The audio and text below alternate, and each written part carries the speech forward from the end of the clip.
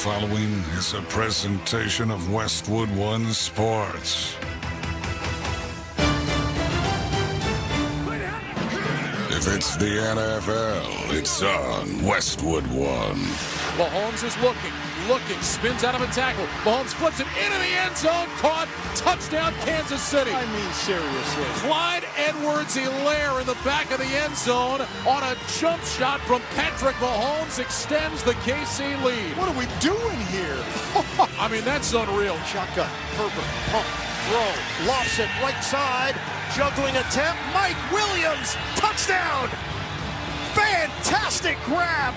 And the Chargers add to their lead. Allen looking to his left, running to his left, sets up and throws to his right. Pass is complete. Diggs is open in the end zone. Touchdown, Bills.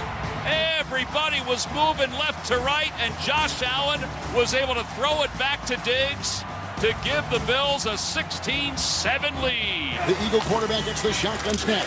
He fakes it, runs it himself around the right side, 25, 20, far sideline 15, a block at the 10, cuts inside the 5, pushes a pile, drives, scores!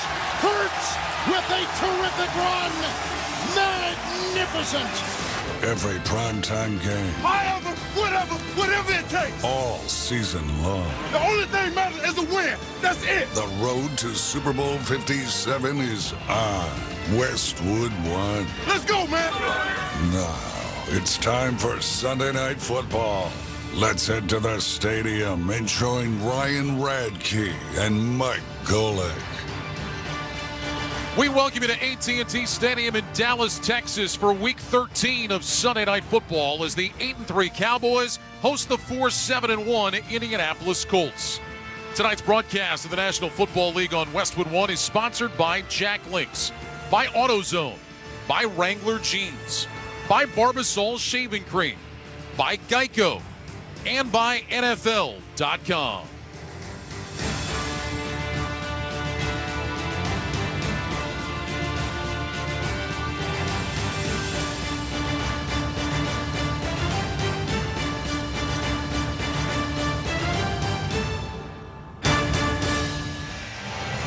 Hi, everybody. I'm Ryan Radke, along with former NFL defensive lineman Mike Golick. Scott Graham will join us shortly from our Westwood One studios.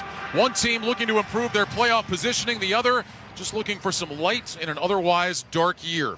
The Cowboys are 8-3, third best record in the NFC. They're 2 games behind the Eagles in the NFC East. The Colts, meanwhile, 4-7-1. They have already undergone a much-discussed coaching change. But, Mike, let's talk about the Dallas Cowboys. You and I saw the 49ers a couple of weeks ago in Mexico City. The Cowboys now feel like the 49ers did then. A team that is a good team, but seemingly just getting better with the stretch run coming up. Well, it's all about peaking at the right time, and they got Dak back, and that's one way to peak at the right time. Since he's been back, this offense has been an absolute juggernaut, and the defense has been great all year. They've been trying to pick up the slack for Dak being out, even though Cooper Rush didn't do that bad of a job as the backup. So they are kind of flying right where they need to be, but they got to keep winning because Philadelphia keeps winning. They won today, so they need to stay within reach of the Eagles for that division title. Cowboys averaging about 34 points per game since Dak came back. And there's playmakers we can talk about on the offensive side for the Cowboys, beginning with Dak. Defensively, though, they have maybe the best playmaker in the NFL in Micah Parsons. Well, and he's a guy who's lined up basically on one side about 211 times, the other side 240 times. So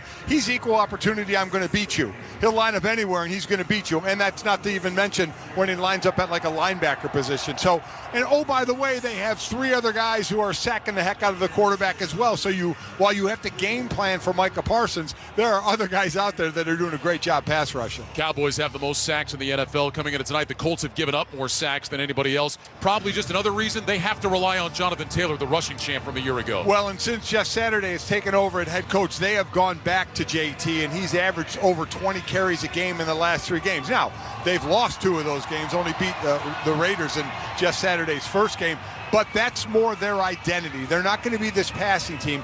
They have to live on the run to help set up the pass, so that's what they're back to doing. Such a difficult year so far for the Colts this season. A lot of talk about tanking. Is it better to lose to improve draft position?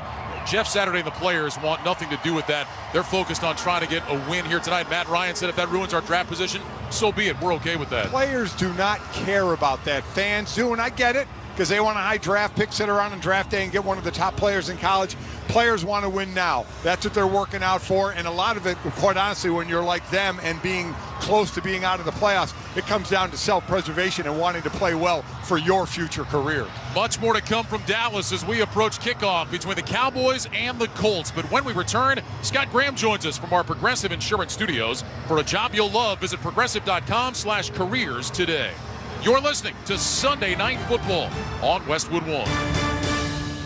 Football season is underway, so now is the perfect time to download FanDuel, America's #1 sportsbook. Because right now, new customers get a no-sweat first bet up to $1,000. That's free bets back. If your first bet doesn't win, just sign up with the promo code WIN. FanDuel has all your favorite bets from the money line to point spreads to player props. So sign up today with promo code WIN for your no-sweat first bet. Make every moment more this season with FanDuel, an official sportsbook partner of the NFL.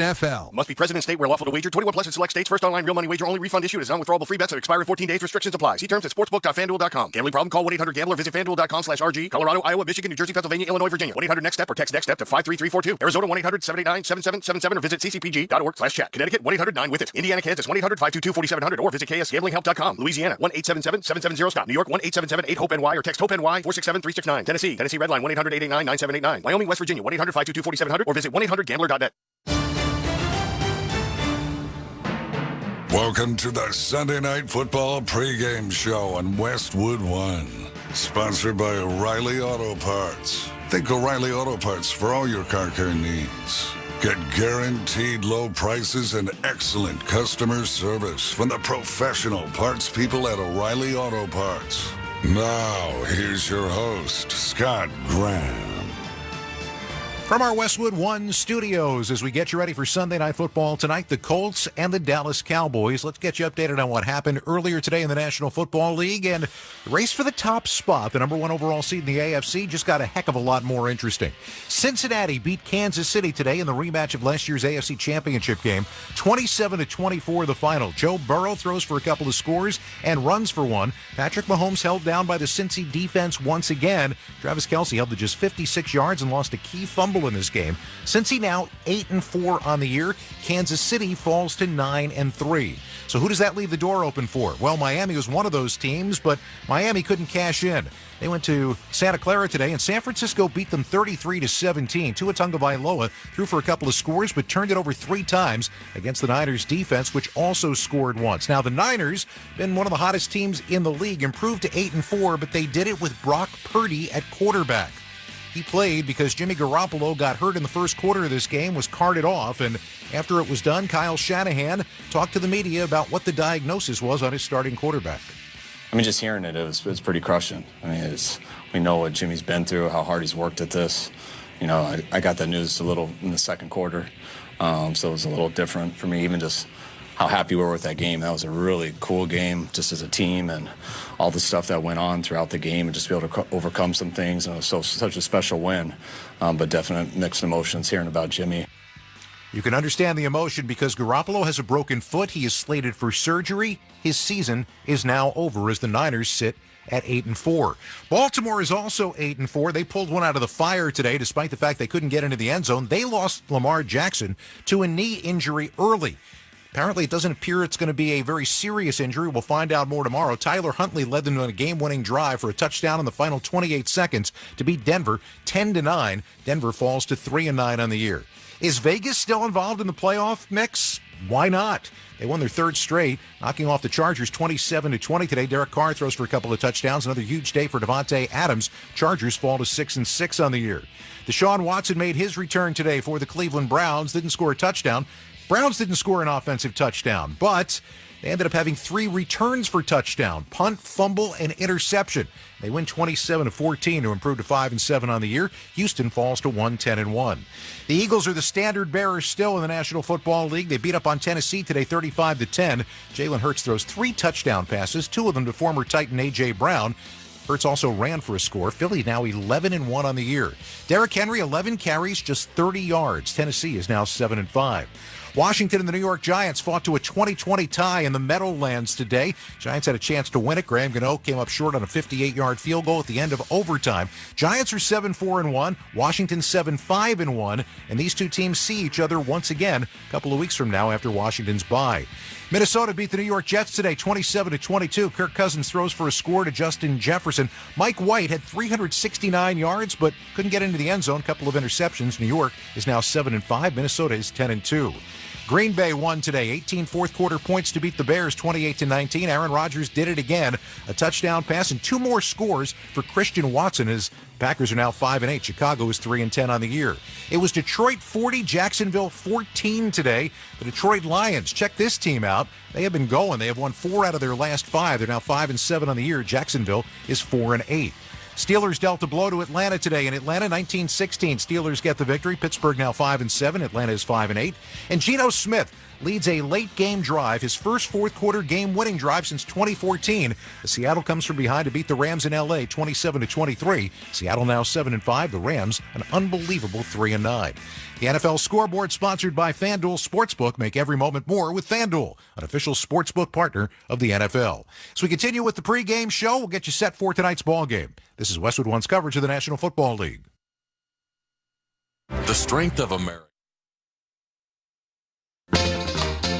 Hi, this is Bob Papa. And I'm 4-time Super Bowl champion Charlie Weiss. Tune in tomorrow morning at 10 a.m. Eastern for a full recap of all the Week 13 action. We'll bring you a coach's perspective on the biggest plays and break down each of the games. Plus, we'll preview the Monday Night Football matchup between the Saints and Buccaneers. Touchdown Tampa Bay! Touchdown Buccaneers! So join us tomorrow on Airing It Out. Only on Sirius XM NFL Radio Channel 88 and on the SXM app. Touchdown! NFL fans, get more of the great content you crave right now on the SXM app. Just search for your favorite team on the app and tap the favorite star. You not only hear the game with your hometown announcers, but you'll also get access to the pre- and post-game shows. And come back during the week for extra content from select clubs, including coach and player press conferences, special team-specific shows, interviews, and much more. It's all on the SXM app. Download it and search for your team today. Hey, this is Alyssa Lang from SiriusXM SEC Radio. This football season, there's only one way to stay up to date with your favorite school, the SXM app. From interviews with coaches, Nick Saban, our guest. Everybody wants to develop. How many people are willing to do the things they need to do to develop? To analysis on your team. They have the best returning offensive line in the SEC. It's all in one place on the SXM app. Just search for your school's name and look for that iconic logo. Download the SXM app and... For the end zone, he throws it, it's caught, touchdown! For the first time, every NFL team on the SXM app features your team's pre- and post-game show. Live updates before games, post-game interviews, and press conferences after every game. Really excited for our group, man. That was varsity ball today. Now, your favorite team's broadcast includes their pre- and post-game shows all season long on the SXM app. All 32 team channels are also available in vehicles equipped with SiriusXM 360L radios. Night football on Westwood One from the Progressive Insurance Studios. I'm Scott Graham. Looking for a career path with flexibility, great pay, and benefits? Go to progressive.com/careers and apply online. Bundle today at progressive.com. Getting you ready for the Colts and the Cowboys tonight. Of course, Indy 4-7-1 coming in. Their new head coach, Jeff Saturday, is 1-2 at the helm of this team. And he was asked this week, how do you go about motivating this locker room?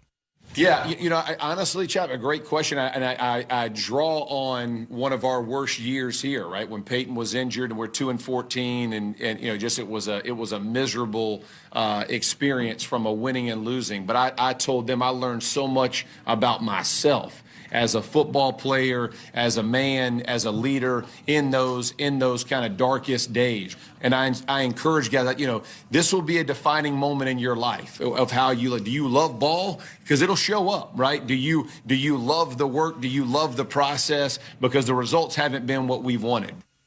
Well, tonight, the results are going to rely on stopping the Cowboys' offense. Dallas averaging almost 34 points per game since Week 7. That's the most in the National Football League. Their tight end, Dalton Schultz, had himself a pair of touchdowns last time out. I talked with him this week about what Dallas has accomplished so far and where he thinks this road might be heading. I mean, honestly, we haven't done anything yet. We realize that the NFL is a week-by-week basis, and you're only as good as your last game. And so I think the biggest challenge is to make sure that, we stay on top of our stuff, and really we're competing against ourselves every week. And, making sure that we can continue to stay trending upward. And that's the biggest challenge, especially when you get to December, is making sure that you continue to trend up as you hopefully are in a position to get to where you want to be in the playoffs. And so I think that's the challenge for us right now, and that's what we're looking forward to as we continue the process this week. Well, I'll tell you what, if you're competing against yourself, you're competing pretty well, because it looks like a lot of the aspects of what you guys are trying to do seem to be coming together very nicely. And obviously you had that period of time with Dak out, and there was going to be an adjustment in terms of coming back. But offensive side of the ball, even defensive side of the ball, a lot of things over the last couple of weeks from where I sit look like they're coming together. Does it look that way to you? Yeah, it feels that way. I feel like the last few weeks we've been playing really well, complementary wise. Like, defense is playing good ball, defense gets a 3-and-out, offense gets the ball, and we go score. And vice versa. So I think that when you're playing good complementary football, offense, defense, special teams, you become a very hard team to beat. As you look at this team on film, what do you see? They got a really good defense. Obviously I don't spend a ton of time watching their offense, but on the defensive side of the ball, they're as fundamentally and structurally sound as anybody. They got a really good front with two really good inside guys.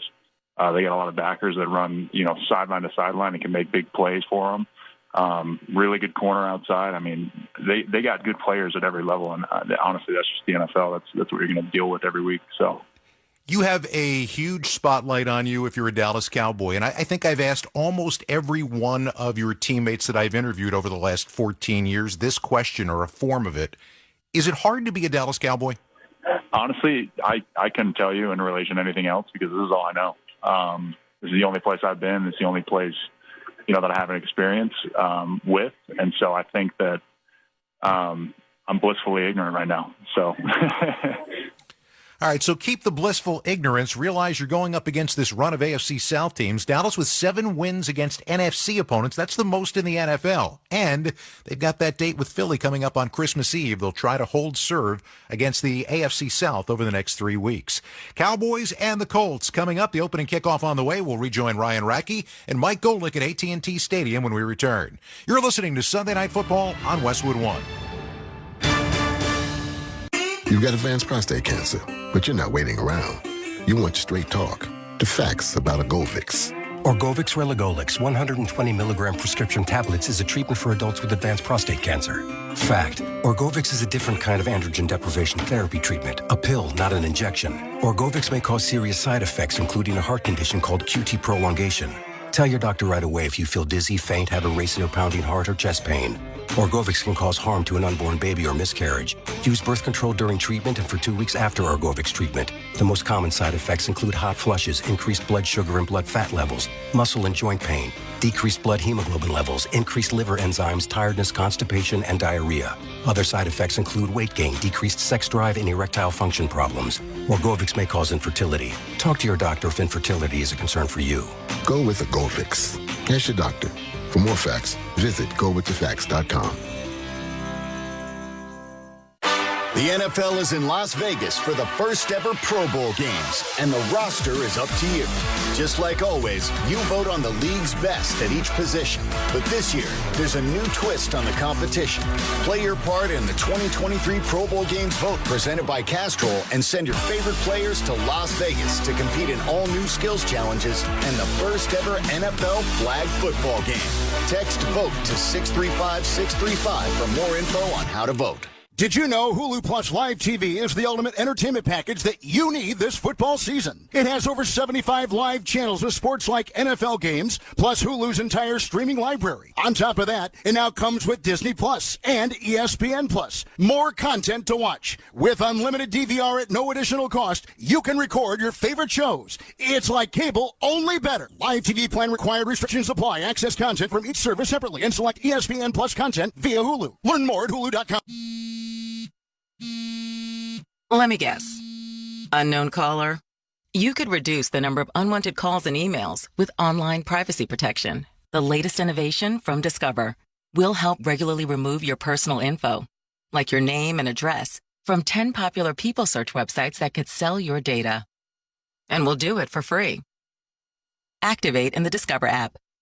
See terms and learn more at discover.com/online privacy protection. Welcome back to Sunday Night Football on Westwood One. It's time for another memorable moment in football history, sponsored by NetSuite by Oracle. Manning's in the gun at his own 32. Snap is back, 3rd and long. No rush, throws it left, intercepted. Scandrick at the 35, 30, 20, 10 the right sideline, 5. Touchdown Orlando Scandrick. Another pick 6. And another interception off Peyton Manning. Brad Sham with the call on the Dallas Cowboys radio network. Peyton Manning played many brilliant games during his Hall of Fame career, but his performance against Dallas in Week 13 of 2010 wasn't one of them. His pick 6 to Orlando Scandrick was one of 4 interceptions he threw that night. First of 2 pick 6s. The Cowboys went on the road and shocked the Colts 38-35 in overtime. Sean Lee also returned to Manning past 31 yards for a touchdown, then picked off Manning again in overtime to set up the 38-yard game-winning field goal by David Buehler. That's tonight's memorable moment in football history, sponsored by NetSuite by Oracle. Over 31,000 businesses have the confidence they need because of NetSuite. Head to netsuite.com/touchdown for a one-of-a-kind flexible financing offer. That's netsuite.com/touchdown. I'll be back with more at halftime, but for now, let's get you back to AT&T and check in with the guys calling tonight's game, Ryan Ratke and Mike Golick. All right, Scott, thanks very much. Just about set for Week 13 of Sunday Night Football, Cowboys and the Colts. And Mike Golick, let's talk about your keys to the game tonight. Let's start with the visiting Indianapolis Colts. Well, you look at Indy on offense and what they've done the last 3 games with Fred Taylor averaging over 20 rushes per game. They got to deal with that, and I would say quick passes, because this pass rush from Dallas is incredible. And always know where is number 11, Micah Parsons, on that defense. Indy defensive-wise, they're very stout up the middle against the run. I think they're good there, but expect the outside run a little more from Dallas. And I'll go right over to Dallas and their offense. That's what I would say where they would go. Feed the two-headed monster of Tony Pollard and Zeke Elliott. The last 2 games, they've each had 15-plus carries in those 2 games, both wins as well. They control the ball. Let's see if they have to run on the outside, though, because of the interior of that Indy defense. And as far as Dallas defense is concerned, listen, every team has an Achilles heel. Theirs right now is they give up a lot of yards against the run, over 130 yards against the run. That's 24th in the league. So that's where Indy is going to try and take advantage in that running game. So they have to, whether they have to bring more in the box to help out, we'll see if they do that. But they've got to stop Jonathan Taylor, force the pass, because, oh, by the way, Dallas is the leader in the NFL in sacks. Colts won the toss. They have elected to defer to the second half, so we will see Dak Prescott and that Cowboys offense out first. Colts take the field in those royal blue jerseys with white numbers. They have white pants and the white helmets. Meanwhile, for the Cowboys, they have the white jerseys with blue numbers, the light blue pants, and the silver helmets with that iconic Dallas star on either side. One change to the Cowboys helmets tonight. They have red, white, and blue stripes down the middle, partnering with the National Medal of Honor Museum, which is set to open next year here in the Dallas area. Chase McLaughlin has it teed up, kicks it away to Kevontae Turpin, moving to his right. He's got it to the goal line, coming out across the 10, out of the 15, and he's hit shy of the 20. And Grant Stewart comes flying down on special teams to make the stop. So Stewart, the former Buccaneer, with the tackle, and the Cowboys will start inside the 20. Well, we told you since Dak Prescott came back, this Dallas offense has been on fire. Prescott has thrown for more than 250 yards and has had multiple touchdowns in 4 straight games. Zeke Elliott and Tony Pollard split the carries. CeeDee Lamb, Michael Gallup are the wide receivers. Dalton Schultz headlines a talented tight end group. Cowboys will start at their own 18, 1st and 10. 2 receivers left. Here's the snap. Prescott under center. Give it to Pollard running off the left side, and not much there.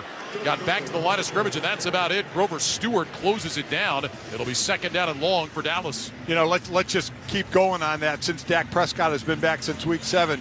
Number 1 points per game, number 2 yards per game, number 1 third down conversion, number 2 red zone scoring. So they have absolutely been on fire since Dak has come back. No gain on the play. 2nd down and 10 Cowboys moving left to right here in the first quarter. Prescott goes under center. 2 receivers to the right, single man to the left.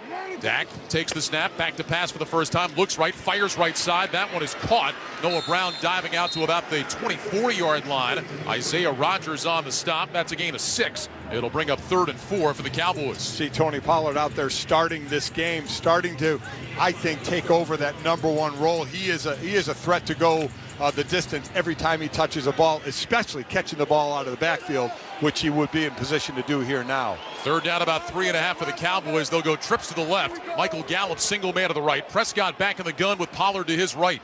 Prescott left foot in front of right, takes the shotgun snap, back to throw, looking left, now throws over the middle, tipped and incomplete. Off the hands of Dalton Schultz. Rodney McLeod, the safety, was in coverage. Prescott throwing into heavy traffic, and the Cowboys go 3 and out. Great job by McLeod getting in front of that ball with his left arm, knocking it down. A lot of times that right arm will get you in trouble, but he just throws the left arm in there, doesn't do enough with the right arm to disrupt the route to get the flag. Good play, great 3 and out. 35th 3 and out forced by the Colts defense this year. Coming into this weekend, they were tied for 3rd in the NFL in that category. So Brian Anger is on to punt. Dallas Flowers is back deep to return. Anger standing at the 10-yard line, gets a perfect chest-high snap, spins the football. It's a high twisting kick. Flowers running up, signals for a fair catch. The ball hits the turf. It's loose. The Cowboys dive on it. Luke Gifford dives on the ball. There's a flag that is down. I don't know that was ever touched by the Colts, but it wouldn't matter anyway because contact was made against Flowers. It was Kelvin Joseph that came flying down there and ran into Flowers as he was coming up with the fair catch signal. Kelvin Joseph just absolutely unaware of the space he had with the return man there and just ran right into him. He was running side by side with one of the Colt players and just runs right into him. Number 1, kicking team, 15-yard penalty, 1st down. That's Carl Sheffer is our referee tonight, and so the Colts are going to start with very good field position. Instead of having it at the 31, which would have been good enough, they're going to move it out 15 yards. And Indianapolis will have it out near midfield. It's a bad mistake. I mean, one that's easily avoidable. You've got to know where you are on the field. And Joseph absolutely did not. Colts will start at their own 47, 1st and 10. Matt Ryan at quarterback. He's had a great career, 7th in NFL history in passing yards, 9th in touchdowns, but it's been a tough year. 10 picks this season. He'll hand it off on 1st down. This is Jonathan Taylor straight ahead between the hash marks out to about midfield and is wrapped up there. Gain of 3 yards for Taylor. Jonathan Hankins, former Colt, in on the stop, and that'll bring up 2nd down and 7. Taylor, 10th in the NFL in rushing. He led the league a year ago. Michael Pittman, Paris Campbell, and Alec Pierce are the wide receivers. Mo Alley Cox, Kylan Granson, Jelani Woods are the tight ends. Both these teams like their tight end groups. 2nd down and 7. Ball is at midfield in that Dallas Star. 2 receivers right, single man left. Ryan in the gun takes the snap. Back to pass, looks, fires over the middle. Granson, a diving catch. He's got it at the Dallas 40. Leighton Vander Esch in coverage on the stop, and that'll be good enough for a 1st down. Boy, Kylan Granson all by his lonesome, and now the Colts going up tempo. 1st and 10 from the Dallas 40. Ryan under center takes the snap. Handoff Taylor angling outside the left hash, driving his legs forward, and has finally stood up after a short gain. Donovan Wilson, the safety, wrapped up Jonathan Taylor. Gain of about 2. It'll bring up 2nd and 8. You're going to have to truly be a team effort with the Colts, especially with their defense, not letting Dallas get a couple of scores ahead. The Colts are not a comeback quick team, so control the ball on offense is going to be a big part of tonight. Slot right, single man left, 2nd and 8, shotgun snap to Ryan. Handoff. This is Jonathan Taylor again running outside the left hash. And Taylor pushing his way inside the 35 to the 34-yard line. Osa Odigizua on the tackle. That's a gain of 4.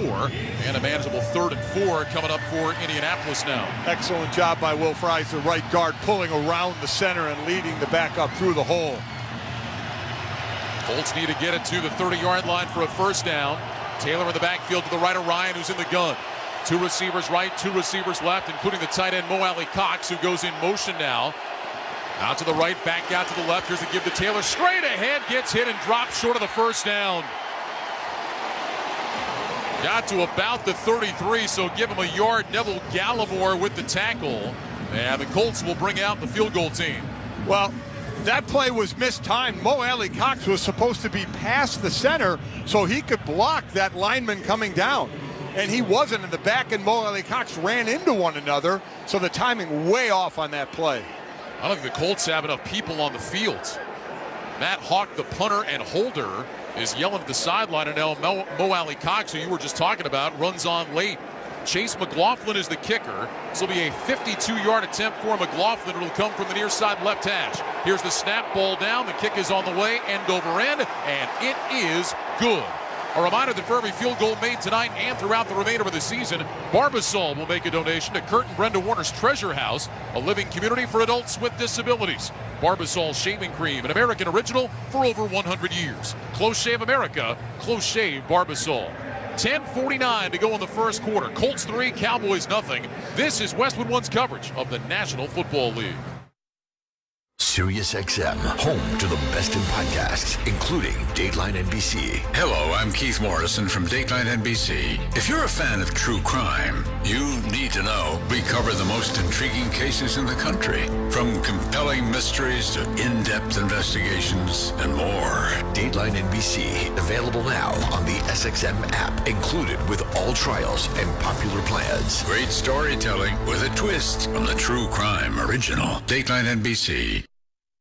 Rocking around the Christmas tree at the Christmas party hop. It's the ultimate Christmas list. Santa Claus is coming to town. All I want for Christmas is you. Find out which song is the biggest holiday hit of all time. Billboard's top 112 songs of Christmas. Now playing on the SXM app. We're simply having a wonderful Christmas time. Free with all trials and popular plans. Just search Billboard.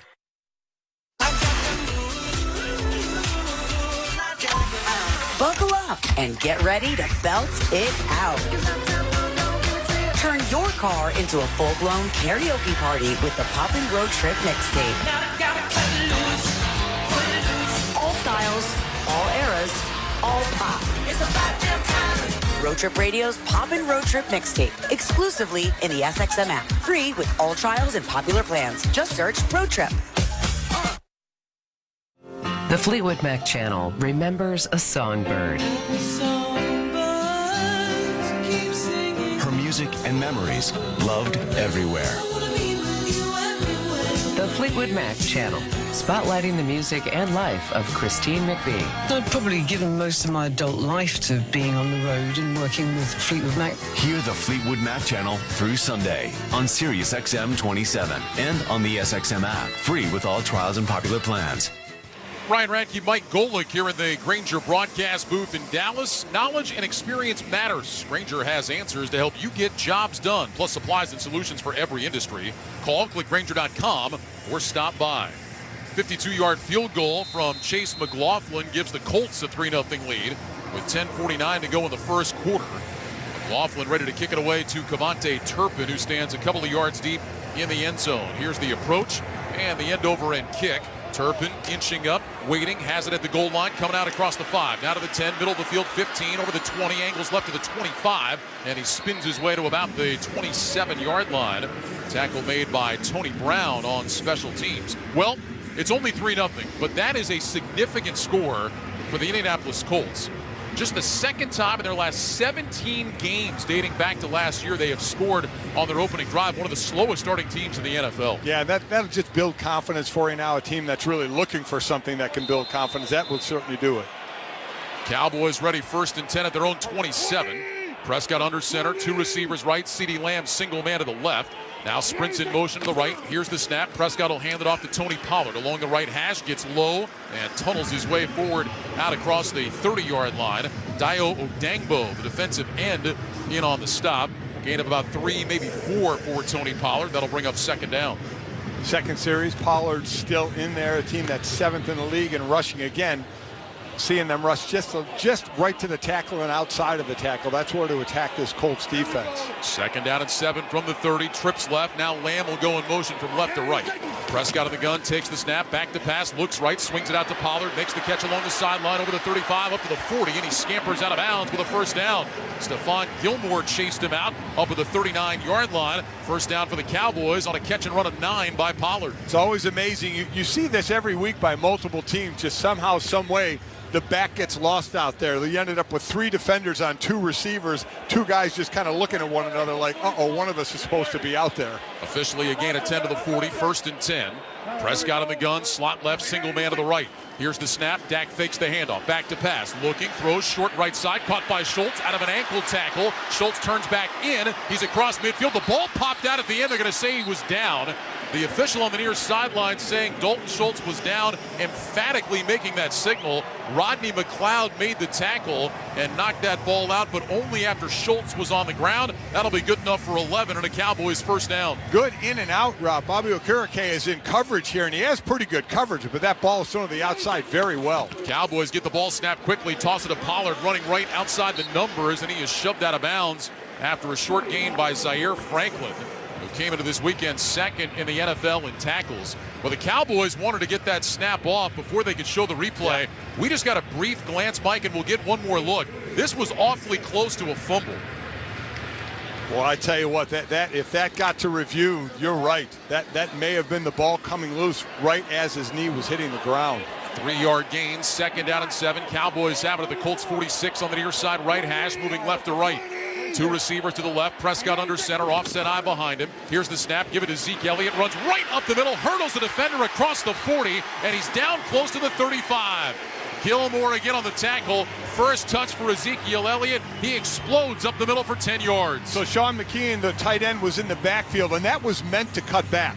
That started left, but that was meant to cut back the whole time. And as soon as Zeke saw that area where it was could get everybody flowing one way, he stuck that left foot in the ground, cut back, and gained some good yards. 1st and 10 Cowboys at the Colts 36. Offset eye. Prescott takes the snap. Handoff Elliott running along the left hash. Takes a hit, bounces off, and works his way inside the 35 down to about the 32. Okereke on the stop. That'll be a gain of 4 for Zeke Elliott. Tune in to watch all the excitement of the NFL next Sunday on CBS. Check your local listings for games and times in your area. Catch the NFL on CBS. So Dallas, or I should say Indy's defense is 17th in the league, giving up yards per game on the ground, but they're tied for 5th. Only giving up 3.9 per rush. Dallas rushing better than that tonight. 2nd down and 5. Here's the snap. Handoff Elliott running between the hash marks again. And Elliott covers up the football, works his way inside the 30, still driving his legs forward. E.J. Speed will get credit for that tackle. And now it'll be a 3rd down and short coming up for the Cowboys after a run of 3 by Zeke Elliott. Mike, you were talking about Tony Pollard and his emergence this year. He's been great. I'll tell you, I was here for the Thanksgiving game. I think that's as good as Zeke Elliott has looked in a long time. 16 carries, 92 yards. Yeah, well, you got a couple of guys knowing where they are on the cap and where they are in position to make some money and wanting to show their stuff a little bit. 3rd and 2 from the Colts 28. Prescott on the gun, takes the snap, give it to Elliott again along the left hash, and Zeke falling forward. Doesn't look like he got enough. He needed 2 yards. Let's see. They're coming in from the side. It looks like they have him spotted just short. Franklin again on the stop, and it is going to be 4th down. His body ended up over the line, the 1st down line, where he needed to go, but obviously the referees felt his knee hit, and the ball was behind the line before he stretched out. This is tough sledding, as I said in the beginning, up the gut against the Colts. They are very, very stout up the middle. Both Elliott and Pollard in the game. Elliott lines up as a fullback. Prescott under center. It's 4th down and 1. Here's the snap. They'll give it to Elliott. Off the left side, he's got the 1st down. Elliott running towards left tackle and then cut it up along the hash. Yannick Ngakoue made the stop, but Elliott picks up 6 yards, and that's a Cowboy 1st down. Well, the guy that could have made the play, Stephon Gilmore, was right there, but that's a tough match to have your cornerback say, we're going to make a one-on-one tackle on Zeke and stop him, cold and not let him get the 1st down. That was a big win for Dallas. How about Elliott this year on 3rd or 4th and a yard? He's now converted 13 of 14. Ball at the Colts 21. 1st and 10, Prescott on the gun with Pollard to his left. Here's the snap. Prescott fakes, looks, throws down the middle for Schultz, and it's incomplete. Airmailed his tight end running right in between the hash marks. McLeod, the safety, was in coverage. Dalton Schultz had a couple of touchdown catches here on Thanksgiving. That time, Dak Prescott put it up and over his head. It'll bring up 2nd and 10. Well, I think he saw McLeod coming over there and tried to loft one over the top to try and place it there so McLeod couldn't get it. The only problem is his guy couldn't get it either. 2nd down and 10 here for the Cowboys just outside the red zone. Dallas will go trips right, Gallup single man to the left. Prescott under center with Pollard the single back. Dak brings Lamb in motion from the right. Here's the snap. Prescott back, handoff. Pollard dancing out to his left. Not much. Maybe got a yard down to the 20-yard line. And now it'll be a 3rd down and 9 coming up for the Cowboys. Again, right into the teeth of that defense. 3rd and long now. You know, as far as sacks, Colts have 31 this year. That's tied for 12th. They don't get a ton of pressure on the quarterback. This is an obvious passing situation. Let's see if they bring more than 4. The All-Pro DeForest Buckner on that last tackle. 3rd and 9 for the Cowboys now. 0 for 2 on 3rd down so far in this game. Prescott on the gun, trips to the right. Pollard is the back. He's off to Prescott's right side.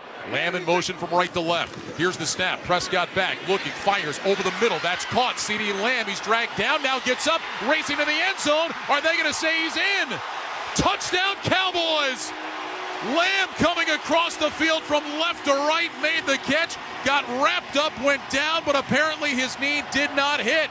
He bounced up and went racing into the end zone. It's a 20-yard touchdown catch and run, and the Cowboys have the lead. So we will see. Rodney McLeod was spinning him around, and a lot of times what happens is the offensive ball carrier ends up on top of the defender. So they're not down if you're on top of the defender, and it does not look to me like his shin hit. It almost, I wanted to see if his forearm hit the ground, though. If your hand's on the ground, you're not down. But if your forearm's on the ground, you are down. And I think that's what they're going to, obviously all scoring plays are looked at and reviewed, and that's what they're going to see. Was any part of his shin down or forearm down? Certainly looked to me like he stayed upright. Yeah. He landed, as you said, right on top of McLeod. His hand hit, but not his forearm, and this will stand as a touchdown. Wow. What a play by CeeDee Lamb, his 6th touchdown catch of the year. And now Brett Maher on for the extra point. He is 30 of 31 on PATs this year. Anger will hold it. Matt Overton, the former Colt, to snap. Here's the kick on the way, end over end, and it is good. So the Dallas Cowboys take the lead with 4:50 to go here in the first quarter. It's the Cowboys 7 and the Colts 3. You're listening to Sunday Night Football on Westwood 1. Football is a game of inches, and while we've advanced the ball down the field, our efforts to achieve equality are still far from the goal. But we are in it for the long haul. For years, P&G has used its voice to shine a light on inequalities and bias, and through their Take On Race platform, actionable change is being made. P&G is dedicated to investing in the future of boys and men of color, supporting the success of Black women entrepreneurs, funding efforts that will improve the child care industry in the U.S., and much more. So we invite you to join P&G and take action to ensure the home field advantage is everyone's advantage. Go to pg.com/takeonrace to learn more. That's pg.com/takeonrace and engage in a quest for a more equitable world for everyone. New Jack Link's Barbecue Pork Tender Bites. A mouth-watering, sweet and savory bite-sized barbecue snack. Because if barbecue wants to be a flavor and a patio appliance, Jack Link's is good with it. Available at a store near you. Feeling great starts with a great shave. And a great shave starts with Barbasol Shaving Cream. That's Barbasol Shaving Cream, an American classic for over 100 years. You're looking good, America. You're shaving with Barbasol. Barbasol. This week, NFL players are wearing customized cleats in honor of causes they support through My Cause, My Cleats. Text MCMC to 635-635 to hear player stories, bid on their custom cleats for charity, and learn more about how they're making a difference in their communities. Many of the Cowboys wearing special cleats in honor of the National Medal of Honor Museum, which is going to open here next year. Others supporting national causes, CeeDee Lamb, we just saw with that great touchdown catch, supporting the Boys and Girls Clubs. Dak Prescott supporting the Faith, Fight, and Finish Foundation.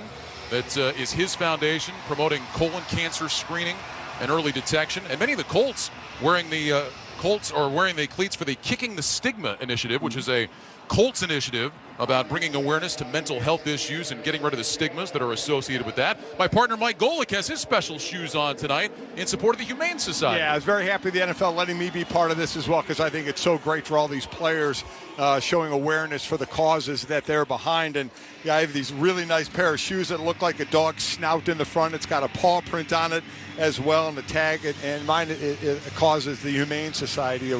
Our family is very, very involved in that, and we're happy to be representing that. Happy the NFL is letting players and then old-timers such as myself do something like this. Cowboys with a 7-3 lead with 4:50 to go in the first quarter.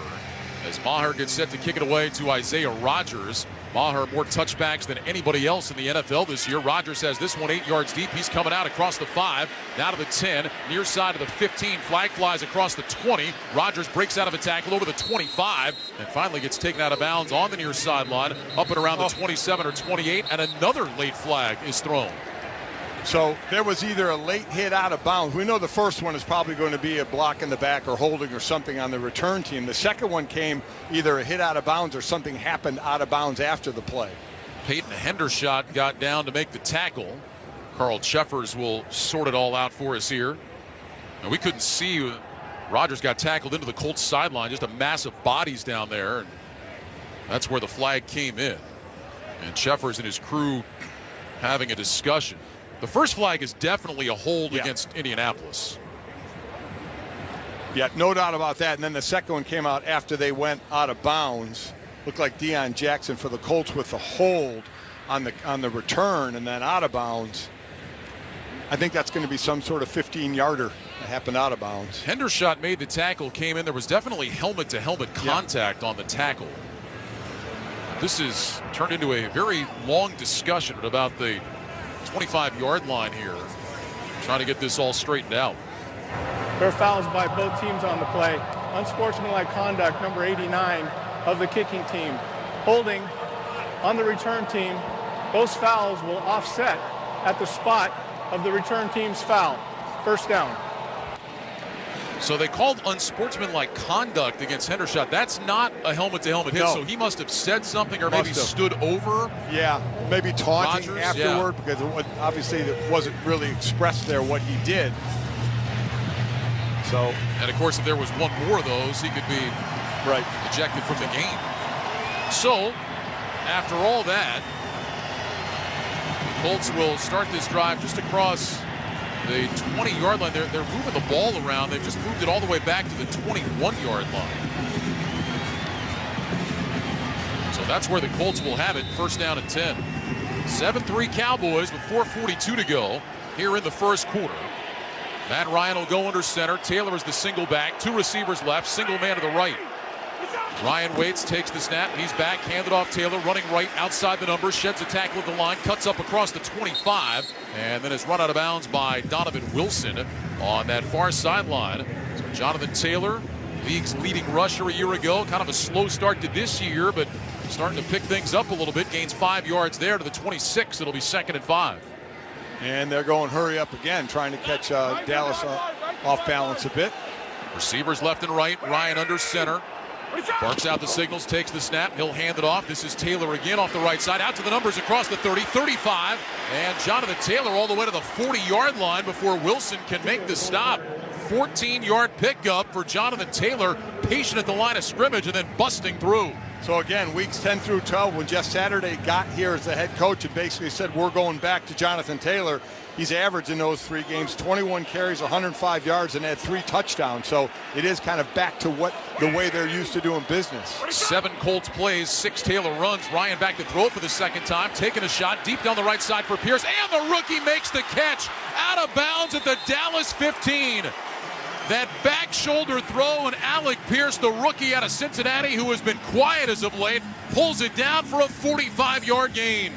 Yeah, Anthony Brown on the coverage here. I like what Pierce did. He kept his left hand on the defender, didn't push off, just kind of had his hand on the defender.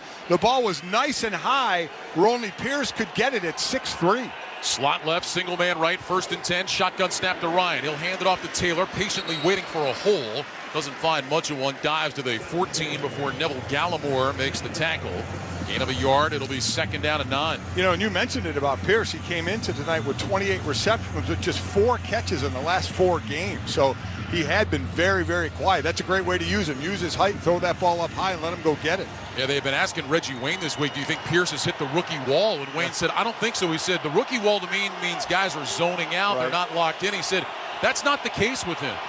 2nd down 9, ball at the 14. Ryan in the gun, 2 receivers left. Here's the snap. Ryan back, pumps left, throws end zone. Got a man wide open. It's caught.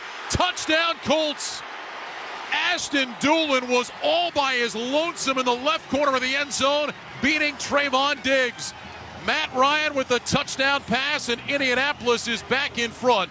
9-7 Colts with 2:37 to go in the first, and the extra point try coming up. Absolutely broke the ankles of Trayvon Diggs. Diggs broke on the in route, thinking the ball was coming. And then Doolin just broke it to the outside and was wide open. First touchdown the Cowboys have given up in the first quarter this year. Career touchdown pass number 379 for Matt Ryan. McLaughlin on for the extra point try. Here's the snap, ball down, kick is up, and it is good. So game on here in the first quarter. Indianapolis 10, Dallas 7 with 2:37 to go. You're listening to Sunday Night Football on Westwood One. Let's be real. Mopping is a hassle. You have to fill the bucket, pushing a wet, heavy mop around, then cleaning the mop when you're done so it doesn't grow bacteria. A hassle on top of a hassle. Try Swiffer WetJet. With Swiffer WetJet, you start with a fresh pad and cleaning solution every time. And when you're done, you just toss the pad. Swiffer WetJet, the faster, easier, cleaner way to clean your floors. Dancing crew, trip for two, nailed the final interview. Game with Doug, brand new mug. Come here, kid, give me a hug. The more you want to do, the more we want to do. New COVID-19 boosters designed for recent Omicron variants are now available. Learn about eligibility and schedule a free updated booster today at vaccines.gov. Sponsored by Pfizer and BioNTech. Welcome to a late night edition of What If, the show where I, Jake from State Farm, answer your insurance what ifs. We've got Sean on the line. What's up? Hey, Jake, what if I'm too stressed about my coverage to sleep? Like, what if I don't have enough? Or what if I need to change it? Oh, if you can't sleep, just give us a ring. We're available 24/7. At State Farm, we're there for your what ifs. Oh, great. What if I just take a little nap? Like a good neighbor, State Farm is there. Call or go to statefarm.com for a quote today. Here are helpful tips for holiday shopping to help beat the crowds and get the best deals. Start early and make it one-stop shopping at JCPenney. Check off everything on your holiday wish list, all while racking up the savings at JCPenney. Kids' toys, festive apparel, appliances, and home theater items. It's all here at JCPenney. Just another way to gift for all for less. This shopping message is sponsored by JCPenney. JCPenney promises to help you unlock the holiday season with more gifts for less. This season, for the first time, you can hear every Westwood One NFL broadcast streamed live for free. Catch all the action on the NFL app on WestwoodOneSports.com, via Westwood One station streams, or by asking Alexa to open Westwood One Sports. All sponsored by AutoZone. It's time to say goodnight to that check engine light with the free AutoZone Fix Finder service. It'll help troubleshoot the likely cause of your light for free. Restrictions apply. Get in the zone. AutoZone. Well, the Indianapolis Colts, a 5-play, 79-yard drive, 2:13 off the clock, 14-yard touchdown pass from Matt Ryan to Ashton Doolin, and Indianapolis with a 10-7 lead here in the first quarter. Chase McLaughlin to kick it away to Cavante Turpin. End over end kick. Turpin comes up to the goal line, now backs up a couple of steps. He's got it coming out across the 5, now to the 10-yard line, left side, up, Bennett at the 15. That's the second time that Turpin has been taken down inside the 20. EJ Speed getting down to make the tackle. And the Cowboys will have it first down and 10 at their own 16-yard line. Well, you look at what both teams are doing already here, Ryan, early on. The Colts have run 10 plays. 7 have been Jonathan Taylor runs. The Cowboys have run 15 plays, and 9 of them have been runs. Split almost evenly between Zeke and Tony Pollard. Receivers left and right. Elliott is the back. Prescott goes under center. First and 10 Cowboys at their own 16. Give to Elliott. Start left. Cuts back to his right. Spins his way across the 20. He's out to the 21-yard line. Kwity Paye back in the lineup for the Colts after missing the last 2 games. Makes the stop. Gain of 5 for Zeke. It'll bring up 2nd and 5. Yeah, they're glad to have Kwity Paye back. Had an ankle that kept him out for the last couple of games. Cowboys will stack 2 receivers to the right, 2 receivers left. Pistol formation with Elliott the back. Prescott hands in front of his chest, pulls down the snap, give it to Elliott, running off the left side, dragging tacklers with him out near the first down. Looks like he'll be just shy on a gain of 4. Kwity Paye holding on for dear life that time. It'll be 3rd and 1. Well, there's going to come a play where Dak's going to fake that and just roll out because Kwity Paye is just slamming down the line, going for the run. And I don't blame him right now because they're running, but you know the coaches up in the booth are seeing that as well, and they're going to say, okay, Dak, you're going to pull it one of these times and just boot on out of there. See if they go to Elliott again. We mentioned this year, 3rd and 4th or 1. Elliott is 13 of 14 converting. Trips to the right. Prescott on the gun with Elliott to his right. Lamb in motion to the left. Here's the snap. Dak back to pass. Looks left. Nothing there. Comes back right. Caught across the 30. A first down for Noah Brown. Out to the 33. Julian Blackmon with the tackle, and the Cowboys move the sticks. They go to the air on 3rd and 1 and gain 9. Yeah, you have that much time. I think most of the Colts were expecting a run there. So the D-line, I don't think, really got off on a good pass rush. So Dak had all kinds of time. Second catch of the game for Noah Brown. 1st and 10 Cowboys at their own 34. 2 receivers to the left, 2 tight ends right. Here's the snap. Prescott back on a play fake. Screen right side, and that's blown up. It was caught by Jake Ferguson. Dropped immediately by McLeod. Back inside the 30 at the 29. That'll be a loss of 5. Great play by Rodney McLeod, the veteran safety. Well, we saw him in the first series break up a pass to the tight end. He is the tight end whisperer tonight so far, taking to both 2 times the tight ends out of the play, this time for a loss, big loss. Well, the Cowboys, they have 4 tight ends on their roster. They will use all of them, and they were very effective on Thanksgiving here against the Giants. 2nd and 15 now at the 25. Slot left, single man right. Here's the snap. Prescott fakes to Elliott. Back to throw. Under pressure. Rolling left. Looking. Flips his hips. Throws to the sideline. Incomplete. Put that one up high. And it was unable to be pulled down out there by Dalton Schultz. Julian Blackmon was in coverage. And now 3rd and long for the Cowboys. Ngakwe's kicking himself. He gave Dak the outside there. He's got to keep contained, not let the quarterback get outside. That's when you see guys like Dak make big plays. Ngakwe just went far up the field, turned in, wasn't able to break out in time to stop from getting outside. And Ngakwe with a sack in 6 consecutive games. That's tied for the longest active streak in the NFL coming into the weekend. Elliott in the backfield on 3rd and 15 for the 29. Slot left, single man right. Schultz in motion from right to left. Here's the snap. Prescott back to pass. Looking. Checks it down right side to Elliott. Makes the catch along the numbers to the 35. Ducks his shoulder out to the 40. And he is dropped right there. Nice gain, but not what the Cowboys needed, about 3 yards short. Okereke on the stop. It's a gain of 11, and that is the final play of the first quarter. End of 1 here in Dallas with the score. The Colts 10, the Cowboys 7. You're listening to Sunday Night Football on Westwood One. Getting a tattoo of your team's mascot on your arm and your back and your face. Who's the mascot now? Jack Link's is good with it. Pick up Jack Link's at a store near you. At Wrangler, we know that life is all about taking the reins, no matter what's in front of you or which way the road turns. Because life is one big glorious ride, and Wrangler jeans are made to handle every step of it. Wrangler, for the ride of life. Dancing crew, trip for 2, nailed the final interview. Game with Doug, brand new mug. Come here, kid, give me a hug. The more you want to do, the more we want to do. New COVID-19 boosters designed for recent Omicron variants are now available. Learn about eligibility and schedule a free, updated booster today at vaccines.gov. Sponsored by Pfizer and BioNTech.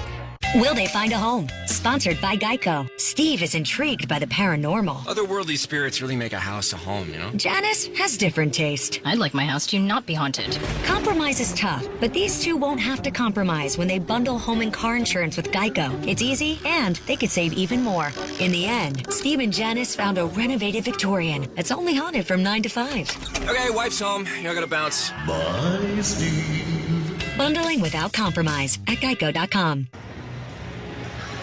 Let's pause 10 seconds for station identification. This is Westwood One, your home for Sunday Night Football.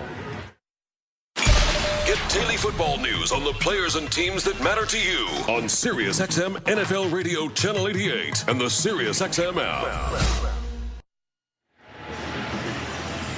Welcome back to AT&T Stadium in Dallas, along with Mike Golick. I'm Ryan Radke. Our score after 15 minutes of play, the Colts 10, the Cowboys 7. The start of the second quarter is sponsored by Geico. Whether you rent or own, Geico makes it easy to bundle home and car insurance. Having a home is hard work, so get a quote at geico.com. Easy. Now, the Cowboys had the ball for over 10 minutes in that first quarter and yet down by 3. And I would think, Mike, if you're Jeff Saturday, you are thrilled with the first 15 minutes of this game. Absolutely thrilled, and you're going to keep feeding Jonathan Taylor the ball. They've been doubled up in plays. Dallas has 21 plays. The Colts only have 10, but the Colts are averaging 9.9 yards per play, which, if I think correctly, is pretty good. Not bad. That'll work. Yeah. That'll work. Cowboys are going to punt to start this second quarter. Brian Anger will kick it away to Dallas Flowers, who is waiting just inside the 10-yard line. You noticed a little change by the Cowboys on that last drive, too, up front, Mike. Yeah, Jason Peters, the 40-year-old who they brought in to play some guard, has been moved out and playing some tackle because Tyler Smith has been moved in to play some guard because Tyron Smith may be back soon to go back to his left tackle position and Tyler Smith to the guard position. Anger in punt formation, waiting on the snap. He's got it. Here comes the kick. It's a high spiraling kick. Flowers moving to his left. Right at the 10 is going to let it go over his head. It bounces at the 6 and takes a hop into the end zone. And the ball will come out to the 20-yard line. Don't miss all the NFL excitement on Fox next Sunday when the Tampa Bay Buccaneers meet the San Francisco 49ers. Check your local listings for more details. Catch the NFL on Fox. Boy, disastrous news for the 49ers today. Jimmy Garoppolo done for the year with a broken foot. Yeah, they were the team I thought was going to probably challenge the Eagles. I looked for that to be the NFC Championship game, but done for the year now. Brock Purdy filled in today, the kid from Iowa State, Mr. Irrelevant last year. They're going to have to find themselves a veteran quarterback somewhere. 59-yard punt, net of 39. Colts start 1st and 10 at the 20. Ryan in the gun with Taylor to his left. Here's the snap. Play fake. Ryan looks, throws over the middle, incomplete. Looks like that one may have been tipped at the line of scrimmage. J-Ron Kearse is the guy that got in there and got a hand on it. And that'll bring up 2nd down and 10. Boy, and Dallas should be very happy that he got a hand on that because Michael Pittman was wide open, had about 2 steps on his defender in the middle of the field. That would have gone for some yards after the catch. First incompletion for Matt Ryan. 3 of 4 in the ball game now. 2nd and 10. Colts from the 20, moving left to right. Slot left, single man right. Ryan looks to his left, looks to his right, takes the snap, handoff. Taylor running towards the left hash, comes back in between the hash marks and makes his way out to the 25. Odigizua with the tackle. It's a gain of 5. And now 3rd and 5 coming up for Indianapolis. Colts have really struggled on 3rd down this year, by the way. 28th in the league, converting 36%. And when you're in a passing situation, they already have a rookie, Bernard Raymond, in at left tackle, who was inserted in the starting lineup in Week 9. And Braden Smith, their right tackle, is out with an illness tonight. So Dennis Kelly is filling in over at the right tackle. And this Dallas Cowboy front 7 can bring it on passing downs. Colts will go trips right, single man left. Ryan in the gun. He's got Taylor to his left. Strawn, the wide receiver, in short motion from the right. Here's the snap. Rush coming. Ryan gets buried. Back at the 15, Donovan Wilson. Matt Ryan had no chance. Sack number 46 for the Dallas defense this year. Most in the NFL. It's a loss of 9. The Colts will punt it away. And that time they decided to bring pressure, something they don't always have to do, but it absolutely opened up in the middle, as you mentioned. 46 sack. They came in tonight at 36.4%.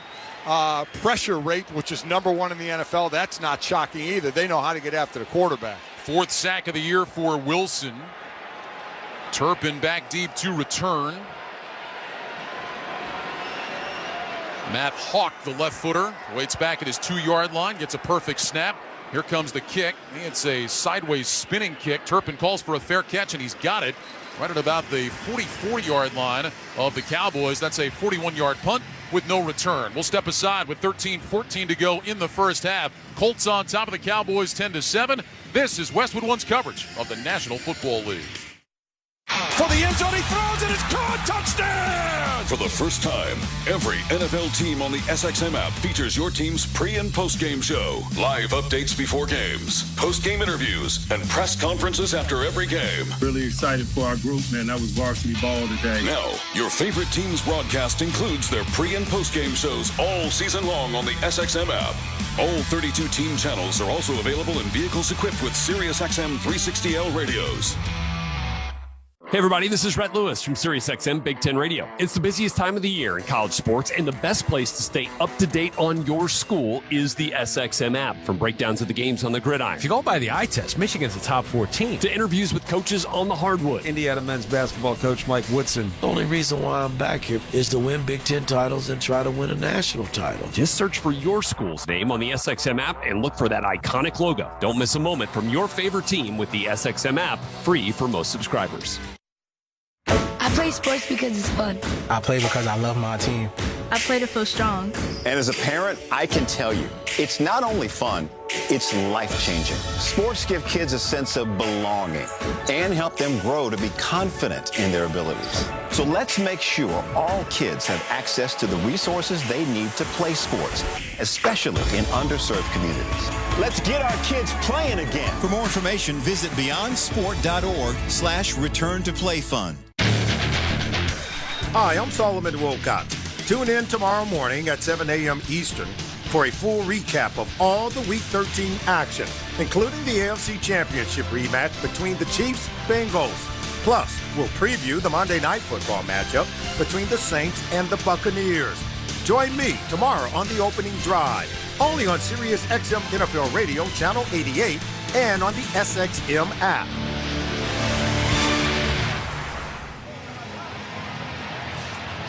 Brian Radke, Mike Golick here in the Grainger broadcast booth in Dallas. For all the jobs you do, count on Grainger for supplies and solutions that help you get more done. Call, click Grainger.com, or stop by one of over 250 Grainger branch locations. 13-14 to go in the second quarter. Colts 10, Cowboys 7. Cowboys will start this drive at their own 44, first down and 10, moving right to left. Dak Prescott so far in the game, 7 of 10, 63 yards and a touchdown. Career touchdown pass number 154 for Prescott.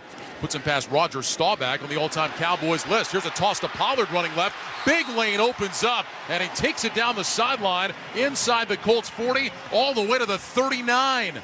Zaire Franklin runs him out of bounds, but only after a 17-yard scamper by Pollard. Tyler Smith back in at left tackle, all 332 pounds of him, pulling out, staying on his feet, looking incredibly athletic, just shoving people out of the way. Tony Pollard didn't get touched till about 15 yards down the field. From the Colts 39, first down and 10.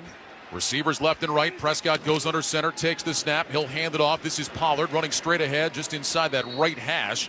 And he's down to the 35-yard line. Gain of 4 for Pollard. McLeod on the tackle.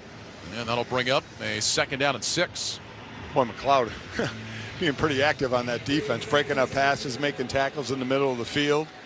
And they probably need even more out of him, Mike, with Kenny Moore, the nickelback, who is so important to this Colts defense. He's out tonight with an ankle injury. Second down 6 from the Colts 35. Trips left, single man to the right. Prescott goes under center. Pollard is the single back. Prescott brings Lamb in motion from the left. Here's the snap. Prescott will give it to Pollard straight ahead. Big hole again. Pollard working his way forward. Gets grabbed and dropped just shy of the 30-yard line by Brandon Faison. A free agent pickup from the Raiders. Gain of 40 yards, and now a third and short here for Dallas. Third and about 1. Again, trying to test the middle of that Colts defense where they have a couple of D tackles in Grover Stewart and DeForest Buckner.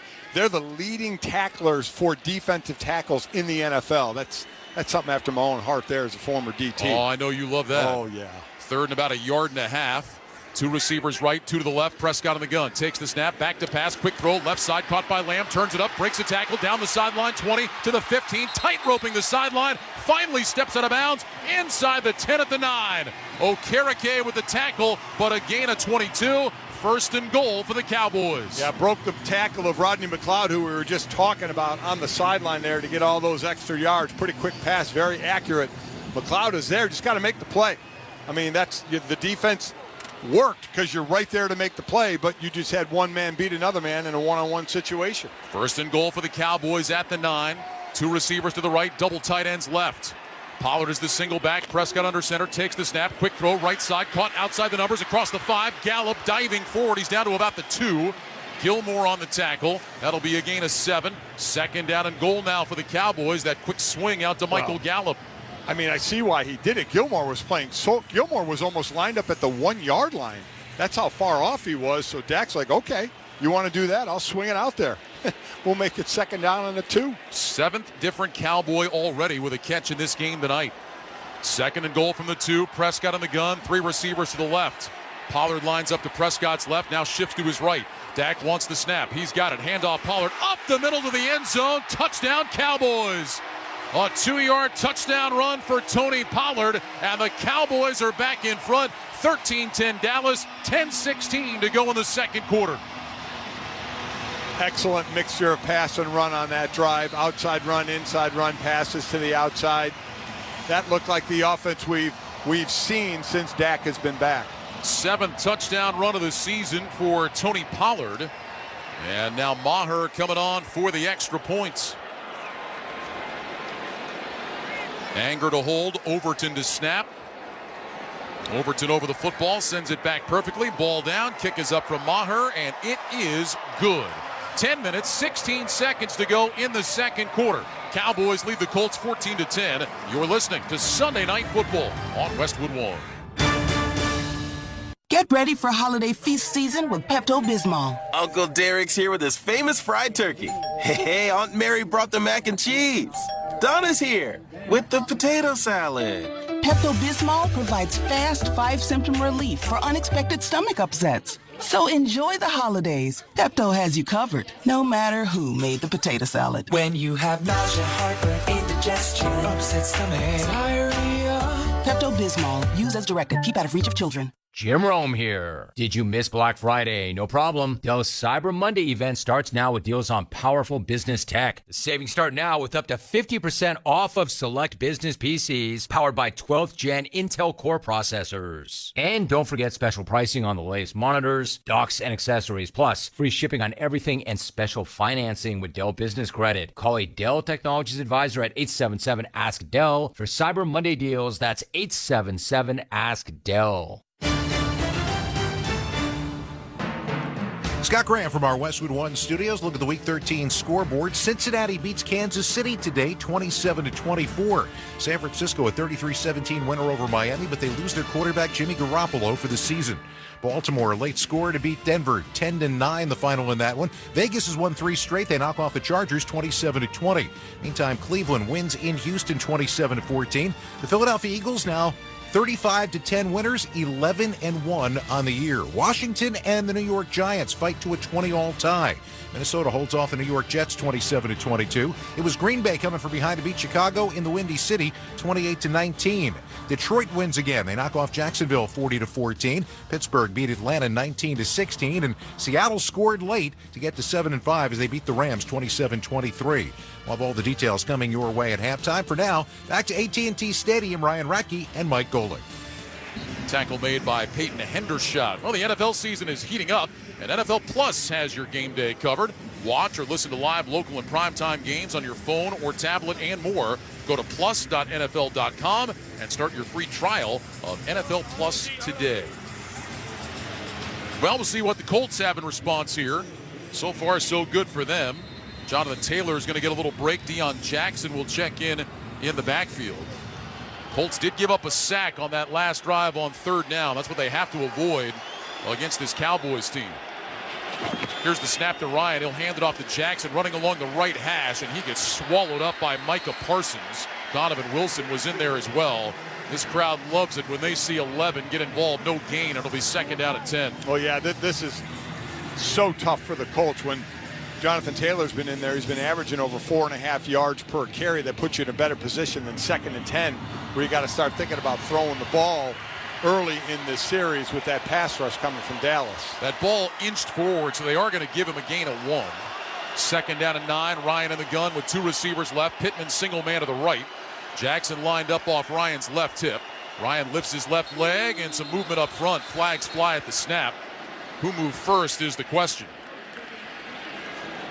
Cowboys definitely in the neutral zone. Were they induced? Oh, there's some hearty discussion going on there between 2 officials. Now 3, now 4. It's a quorum. Let's get everybody's opinion, yeah. Is it a quorum? Yeah, now we have enough to make a decision. Full start. Number 56, offense. 5-yard penalty. 2nd down. Quentin Nelson, the all-pro left guard, called for moving early. Colts have also made a shift up front. Matt Pryor now playing right tackle. We were told before the game he would probably rotate with Dennis Kelly. And they're going to be tested. when you're behind the sticks like this. First penalty against the Colts. Move it back 5 yards. Here's a quick throw right side. Pittman makes the catch, takes it in between the hash marks, and he's up to the 30-yard line. So Michael Pittman with his first catch of the night, finding some room. Deron Bland, nickel man on the stop, gain of 11 yards on the pass to Pittman, and now third down coming up. I mean, most of the time, this is what you want to do. You want to throw in rhythm, but it's so important against a great pass rush team like Dallas to get your drop, set your feet, and fire the ball. And now it's third and very manageable. Third and about 2.5. Ryan in the gun, Jackson to his left, two receivers stacked right, Pierce single man to the left. Ryan drops back into the shotgun. Fans on their feet waving the white towels. Play clock down to 7. Ryan wants the snap. He's got it back to pass. Throws right side. Got a man. Caught by Grant to the tight end. Pulled out of bounds with a first down. J-Ron Curse on the tackle, but Kylan Grant's in the tight end, his second catch of the game. It's good for 6, and it moves the chains for Indianapolis. Boy, got just enough room on Curse, who was trying to catch up there and couldn't do it. And now Colts trying to go quick, but they substituted, so Dallas has to have a chance to substitute as well. Referee came in and held up the play. Yeah, Matt Ryan saying, come on, let us snap the ball, but if you sub, then the defense gets a chance to match up. Ryan back in the gun, 1st and 10. Here's the snap, handoff Deion Jackson between the hash marks, gets in behind his offensive line, keeps those legs churning and takes it across the 40-yard line out to about the 41. Deion Jackson, nice job there. Just get in behind the big guys. Let them clear some room for you. Picks up about 4 or 5 yards. That was a mush run. Really, Pryor, who's in the game now, pulled and let him up, and all the linemen just kept their feet going. And you're right, he just tucked in there and stayed behind those guys. Taylor back in there now for 2nd down and 5. Colts at their own 41. Two receivers to the right. Ryan goes under center. Takes a look at that Cowboys defense. Ryan waiting, takes the snap, handoff Taylor, running to the right hash, drives his legs forward and keeps it moving out close to the 45-yard line. Gain of 4, Jonathan Hankins with the tackle. It'll be 3rd and 1, clock moving, 7:17 to go second quarter. 14-10, Cowboys on top. I call it conservative. I love the play call. Let Jonathan Taylor run. This is twice now in the last two series. 3rd and very short. Colts going up tempo on 3rd and a yard. Ryan with the hard count. Cowboys don't jump, now stands up, changing something at the line. Ryan walking all the way down the line from left to right. Puts his hands back under center with a play clock at 10. Ryan crouches down, takes the snap. Handoff, Taylor running left, trying to get outside, and does. Across the 50 out to the sideline and driven out of bounds in Dallas territory. Boy, he got driven almost all the way into the bench by the former Colt Malik Hooker. But Jonathan Taylor heading outside and picks up another first down. I love this call. Listen, this is not a get-cued offense, right? They really don't have the ability to do that. So just stay with what got you here in the last few weeks, and that's been Jonathan Taylor running behind that line. Gain of 7 to the Cowboys, 48, 1st down and 10. Ryan again changing things at the line of scrimmage. Taylor is the single back. One receiver to the right, one receiver to the left. Tight ends on either end of the line. Ryan hands under center, takes the snap, toss it to Taylor this time. Running right side along the numbers, down to the 45, and taken down from behind by DeMarcus Lawrence. They'll mark him down at about the 44, maybe the 43. Gain of 5 on that run by Taylor. So Dallas starting to load the box up a little bit, Ryan, but they're loading it up on the inside. So what do you do then? You run outside. You get your guy. There's less players out there. Get outside, pick up 5 yards, make it 2nd and 5. Colts staying up tempo here. 2nd down and 5. Ball is at the 43-yard line of the Cowboys. 14-10 Dallas. 5:42 to go second quarter. Ryan hands under center. Receivers left and right. Talking to his offensive line. Now turns around, says something to Taylor. Ryan wants the snap. He's got it back. He'll fake the handoff this time. Under pressure and has to throw it away to his right side. Boy, Ryan came out of that play fake and just had white jerseys ready to bury him. Parsons was there. Sam Williams was there. So Matt Ryan gets rid of it, 3rd and 5. And they're talking, was he outside the tackle box where he can just throw it away? If he was inside, he couldn't do that. It would have been grounding. Pocket, the ball got back to the line of scrimmage. 3rd down. So the referee is saying he was outside the pocket, and as long as the ball gets past the line of scrimmage, he can throw it away. Boy, if he was outside, he wasn't outside by much. No, he was not. Not a whole lot at all. Let's take a look at the replay here. Oh, I don't know that he was outside. He was not outside. There's no way he was outside. Ryan will line up in the gun, trips to the left, single man to the right. Colts 2 of 4 on 3rd down. This is 3rd and 5 from the Dallas 43. Shotgun snap. Ryan under pressure and sacked. Anthony Barr, the veteran, with his first sack of the year. Second sack tonight for the Cowboys, and the Colts will punt. Well, they're now up to 47 sacks. I mean, just incredible when they bring it. This is where they're just standing people up. They got 3 players over the guard and center who are in 2-point stances, and you're not sure who's coming and who's dropping. Well, that time, they all came. And Matt Ryan had no shot again. Matt Ryan was upset because Anthony Barr did make contact with his face mask as he came down, but there was no flag. So Matt Hawk on to punt. Turpin standing with his heels around the 10-yard line. Here's the snap. Hawk drops the nose of the football, end over end punt. Turpin signaling for a fair catch, and he's got it inside the 15-yard line. And around the 12, maybe the 13. 39-yard punt, no return. Cowboys will have it when we come back with 4:37 to go in the second quarter. It's the Cowboys 14, the Colts 10. You're listening to Sunday Night Football on Westwood 1. At Charmin, we heard you shouldn't talk about going to the bathroom in public, so we decided to sing about it. Get ultra strong for your South Pole. Charmin keeps your undies whiter than the North Pole. Shiny, hiney, a brand new year. Come to us, Charmin. Happy New Year. May your holidays be Charmin, clean, merry, and bright. May all your undies be Charmin, clean white. Charmin Ultra Strong just cleans better. Enjoy the go with Charmin. Dancing crew, trip for 2, nailed the final interview. Game with Doug, brand new mug. Come here, kid, give me a hug. The more you want to do, the more we want to do. New COVID-19 boosters designed for recent Omicron variants are now available. Learn about eligibility and schedule a free updated booster today at vaccines.gov. Sponsored by Pfizer and BioNTech. Geico presents Daily Affirmations. Repeat after me. We are filled with an abundance of joy.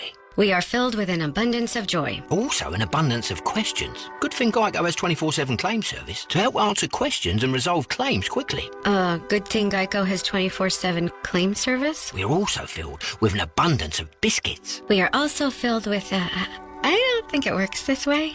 Oh, and jam. Don't forget jam. To manifest more Geico in your life, go to geico.com. New Jack Link's Barbecue Pork Tender Bites. A mouth-watering, sweet and savory bite-sized barbecue snack. Because if barbecue wants to be a flavor and a patio appliance, Jack Link's is good with it. Available at a Walmart near you. Wrangler is made for those moments when your heart says go and you follow it beyond what's expected. Because when the heart calls, you gotta be ready in jeans that are made to move and built to last. Wrangler, for the ride of life. A reminder to stay with us for the Sunday Night Football halftime report on Westwood 1, sponsored by Jack Links. Our savory protein friends at Jack Links want to remind you, if you want to wear team color face paint while watching the game at home, Jack Links is good with it. Pick up Jack Links at a store near you. Scott will check all the scores and highlights from Week 13 of the NFL season. That's coming up at the half.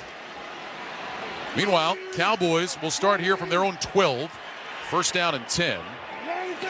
Elliott is the single back. Prescott under center, takes the snap, back to pass, throws left side, nearly intercepted. Trying to get it to Gallup, and Stephon Gilmore almost had his second pick of the year. He ran that route for Gallup, second and 10. He really did, and that's where Dak was going no matter what, and Gilmore knew that, and you're right, he ran the route. That would have been a monster turnover for the Colts. Pretty nice defensive play by Gallup just to get a hand in there and help prevent the interception. Second down and 10 now. Elliott remains the single back. Prescott under center. 2 receivers to the right. Single man to the left.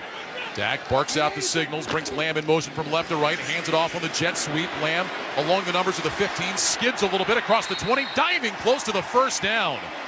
Needed to get to the 22. It looks like they've got him just short. Rodney Thomas on the stop. And it looks like that'll be a gain of 9 instead of 3rd and 1. CeeDee Lamb just put on the brakes. He went skidding on the turf and was able to maintain his balance. 3rd and a yard now. They'll hand it off. Lamb again, sweeping right side. Lamb over the 25, up across the 30 and a first down. How about back-to-back end-arounds, jet sweeps, whatever you want to call it, to CeeDee Lamb. This one out to the 35-yard line, a gain of 14. Kwity Paye, the tackle. Dalton Schultz with just incredible blocking on the outside to free that up for Lamb. Well, who says you can't go back-to-back with those plays, huh? First down and 10, Dallas. Clock moving, 3:38 to go second quarter. Cowboys lead 14-10. Prescott under center, two receivers to the left. Here's the snap. Handoff, Elliott avoids traffic in the backfield, runs along the left hash, and got back to the line of scrimmage. Elliott could have easily lost 2 or 3 yards there. Instead, it's a gain of nothing, but the Cowboys will take it considering the circumstances. Buckner with the stop, 2nd and 10. Again, those defensive tackles, DeForest Buckner, he and, as I mentioned, Grover Stewart lead D tackles. They're both tied with 54 tackles coming into this game, which is tops in the NFL for defensive tackles. It's very, very impressive with those two.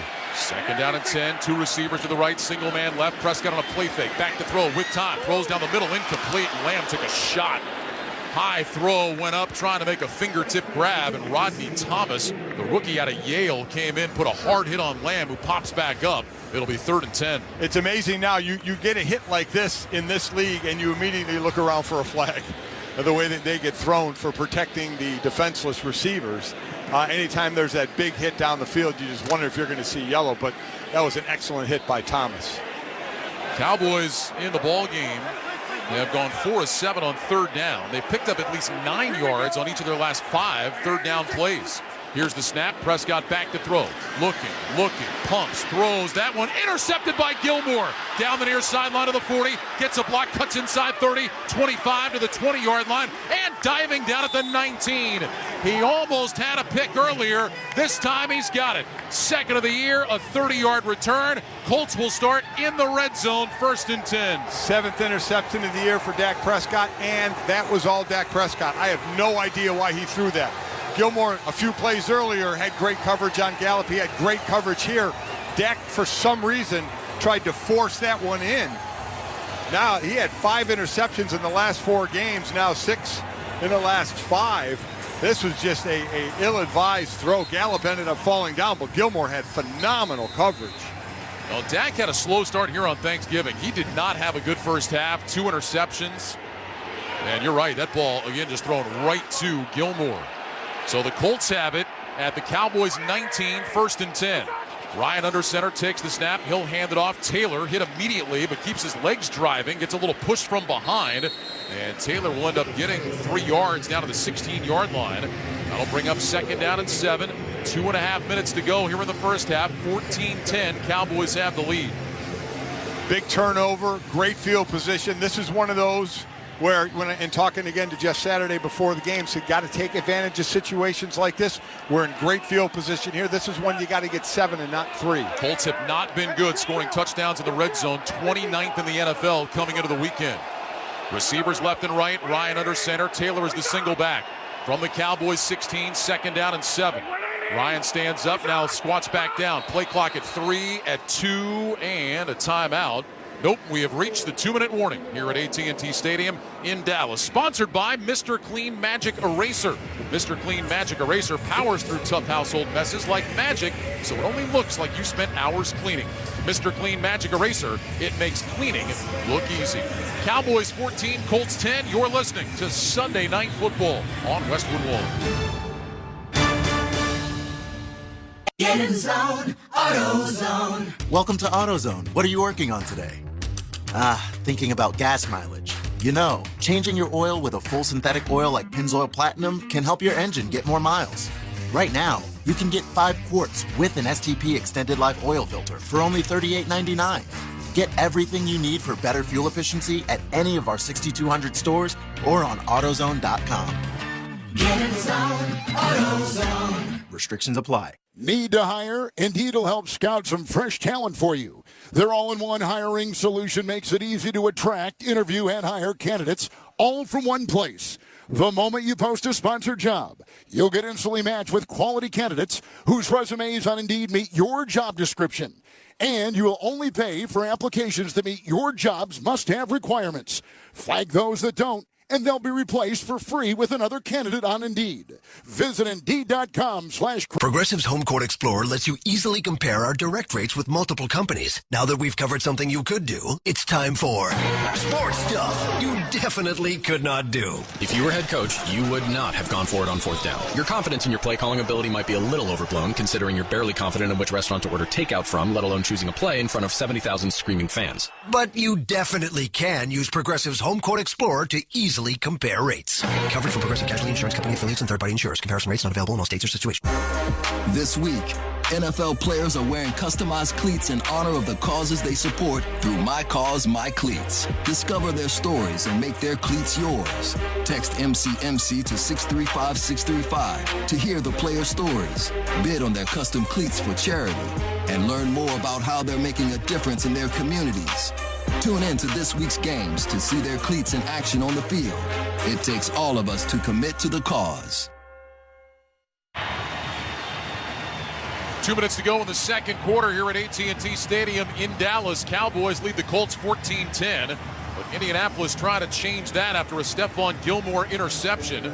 Colts have it 2nd and 7 at the Cowboys 16. Now, we were talking about it before the break. The Colts have not been good scoring touchdowns in the red zone this year.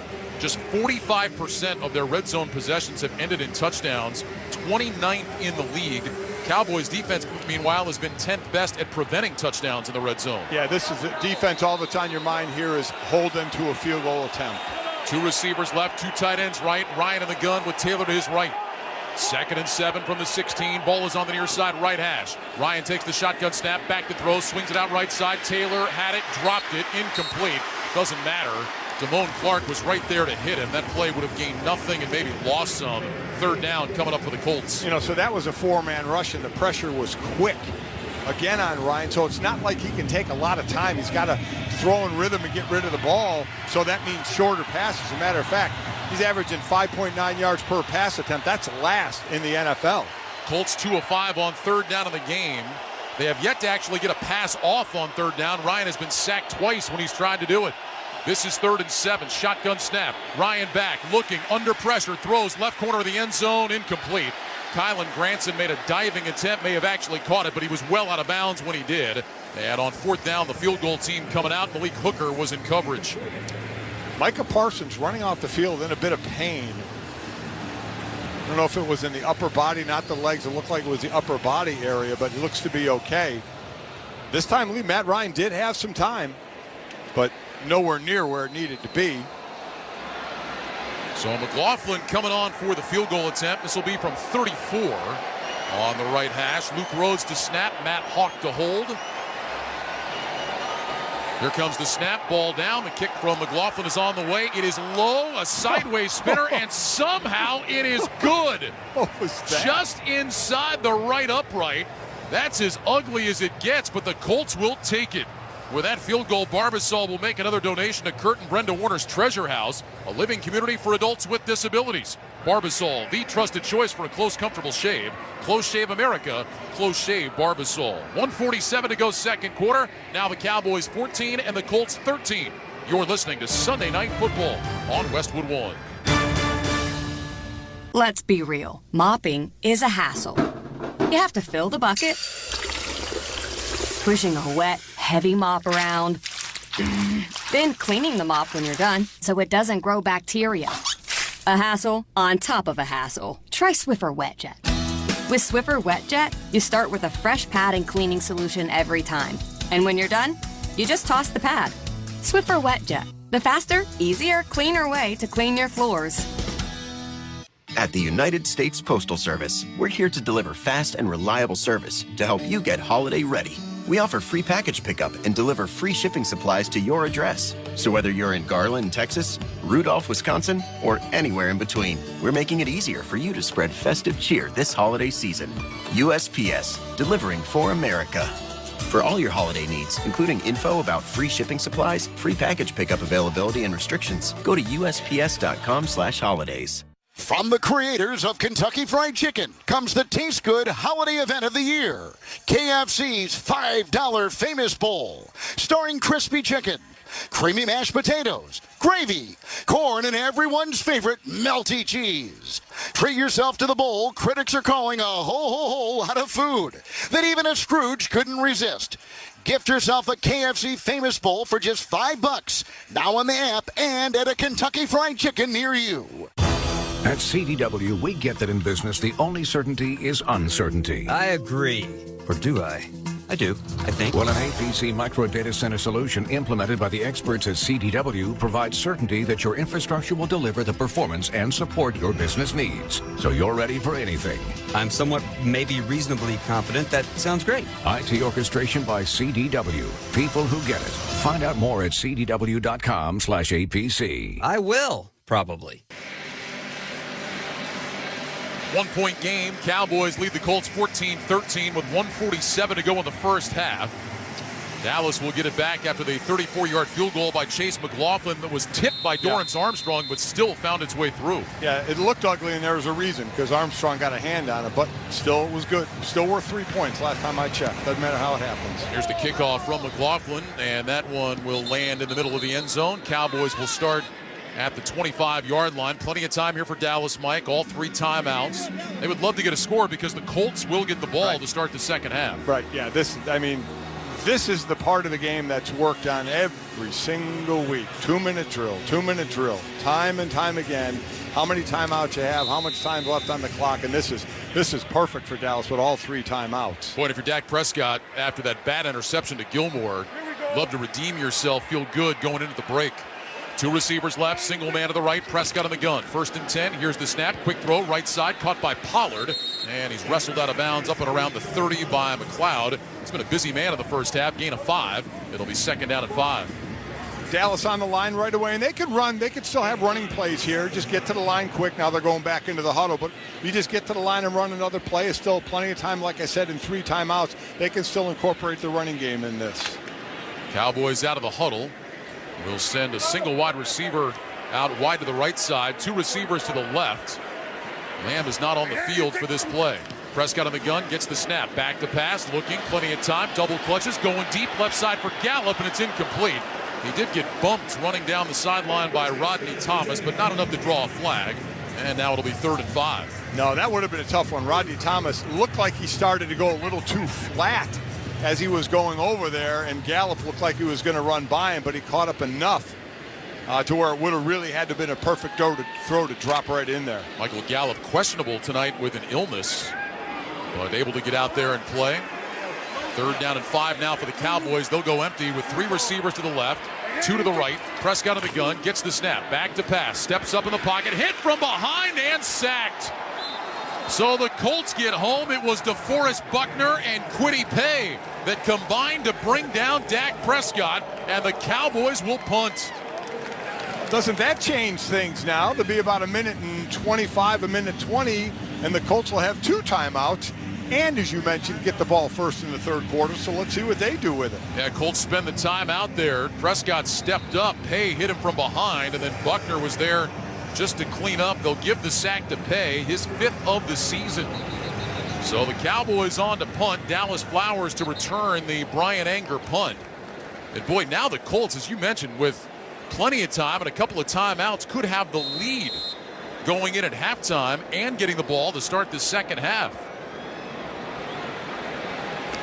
Anger gets the snap under no pressure. High spiraling kick. Flowers waiting on it. He's got it at the 24-yard line. Straight ahead. He's out to about the 30. And he is stopped right there.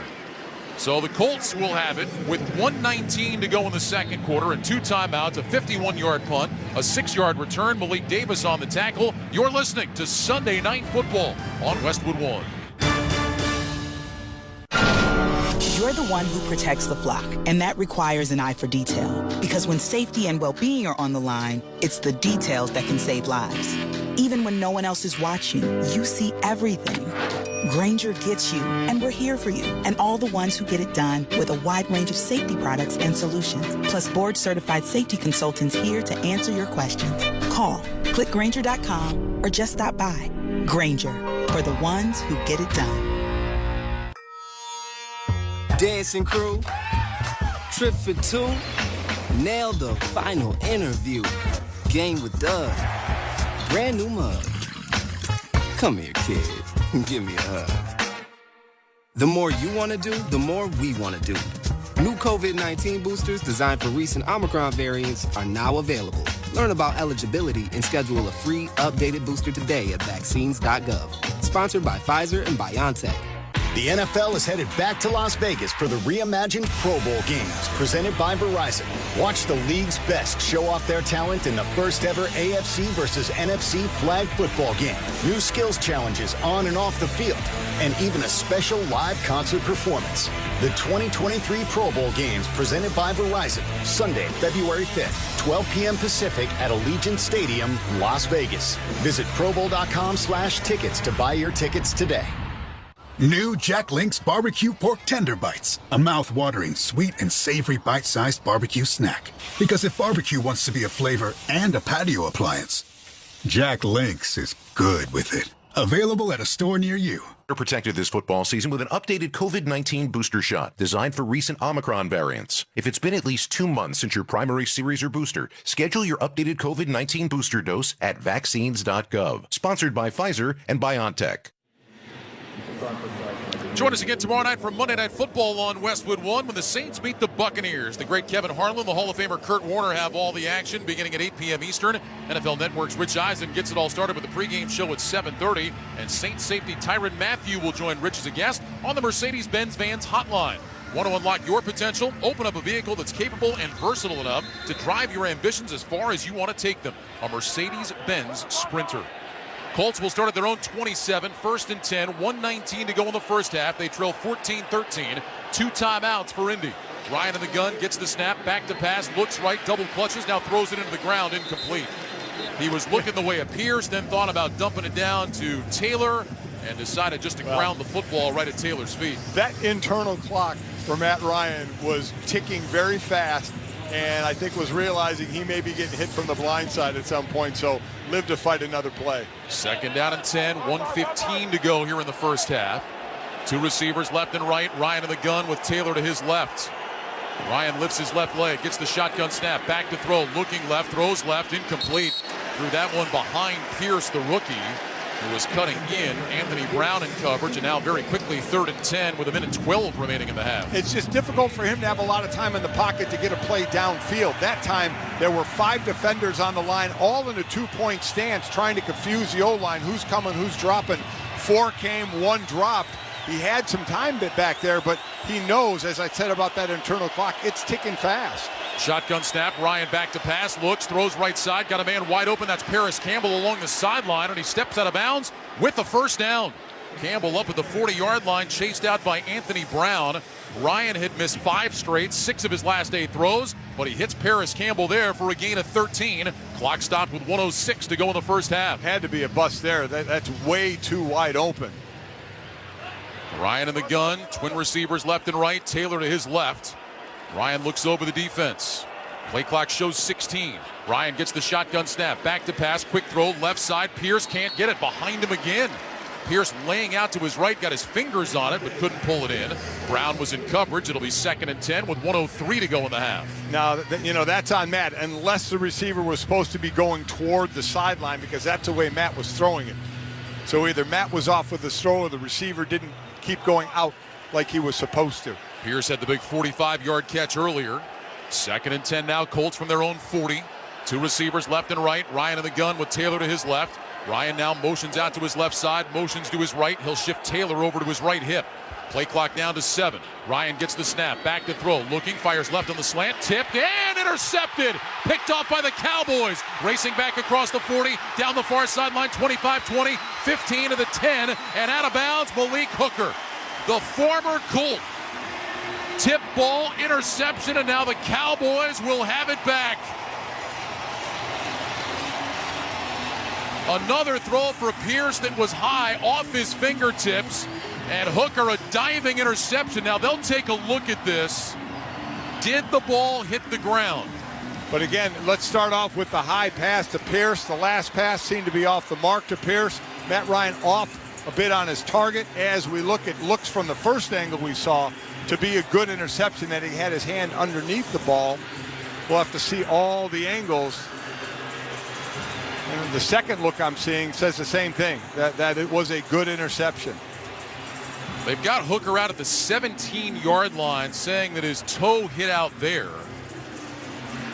It did look like the point of the ball may have hit the ground, but again, the ball can touch the ground as long as it does not help you secure the catch. And I don't think it did. I think he had control of it with his hand, with his right hand. So the Matt Ryan to Alec Pierce hookup was not great on that series. A couple of throws behind Pierce, and then that one that was tipped and picked off by Hooker, his second interception of the year, first since Week 5 at the Rams. And boy, that has to feel good for the former Colts first-round pick. And for Matt Ryan, that's his 15th turnover of the year, 11 interceptions and 4 fumbles. He looks, again, because of this pass rush. Please reset the game clock to 55 seconds. The interception is confirmed, and the runner was out of bounds at the 26-yard line. Thank you. So they were taking a look at two things. Did he intercept it, and then where did he step out? They had it at the 17. Replay is determined he actually stepped out at the 26. So the Cowboys have it there with 55 seconds to go in the first half, leading 14-13. And the Cowboys still have all 3 of their timeouts. Elliott is the back, Prescott in the gun. Trips left, single man to the right. Dak gets the snap. He's going to hand it off. Elliott dancing out to his right, across the 25, and down to the 20. The Cowboys will take a timeout. Grover Stewart, the defensive tackle on the stop. Run a 6 for Zeke Elliott. 50 seconds to go. 2 more timeouts for the Cowboys. Yeah, no problem with that call at all. I mean, they're running the ball pretty well.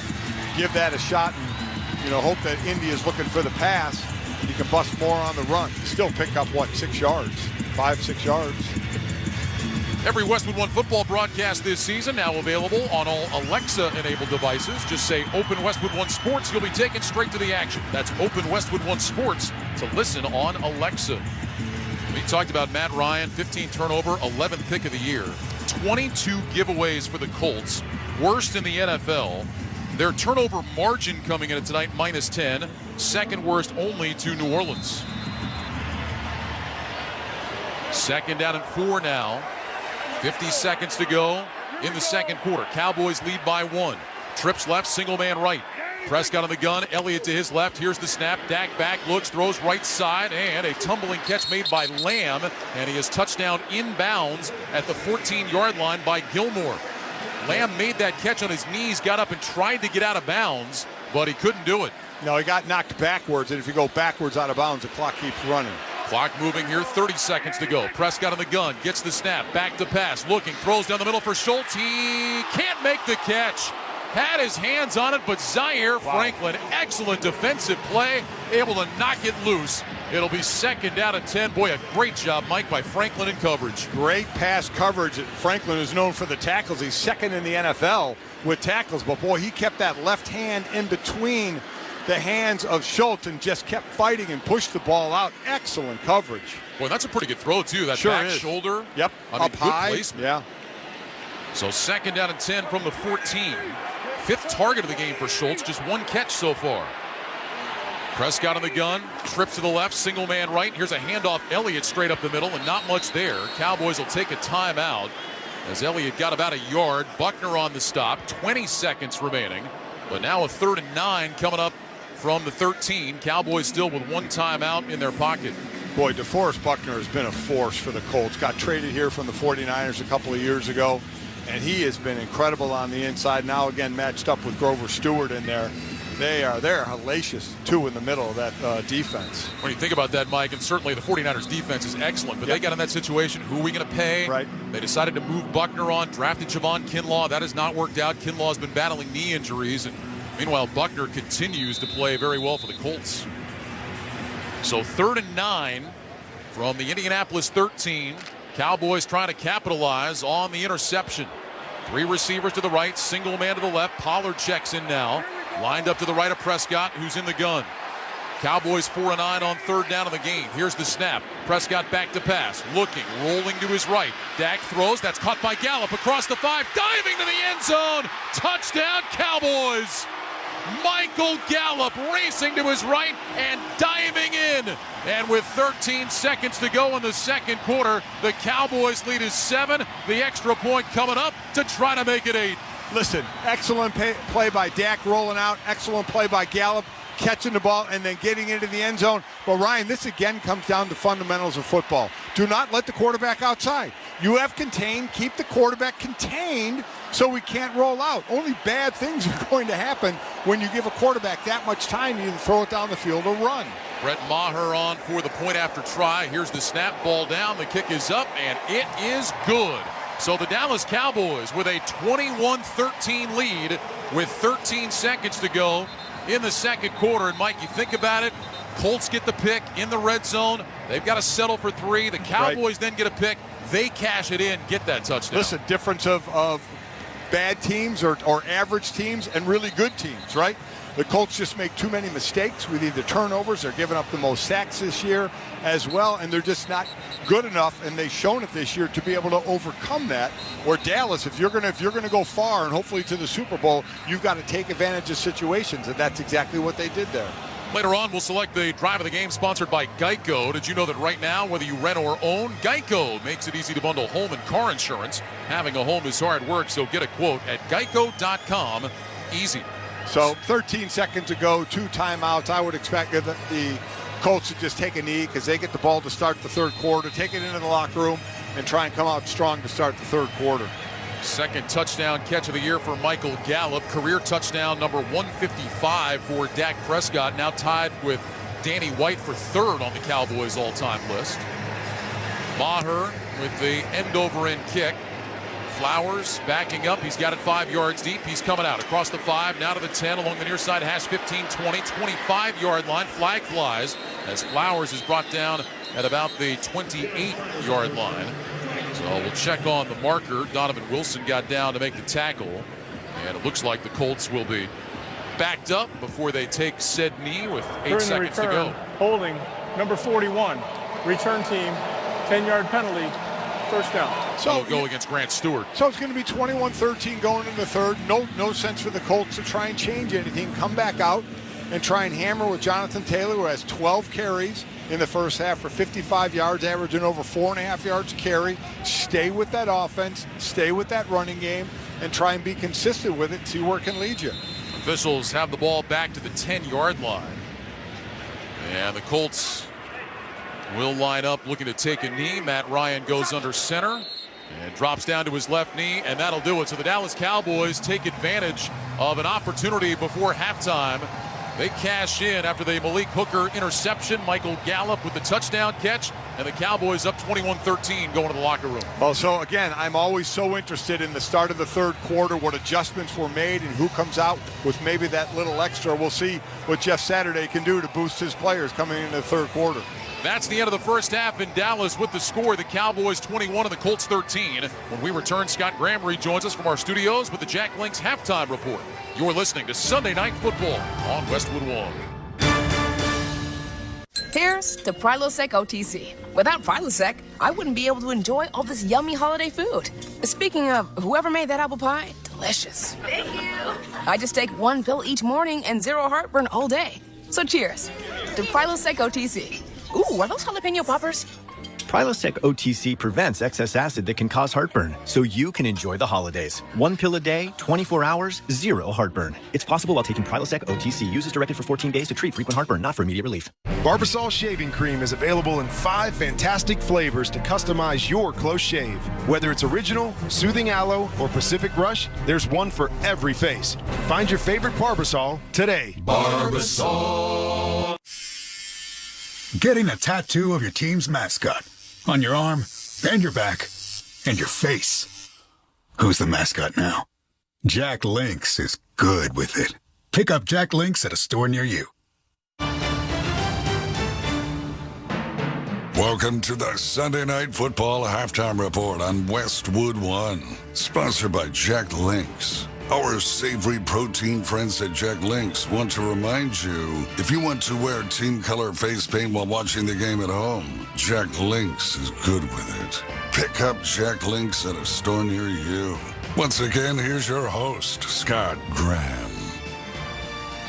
From our Westwood One studios, we have reached halftime in Big D, and the Dallas Cowboys sitting on top of a 21-13 lead over the Indianapolis Colts. Let's catch up on what else happened today in the National Football League. It was the rematch of last year's AFC Championship game. You remember by now, right? Kansas City had a 21-3 lead at halftime of that game. The Cincinnati Bengals came roaring back to win in overtime and get to the Super Bowl. Well, today, Cincinnati didn't have to come back early, but they did have to come back late. Trailing this game in the fourth quarter, Joe Burrow got them up over the top, and with a late score, they took the lead and held off Kansas City for the remainder of the fourth quarter, winning by a score of 27-24. Burrow throws for a couple of touchdowns and runs for one on the day, and he says that in these situations, experience really is the best teacher. Our team knows what it takes to win those kind of games. It's December now. This is when we start to turn it up. We just find ways to win these games. That's all there is to say about it. We're going to get back to practice, keep getting better, correct the mistakes that we made, and move on. Cincinnati is now 8-4. Kansas City falls to 9-3 with the loss. Patrick Mahomes held to just one touchdown pass and 223 yards on the day. It was a defensive battle today in Baltimore. Denver put up 3 field goals. Baltimore just one until late in the ball game when they drove downfield with Tyler Huntley at the controls. He got in for a touchdown with 28 seconds left to go, and that proved to be the game winner as Baltimore beat the Denver Broncos by a score of 10-9. Now, why was Huntley in there? Because Lamar Jackson left the game in the second quarter with a knee injury and did not return. Afterwards, his head coach John Harbaugh talked about the diagnosis. It's just a knee, but it's not a season-ending type of knee. We'll get more tests tomorrow and let you know how long it's going to be. We'll see. Hopefully I'll have something for you tomorrow afternoon, certainly by Wednesday. Be more definitive, but it's going to be a number, days to weeks. We'll see. We'll see if we can go back this week. If not, it'll be sometime after that shortly. Ravens are now sitting at 8-4 on the year. Denver falls to 3-9. They actually had a 63-yard field goal attempt as time expired, came up short for Brandon McManus. The Las Vegas Raiders, are they playing their way back into contention for the playoffs? Is it possible? I don't know, but they've won 3 in a row. Beat the Chargers today at Allegiant Stadium by a score of 27-20 for, once again, now the 5th game in a row. Derek Carr throws for better than 240 yards and 2 touchdowns or more. It was actually 250 and 2. Devontae Adams had 177 yards receiving today for the 5-7 Raiders. For the Chargers, Justin Herbert threw for 325 and a touchdown, but they now fall to 6-6 on the year. All right, for Cleveland, a team that had been waiting around for their quarterback, they got him today. And as it turned out, they didn't really need him today. Deshaun Watson, playing in his old building against his old team, threw for just 131 yards and an interception. But it was the defense and special teams that took care of things. They got a punt return, a fumble return, and an interception return for a touchdown. They did not put up any offensive touchdowns, and still they win by a score of 27-14. Cleveland now 5-7 for the year. Houston, well, they're in line for that top overall draft pick. Kyle Allen threw for a touchdown, but a couple of picks. Houston is 1-10-1. And Pittsburgh spoiled what might be a little bit of a party in Atlanta. The Falcons sitting right on the periphery of that NFC South race and waiting to see what Tampa Bay would do against New Orleans tomorrow night. But somewhere they forgot to beat the Steelers today. Pittsburgh wins at Mercedes-Benz Stadium 19-16. Kenny Pickett throwing for a touchdown and 197 yards for the 5-7 Steelers. Marcus Mariota, 167 yards on the day and a touchdown, but also an interception. Cordero Patterson just 60 yards on the ground. Atlanta is now 5-8. Our halftime score, Dallas 21, Indianapolis 13. This is Westwood One's coverage of the National Football League. Hey, football fans, this is Jim Miller. And I'm Pat Kerwin. Be sure to join us tomorrow for Moving the Chains at 3 p.m. Eastern on NFL Radio. We'll be recapping all the action from Week 13, from the big 49ers-Dolphins matchup to the AFC title game rematch between the Chiefs and the Bengals. Plus, we'll get you ready for the Saints-Bucks on Monday night and break down the playoff picture for both conferences. So come talk some ball with us tomorrow at 3 p.m. Eastern on Moving the Chains, Sirius XM NFL Radio, Channel 88. Hi, everybody. Christopher Mad Dog Russo here. Familiar? You should be. Well, now you can catch Mad Dog's Daily Bite each day as a podcast, where you'll hear my thoughts and opinions on the biggest topics around the world of sports. NFL, baseball, golf, NBA, even the hockey. That you know you can count on. That's Mad Dog's Daily Bite. Drops daily anywhere you get your podcasts. And you can also hear me weekdays 3 to 6 Eastern on Mad Dog Unleashed, Sirius XM Channel 82, or anytime on the SXM app. Touchdown! NFL fans, get more of the great content you crave right now on the SXM app. Just search for your favorite team on the app and tap the favorite star. You not only hear the game with your hometown announcers, but you'll also get access to the pre- and post-game shows. And come back during the week for extra content from select clubs, including coach and player press conferences, special team-specific shows, interviews, and much more. It's all on the SXM app. Download it and search for your team today. Hey, this is Alyssa Lang from SiriusXM SEC Radio. This football season, there's only one way to stay up to date with your favorite school, the SXM app. From interviews with coaches, Nick Saban, our guest. Everybody wants to develop. How many people are willing to do the things they need to do to develop? to analysis on your team. They have the best returning offensive line in the SEC. It's all in one place on the SXM app. Just search for your school's name and look for that iconic logo. Download the SXM app and start listening today. Let's pause 10 seconds for station identification. This is Westwood One, your home for Sunday Night Football. Interact with our stable of former players, coaches, and executives all day long on SiriusXM NFL Radio Channel 88 and the SiriusXM app.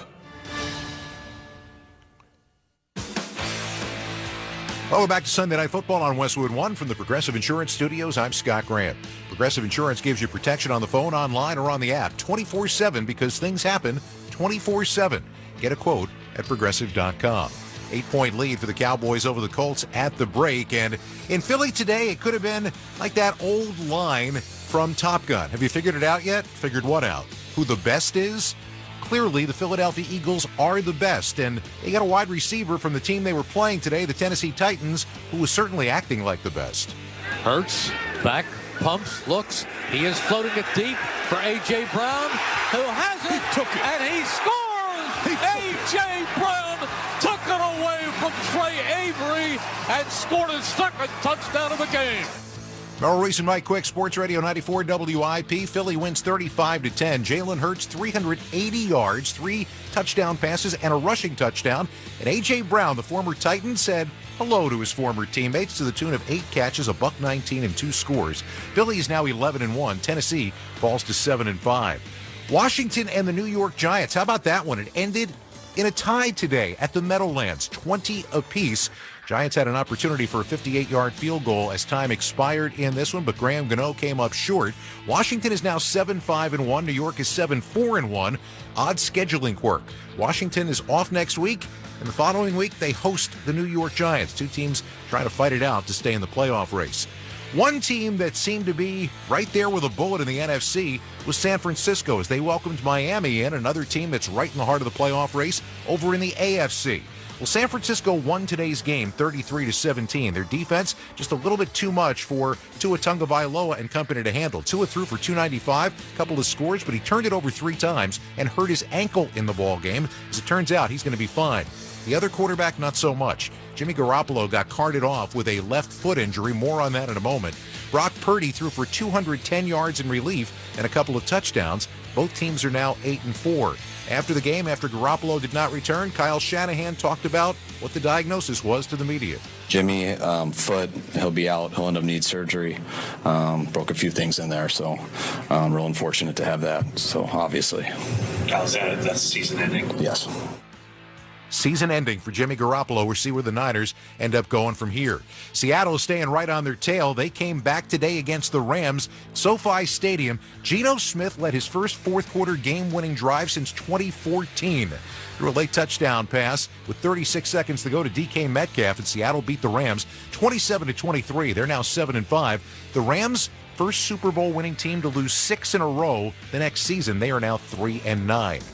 Jets in Minnesota going at it today at U.S. Bank Stadium, and Minnesota hangs on for a 27-22 win. Nothing new there. Vikings are 9-0 in one-score games this year. Mike White got picked off, in the end zone with 10 seconds to go as New York was trying to go in for the go-ahead score. Minnesota, as we said, now 10-2. The Jets fall to 7-5. Aaron Rodgers knows how to beat the Chicago Bears, doesn't he? He's now 24-5 against them. Led his team to an 18-point fourth quarter today as Green Bay wins it 28-19. The key here, Christian Watson. How about 2 more touchdowns today? 1 receiving and 1 rushing for the rookie as Green Bay stays alive at 5-8. Justin Fields had a 55-yard touchdown run and 254 yards passing, but Chicago is now 3-10. And don't go to sleep on the Detroit Lions. They win again today. 40-14 the final. Jared Goff throws for 340 and 2 scores to Amon-Ra St. Brown. Detroit is 5-7. Jacksonville falls to 4-8. This has been the Sunday Night Football Halftime Report on Westwood One, sponsored by Jack Links. Our savory protein friends at Jack Links want to remind you, if you want to wear team-colored face paint while watching the game at home, Jack Links is good with it. Pick up Jack Links at a store near you. Our halftime score, Dallas 21, Indianapolis 13. When we return, Ryan Racky and Mike Golick have the second half kickoff. You're listening to Sunday Night Football on Westwood One. I wanted to know why some people who get COVID-19 get it so bad. I found out it may be because they have a high risk factor, such as heart disease, diabetes, being overweight, smoking, and asthma. Even if symptoms feel mild, these factors can increase your risk of COVID-19 turning severe. So if you're at high risk and test positive, there are things you can do, like asking your healthcare provider if an authorized oral treatment is right for you. Learn about an option at treatcovid19.com. This message is sponsored by Pfizer. So I switched to Boost Mobile and got this free Samsung Galaxy A23 5G phone. Why do you think they call it the Galaxy? Maybe because the Samsung Galaxy A23 has a huge screen, and galaxies are huge gravitationally bound systems of stars rotating around a supermassive black hole. And the phone is free? When you switch to Boost Mobile. Cool. You lost me at gravitationally bound. Switch to Boost and get a free Samsung Galaxy A23 5G phone. Boost Mobile. Unleash your power. Limited time offer while supplies last. New customers only. Excludes tax. One device offer per line. Only available on certain networks. 5G not available everywhere. Additional restrictions apply. See your local Boost Mobile store for details. Ryan Radke, Mike Golick back in Dallas, where the Cowboys lead the Colts 21-13. Let's check the halftime stats. Sponsored by Indeed. You don't need a job platform. You need a hiring partner. Indeed lets you schedule and conduct virtual interviews all from one place. Start at Indeed.com/credit. Cowboys outgained the Colts 208 to 140 in the first half. Dak Prescott 12 of 20, 115 yards, 2 touchdowns and a pick. Matt Ryan 6 of 14, 98 yards, a touchdown and an interception. But Ryan started 3 of 3 for 68 yards. After that, he was 3 of 11, 30 yards, the interception that led to a Cowboys touchdown, and he was sacked a couple of times. Yeah, the one sack was they just brought more than to block. It was a free rusher. Another time Anthony Barr came up and Jonathan Taylor was supposed to block him, but they almost met at the quarterback. And there has been pressure on Matt Ryan. I think he's feeling that a little bit. Some of the throws have been off a bit. As you mentioned, a good start, not finished up so well at the end of the first half. Now let's see what this first drive brings. Time for the start of the second half, sponsored by Prilosec OTC. Prilosec OTC prevents excess acid production that could cause heartburn. One pill, 24 hours, zero heartburn with Prilosec OTC. Use as directed for 14 days to treat frequent heartburn, not for immediate relief. Brett Maher will kick it away from our left to our right. Dallas Flowers back deep. And Maher's end-over-end kick is on the way to Flowers, moving to his right. He's got it a couple of yards deep, coming out across the 5, now to the 10, angles left 15, big lane to the 20, 25 to the 30, 35 over the 40, and finally brought down at about the 42, but there is a penalty flag that came in from behind the return. I mean, 99.9% of the time, you know it's against the receiving During the return, holding, number 20, return team, half the distance to the goal, first down. And again, where you see that flag, that's where the hold occurred, and then it's going to move from there. So, great return like that, just nullified. Big cross called for the hold. So instead of having the ball at around the 40, they will have the ball at the 9 to start. Colts in the blue jerseys, white pants, white helmets. Cowboys in the white jerseys, light blue pants, and light blue helmets. 1st and 10, Colts from the 9-yard line. Ryan will start under center. Jonathan Taylor back around the 1. 2 receivers left, single man to the right. Ryan stands up, changing something at the line. Play clock is down to 8. Ryan puts his hands under center. Taylor falls back. Ryan brings a man in motion from the left. That's Granson, the tight end. Handed off to Taylor. Hit in the backfield and dropped by Sam Williams. Boy, Williams just right there waiting for Jonathan Taylor. That'll be a loss of a yard. It'll bring up 2nd and 11. Well, that was going to start one way and then cut back, and it just took a little bit of time, and Sam Williams just made that penetration, became unblocked. The tight end, Granson, came to block back, but there were 2 players there, and he missed them both, unfortunately. 2 of the best teams in the league forcing negative plays. There's another one for the Cowboys defense. 2nd and 11. Ryan in the gun takes the snap, back to pass, looks, throws right side, incomplete. Trying to get it to Pierce.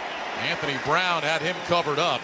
And now 3rd and long for the Colts. And like that Matt Ryan to Alec Pierce combo, trying it a lot into the first half. Now started the second half, not working real well. No, it is not. And 3rd and 11 with this offense that has given up 45 sacks now, worst in the league, is now got a pass against a team that now has 47 sacks, which is first in the league.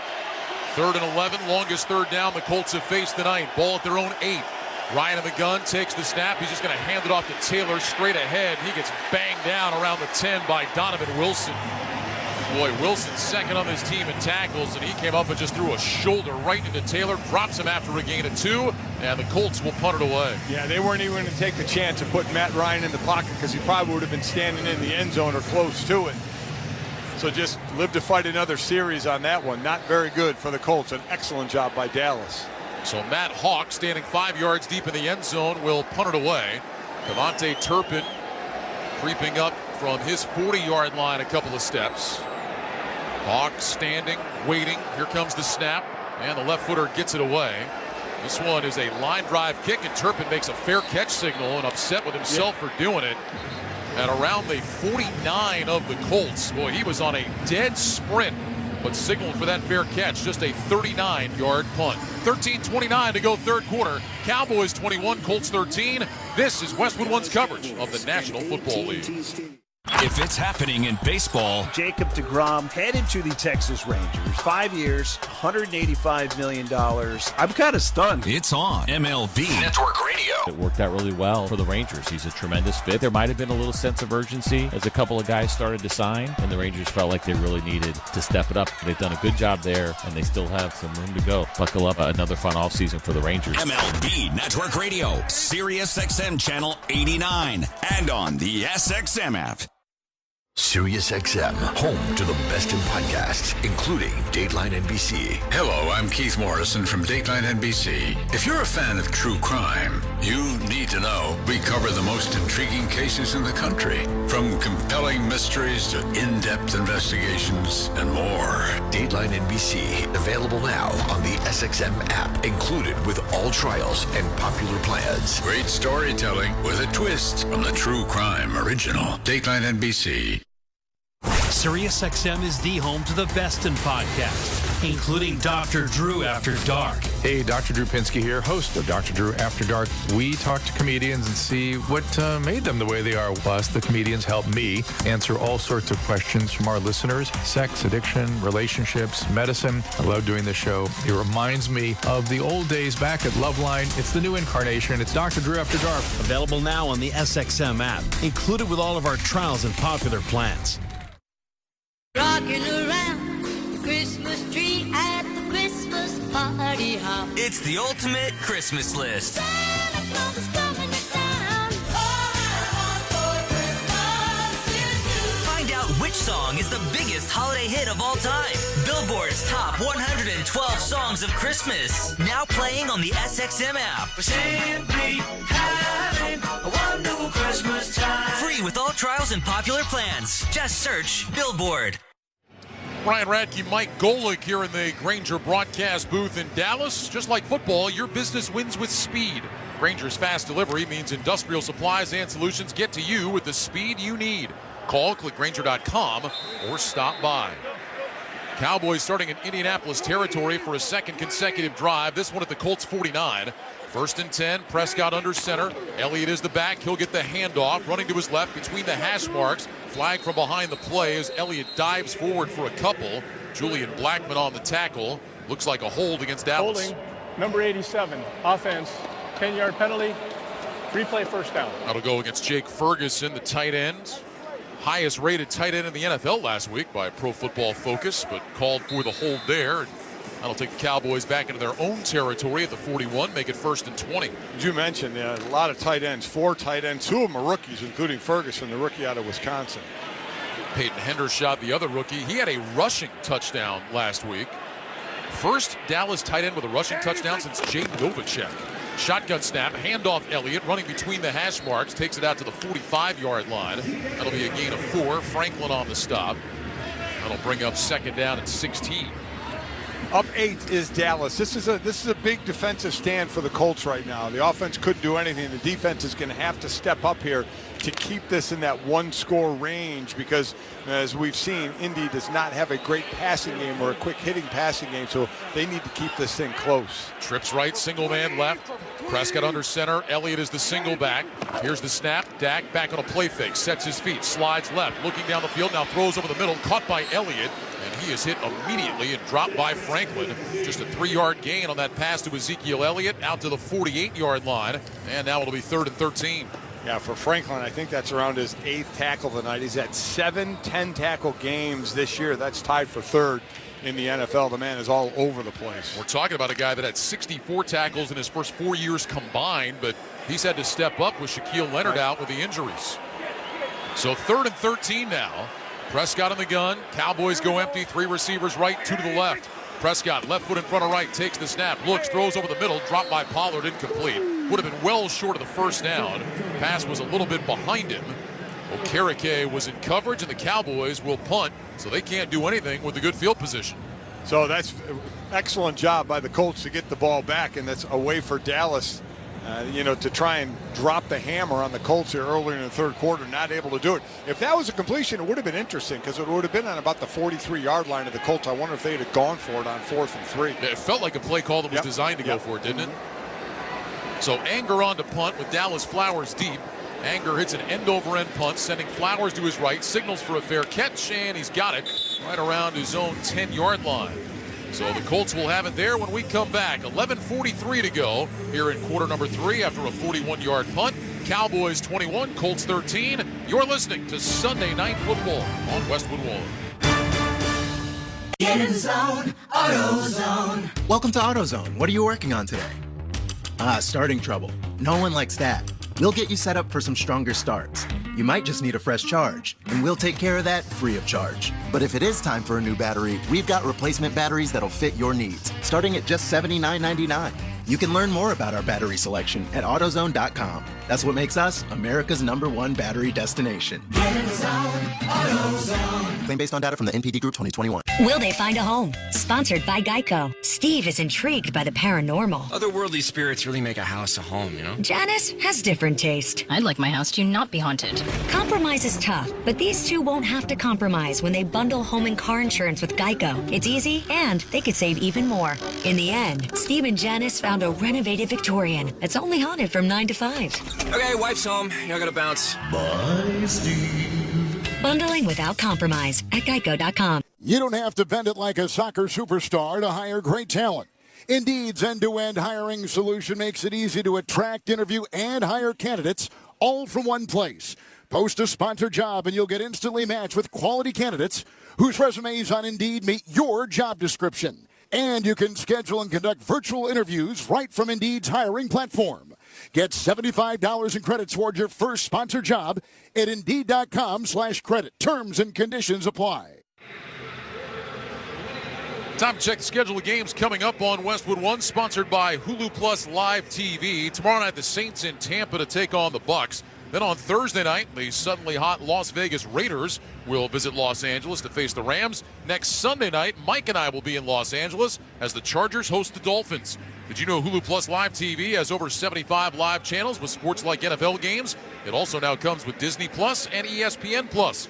Live TV plan required. Restrictions apply. Access content from each service separately. You can learn more at Hulu.com. Boy, Miami goes to San Francisco and takes a loss, but you kind of feel like San Francisco got the loss today with the news that Jimmy Garoppolo broke his foot, as you heard Kyle Shanahan say, in a few places. So he is done for the year. That is really such a blow for San Francisco. Tua Tagovailoa left with an ankle injury for the Dolphins, so we'll have to monitor his status throughout the week. Colts starting at their own 10, 1st and 10. Ryan under center takes the snap, hands it off on a jet sweep. Paris Campbell running left, and he is run out of bounds after about a 2-yard gain on the near sideline. Donovan Wilson escorts him out. It'll be 2nd down and 8. 2 of the Dolphins going to see a Chargers team that is struggling. That lost to the Raiders today in Vegas. Yeah, the Raiders, like you mentioned, all of a sudden getting a little hot.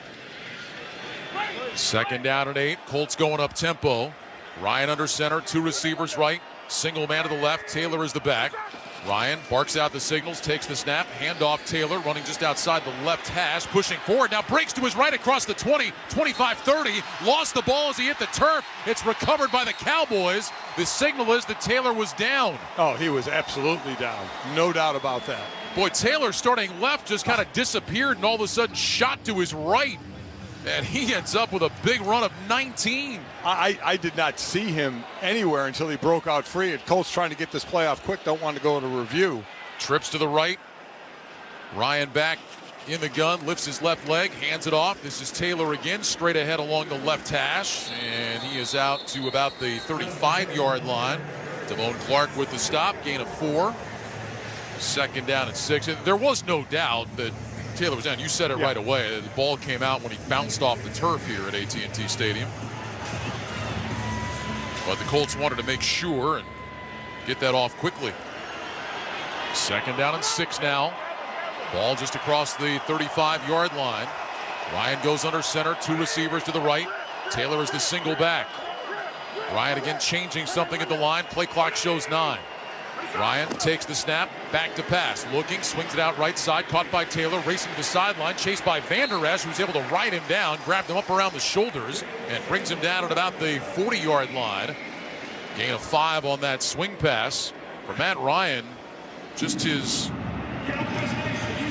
4th completion since he started the game, 3 out of 3. But a nice job out of him. He went rip, which means he wanted the line to slide right because Jaron Kearse was going to blitz from that side, and he did. They slid right, picked it up, and he had the little dump-off pass with the back on Van Der Esch, so you'll take that matchup to now have 3rd and short. Ryan in the gun with Taylor to his right. This is 3rd and 2 from the 39. 2 receivers left, single man right. Ryan in the gun takes the snap, back to pass, looking, throws on the slant. Caught by Pierce across the 50 and down to the Cowboy 46. Anthony Brown with a tackle. Man, those two have been trying to connect, and finally they do for a Colts first down. Well, we've seen them connect on the long pass early in the game to the 6'3" Pierce throwing the ball up high, and you're right, he's been trying to get it to him. That time, nice pass, led him well. Gain of 14 to the 47 of the Cowboys. Ball is on the far side right hash. Ryan under center on 1st and 10, takes the snap. He'll hand it off Taylor, running between the hash marks, not much there. Able to get a yard to the 46-yard line. Ron Bland in on the tackle for the Cowboys. It'll be 2nd down and 9 with 8 minutes and 37 seconds to go in the 3rd quarter. Cowboys 21, Colts 13. A game that feels like, Mike, the Cowboys have seized control of, and yet the Colts hanging around. And it's just, you're waiting for the Cowboys to kind of drop the hammer and put this game out of reach for a Colts team that I think would struggle coming back from a couple of scores down, but they just can't. Dallas just can't get there yet. Zach Moss will check in for his first action of the night. Moss acquired in a trade with Buffalo a couple of weeks back. 2nd down 9, shotgun snap to Ryan, back to pass, looking right, throws right. Paris Campbell's got it, makes the catch at the 35, takes a shot from Malik Hooker, but hangs on. It'll be good enough for a first down. So Moss stays in that time, and that's what you have to do if you're going to pass. He ends up chipping and helping. The only problem is who do you help on? You always think Micah Parsons, but they have 4 players with 5 or more sacks, so it's not like Micah Parsons is the only one that gets to the quarterback. They have plenty of guys that can do it. 10-yard pickup to the 36. Deion Jackson in at running back now. Receivers left and right, tight ends on either side of the line. Ryan puts his hands under center. Play clock at 10. Ryan now stands up, points to his right, and a false start. Kylan Granson, the tight end on the right, came out of his stance. Number 73, offense, 5-yard penalty, remains first down. Time to gear up for the holiday season. NFL Shop is your ultimate gifting destination for jerseys, t-shirts, headwear, and more. To shop styles fit for everyone, go to NFLshop.com and get your special offer today. Absolute killer there. 1st and 10, nice drive going, and Dennis Kelly, who's in for Braden Smith, the starting right tackle, who's out with an illness. Dennis Kelly and Matt Pryor have been switching off, and that time it was Kelly with illegal procedure. 1st and 15, shotgun snap to Ryan, back to pass, swings it out left side, and Jackson dropped it. He was about to get blasted by Deron Bland. Ryan just kind of floating that one out there, and it'll be 2nd down and 15. Yeah, they called that false start on Kelly. I thought it was Granson that moved first. Maybe Kelly had a flinch before that. Either way, it backs him up 5 yards. So what Dallas can do, and they're doing a lot, is just they'll keep all the receivers in front of them. They know Matt Ryan's not going to have a lot of time in the pocket. They're going to have to get rid of the ball, and they'll just come up and make a play. From the Cowboys 41, 2nd down and 15. Ryan in the gun. 3 receivers left, single man to the right. Ryan lifts his left leg, hands in front of his chest, takes the snap, back to throw, screen pass, right side, caught by Taylor along the numbers, 35 to the 30, 25, and brought down with a first down. Donovan Wilson with the tackle, but that screen to Jonathan Taylor picks up 23 yards. Perfect call to counter the blitz. Van Der Esch blitzes right up the gut. They have a lot of pressure up the middle. All of a sudden, it's a swing pass screen to the outside where you got linemen in front of you. Big play. From the 22-yard line of the Cowboys now, 1st and 10, 21-13, Dallas, 6:35 to go in the third. Here's the snap, handoff to Taylor, and the gun run nets a loss. Jaron Kearse in the backfield brings down Jonathan Taylor. Loss of a yard on the play. Maybe 2. 2nd down and long coming up. 2nd and 12 from the 24. So when Taylor's in there, they're running the ball to him, and they're really crashing on the outside. So I would expect the Colts to be seeing that, and pulling the ball out, running some play action and getting around on the corner. Slot left, Pittman single man to the right. 2nd and 12 from the Dallas 24. Ryan is in the gun. He's got Taylor to his right. Here's the snap. Ryan back to pass. Looks left. Throws left for the sideline. Paris Campbell, a leaping grab close to the first down.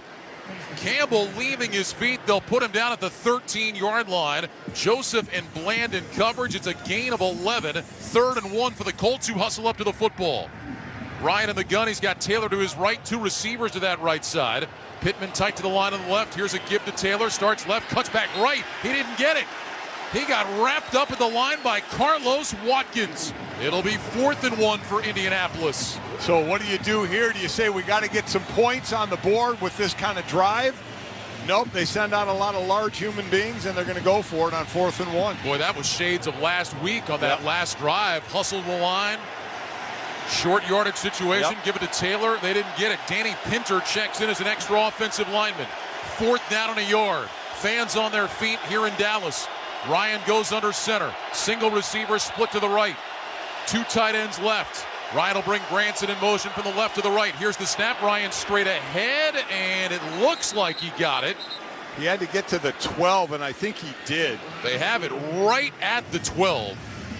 This will depend on the spot, but it looks like Matt Ryan got just enough. And it is a signal, 1st down Colts. Yeah, if you're going to do that, he went a little bit to the left. If you're going to do that, go over Quentin Nelson, the all-everything left guard, best left guard in the game. But I was surprised they had nobody pushing him from behind, which you're allowed to do. They call it Nick Sirianni. Get into that Eagles playbook. Yeah, on how that about one. it? 1st and 10 from the 12. Ryan under center, takes the snap. He'll hand it off to Taylor. Right side, hit immediately and driven backwards. My goodness, into the waiting arms of Jonathan Hankins, who's had a nice game up front tonight. Loss of 3 on the play to the 15. It'll be 2nd down and 13. They came into the game, did the Cowboys defense, with 81 negative stops. That was 3rd best in the NFL, and they've got themselves a handful tonight. Still got to, I think, again, I don't mind to keep running Taylor, but I think you got to play action this. Because they're starting to get there, whether it's inside or crashing from the outside. See what you get on a play action with him. Hankins took Ryan Kelly right back into Taylor's lap. Deion Jackson is in the ball game now. Shotgun snap to Ryan, back to pass, looks left, throws left for the end zone. Caught, touchdown, Alec Pierce. What a catch by the rookie. Matt Ryan put it up there, and Pierce brings it down against Kelvin Joseph for 6. 3:43 to go in the 3rd quarter. It's now 21-19 Cowboys, and the Colts have a chance to tie it with 2. Boy, Pierce and Joseph had their hands all over one another, and then Pierce just took his hands off at the end to go get the ball. Good matchup, 6'3 against 6'1. Excellent catch. So the Colts will try to tie it up now with 3:43 to go in the 3rd quarter. Ball is placed on the left hash. Ryan in the gun with Deion Jackson to his right. 2 receivers right, 1 to the left. Pittman single man to the left. Ryan wants the snap. He's got it rolling right. Throws to the end zone. It is incomplete. Campbell had it but couldn't hang on. The 2-point conversion is no good. Deron Bland was in coverage, and the Cowboys maintain the lead. 3:43 to go 3rd quarter. Cowboys 21, Colts 19. You're listening to Sunday Night Football on Westwood 1. Here's to Prilosec OTC. Just 1 pill each morning and no heartburn all day. My holiday hero.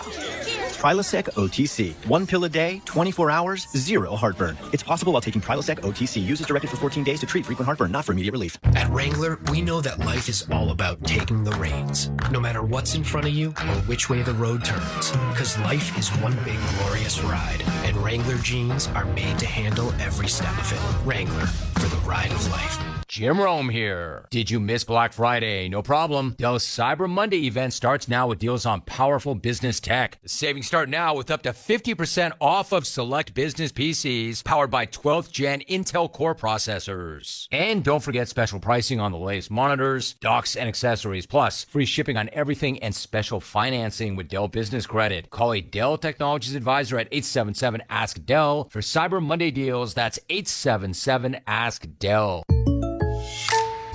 Welcome to What If, the show where I, Jake from State Farm, answer your insurance what ifs. We've got a call from Millie. What's up? Hi, Jake. What if, hypothetically, a moose gets mad at my car and rams into my windshield? Hypothetically. Oh, just file a claim on the app. At State Farm, we're there for your what ifs. Great, but what if the moose eats my phone? Hypothetically. Like a good neighbor, State Farm is there. Call or go to statefarm.com for a quote today. Without the ones like you, who work tirelessly to keep things running, everything would suddenly stop. Hospitals, factories, schools, and power plants, they all depend on you. No matter the weather, emergency, or time of day, you're the ones who get it done. At Grainger, we're here for you 24/7, with supplies and solutions for every industry, and access to product specialists ready to help. Call, click Grainger.com, or just stop by. Grainger, for the ones who get it done. This season, for the first time, you can hear every Westwood One NFL broadcast streamed live for free. Catch all the action on the NFL app, on WestwoodOneSports.com, via Westwood One station streams, or by asking Alexa to open Westwood One Sports. All sponsored by AutoZone. It's time to say goodnight to that check engine light with the free AutoZone Fix Finder service. It'll help troubleshoot the likely cause of your light for free. Restrictions apply. Get in the zone. AutoZone. 3:43 to go, third quarter. Now a 21-19 Cowboys lead after a 15-play, 90-yard drive put together by the Colts. Took 8 minutes off the clock, and Alec Pierce with his second touchdown catch of the season. 2-point try, no good on the throw to Paris Campbell. Chase McLaughlin will kick it away. Cavante Turpin is deep. And this one is driven towards the back of the end zone. Cowboys will start at the 25, first and 10. Excellent drive by the Colts, and with Pierce, a lot of it times Pierce had been on routes. Had been Anthony Brown who'd been covering him. On that touchdown, it was Kelvin Joseph. Anthony Brown on the sideline got looked at and then was put on the cart and taken into the locker room with a trainer holding his lower leg. So it didn't look great with him going and getting carted into the locker room, and that's a big loss for a defense that's been playing really well all year. By the way, that 90-yard drive, longest of the season for the Colts. Cowboys first and 10. They fake the toss to the left. Prescott rolls right, dumps it short. That's caught by Ferguson, the tight end. And he is upended after a gain of about 4, maybe 5. Second down coming up. Isaiah Rodgers on the tackle. Jake Ferguson, rookie fourth rounder out of Wisconsin, with his 15th catch of the year. Tight end you here. It is, man. They're churning them out. Schultz, Ferguson, Hendershot, and then you got McEwen, who mostly serves as a blocker, but every now and then will get involved. Second down, 6 from the 29. Prescott under center, takes the snap, toss play, Pollard running right, trying to turn the corner, and does. Down the sideline, 35-40, 45, and out of bounds up near midfield. Tony Pollard across midfield into Colts territory at the 49. Rodney Thomas ran him out of bounds. It's a gain of 22. Will linebacker Okurike's got to keep contained there, is not able to do it. Pollard's got some speed, and he's a guy, and actually Okurike came from the middle, so it wasn't him giving up the outside. And he was just trying to chase it down, but Pollard has some excellent speed. He's a home run waiting to happen. Well, Mike, you talked about Kwity Paye really jumping inside earlier. Yep. He did again there, and Pollard gets outside. I formation now with McEwen the fullback. Pollard is the tailback. They'll hand it off to Pollard, running right, breaks one tackle, and then is ridden down at the 45-yard line. So that'll be a gain of 40 yards, and it'll bring up second down and 6. So Okereke and Paye combine on the stop. That time Paye helps make the play. Doesn't let him go outside. Rams grabbing on from behind, holding on for dear life to those ankles as Pollard went down to the ground. Tony Pollard now with 10 carries for 60 yards in the game. Elliott, 11 carries, 45 yards. Prescott in the gun. 2nd down, 6 from the 45. Trips left. Lamb in motion across the formation to the right. Here's the snap. Prescott fires right. CeeDee Lamb makes the catch and steps out of bounds. Boy, that's about the easiest pitch and catch of the night. Stephon Gilmore, very soft coverage, and it's good enough for a 1st down. We saw that same thing by the goal line in the first half with Gilmore playing way off. I mean, that's like a 6-yard cushion, making that very easy. 6-yard cushion, gain of 6 yards. Ball just across the 39-yard line of the Colts. 1 minute, 33 seconds remaining in the 3rd quarter. Dallas 21, Indianapolis 19. Elliott the single back, Prescott under center with receivers left and right. Noah Brown in motion from the right side.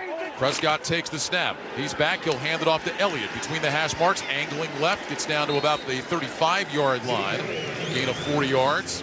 That'll bring up 2nd down and 6. Don't miss all the NFL action Thursday night on Amazon Prime Video when the Las Vegas Raiders meet the Los Angeles Rams. Of course, you can also hear Thursday Night Football each week right here beginning at 7:30 p.m. Eastern on many of these same stations, on the NFL app or online at westwoodonesports.com. Dayo Odangbo on that last tackle for Indianapolis. 2nd down, 6. Ball at the Colts 35-yard line. 2 receivers right. Brown inside of Lamb. Elliott is the single back. Prescott under center. Takes the snap. Play fake. Prescott with time. Surveys. Throws right side. That one is intercepted. Now they're going to say incomplete. Incomplete pass. Isaiah Rodgers with a diving attempt. Wow. Had it, started racing back. The official right away said incomplete. There are 2 flags down on the play. Not only if it's going to be called incomplete, you're going to get a personal foul against Franklin. Again, Zaire Franklin trying to knock the receiver out of the way after what was thought to be an interception. So this is going to cost the Colts. Pass was intended for Lamb. Rodgers went into a dive. Ball clearly hit the grounds. Lamb just slipped as he was going out to the sideline, although that throw was behind him. It was definitely behind him. Yeah, that's why he slipped. He was trying to slam on the brakes. Not a great throw by Dak Prescott. No, it was not. And just looked like it skimmed the ground. Long discussion here between the officiating crew. Again, multiple flags thrown. So here's the thing. If that was an interception, that would count because the penalty happened after that. The ruling on the field is an incomplete pass. After the incomplete pass, personal foul, number 44 of the defense. 15 yards will be assessed. Automatic 1st down. Now, that's the first penalty against either defense tonight, and that is a very costly penalty against Zaire Franklin, who otherwise has had himself a heck of a night. Really has. And there was just no need. He went to block the receiver out of the way. And boy, and I'll tell you what. Set the game clock to 38 seconds. I'm not going to lie. I'm not, seconds, please. Not sure why they threw the flag. I'll be honest with you. I mean, well, I think he launched himself, Mike.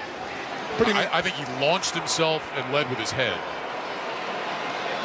Also, remember, too, you cannot crack back on. So he was coming back and made that hit. 1st down and 10. Quick pass right side caught by Gallup. Wrapped up and dropped by Rodgers. Great tackle on the outside. As soon as Gallup caught that pass, Isaiah Rodgers wrapped him up. No gain on the play. It'll be 2nd down and 10. That's a great open field tackle for a guy in Rodgers who kind of tweaked his knee a little bit during the week. But obviously good enough to play out here, and that was an excellent play. Clock still mad at himself, I think, for not getting that interception on the last play. Clock moving, 9 seconds to go in the 3rd quarter, and the Cowboys beginning to walk back towards this end of the field. They will let the 3rd quarter expire. End of 3 in Dallas with the score. The Cowboys 21, the Colts 19. You're listening to Sunday Night Football on Westwood One.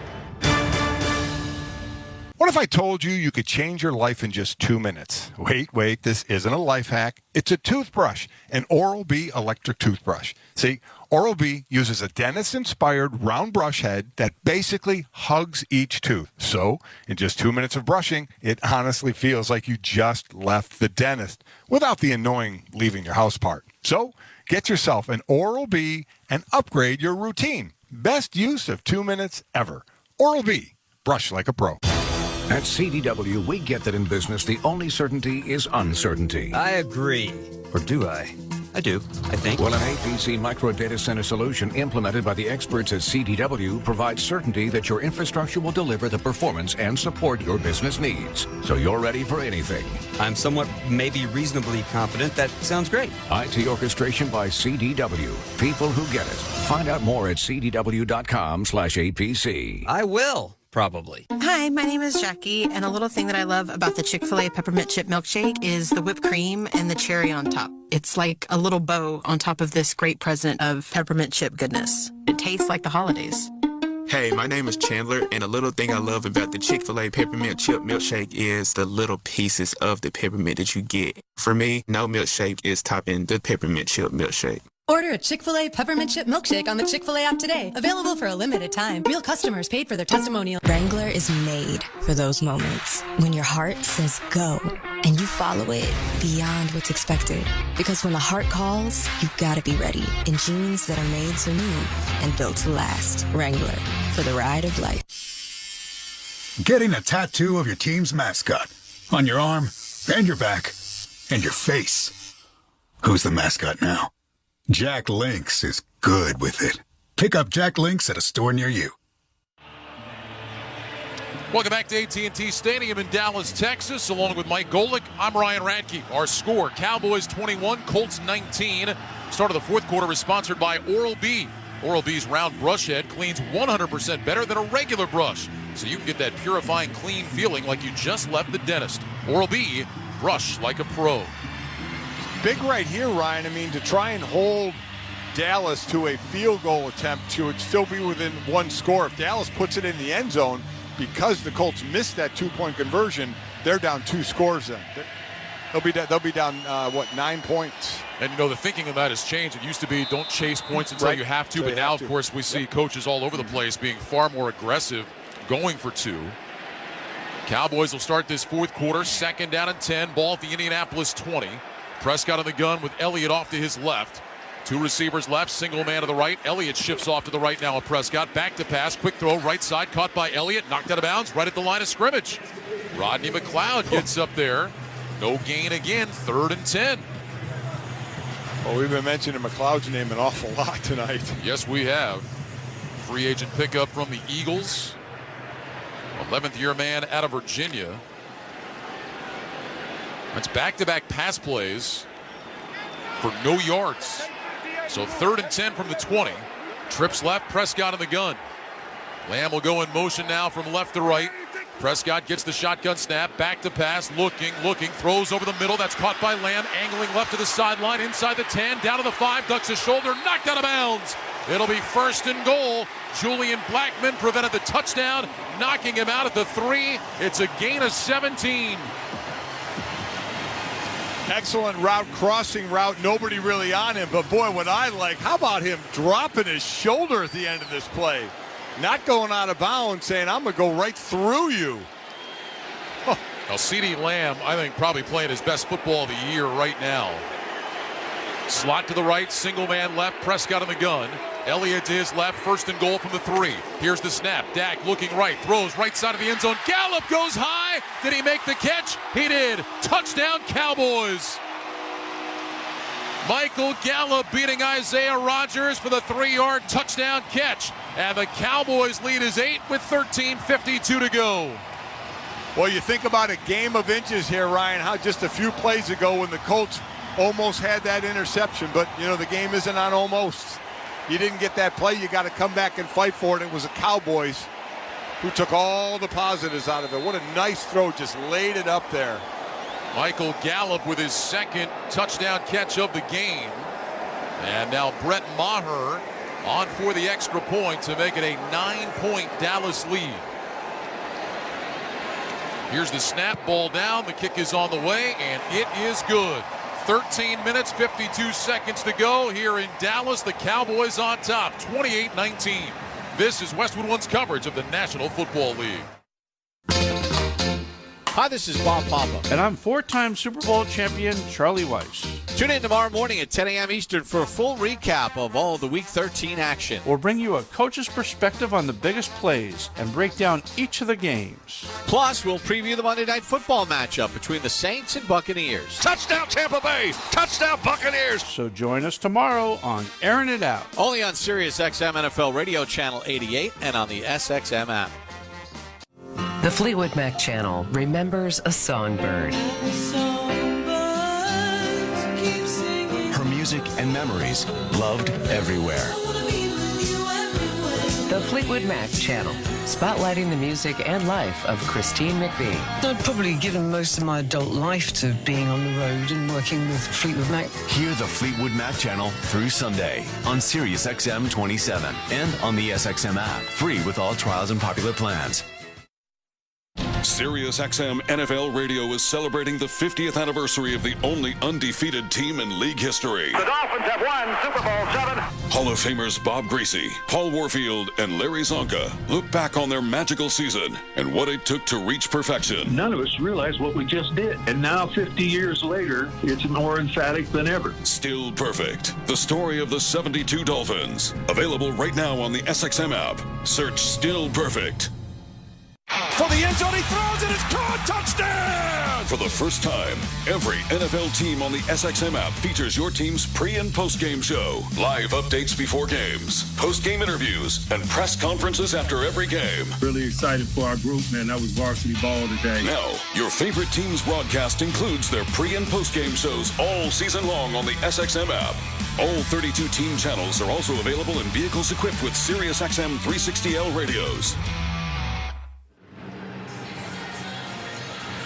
Time for the Dell Small Business Fact of the Game. With 3 touchdown passes tonight, Dak Prescott now with 156 in his career. That is third on the Cowboys all-time list, behind only Tony Romo and Troy Aikman.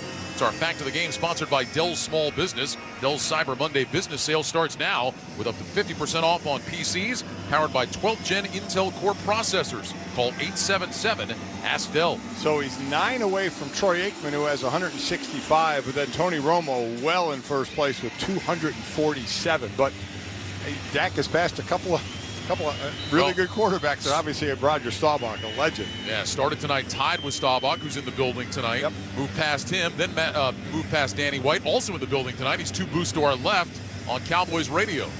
Here comes the approach and the kickoff from Maher, end over end. Dallas Flowers has it at the 1, straight ahead to the 5, now to the 10, heads right side 15, outside the near side numbers 20, 25, and he is pulled out of bounds from behind, up at about the 28-yard line. Tackle made by Peyton Hendershot, who has been active on special teams tonight. And now the Colts down by 9, still plenty of time to go in this game, 13:46 remaining. See if they can get something going here offensively as they start at their own 27. Yep, there is plenty of time. They can still run Jonathan Taylor, who again is now for 4 games in a row at 20 or more carries. He's right at 20 for 75 yards. Taylor is in there as the single back. 2 receivers left, 2 tight ends right. First down and 10, Colts at their own 27. Ryan under center now stands up, puts his hands on either side of his helmet. Squats back down, hands under center, takes the snap. He's back on a play fake, pressure coming. They dump it on the screen to the tight end, Mo Alley Cox. Along the right numbers to the 30, lost the football. Picked up by the Cowboys, racing back down the near sideline. Malik Hooker into the end zone. Touchdown Dallas. Hooker, the former Colt, picked up the fumble and takes it in. And the Cowboys extend the lead. Another defensive score. Damone Clark is the man that knocked it out. And Hooker, who had an interception earlier, scoops it up, takes it in from 38 yards out. 3rd defensive touchdown this year for the Cowboys. 11th in the last 3 years. Most in the NFL. Yeah, incredible. 5 last year, as you mentioned, 3rd now this year. It's not, you don't just get a turnover now. You always want to get a turnover, turn it into points. And I mean with the defense scoring those points. And they're so good at that. And boy, Mo Alley Cox is just sick. He was just pounding the turf that he let that ball get away. Cowboys going to go for 2, up 34-19. Boy, how about the night for Malik Hooker against his former team? He was named a captain for the game tonight, was out there for the coin toss. He has an interception and a fumble return for a touchdown. And by the way, that was an excellent play call. Good pressure, and they run the screen. That was going to be a very positive play. 2 receivers to the right. Shotgun snap to Prescott. Throws a lateral out to CeeDee Lamb. He's looking to throw and just throws it down into the turf. He was trying to get it to Noah Brown, who was not open, and Lamb did the smart thing. Didn't try to force it. He just threw it away. And it remains a 15-point Dallas lead. 13:34 to go in the game. Cowboys 34, Colts 19. You're listening to Sunday Night Football on Westwood One. Get ready for holiday feast season with Pepto-Bismol. Uncle Derek's here with his famous fried turkey. Hey, Aunt Mary brought the mac and cheese. Donna's here with the potato salad. Pepto-Bismol provides fast 5-symptom relief for unexpected stomach upsets. So enjoy the holidays. Pepto has you covered, no matter who made the potato salad. When you have nausea, heartburn, indigestion, upset stomach, diarrhea. Pepto-Bismol. Use as directed. Keep out of reach of children. Need to hire? Indeed will help scout some fresh talent for you. Their all-in-one hiring solution makes it easy to attract, interview, and hire candidates all from one place. The moment you post a sponsored job, you'll get instantly matched with quality candidates whose resumes on Indeed meet your job description. And you will only pay for applications that meet your job's must-have requirements. Flag those that don't, and they'll be replaced for free with another candidate on Indeed. Visit Indeed.com/credit. Scott Graham from our Westwood One studios. Let's check the scoreboard for Week 13, sponsored by Geico. Whether you rent or own, Geico makes it easy to bundle home and car insurance. Having a home is hard work, so get a quote at geico.com. Easy. Cincinnati beat Kansas City today 27-24 in the rematch of the AFC Championship game from last year. Baltimore holds off Denver by a score of 10-9. Raiders win again, their third in a row, knock off the Chargers 27-20. Cleveland wins without benefit of an offensive touchdown in Houston today, 27-14. It was Pittsburgh 19, Atlanta 16. The Philadelphia Eagles still the best record in football, 11-1 now after a 35-10 win over the Tennessee Titans. Washington Commanders and the New York Giants end in a 20-all tie today at MetLife Stadium. San Francisco beats Miami 33-17, but they lose Jimmy Garoppolo for the rest of the season. Seattle over the Rams 27-23. It was the Vikings holding off the New York Jets 27-22.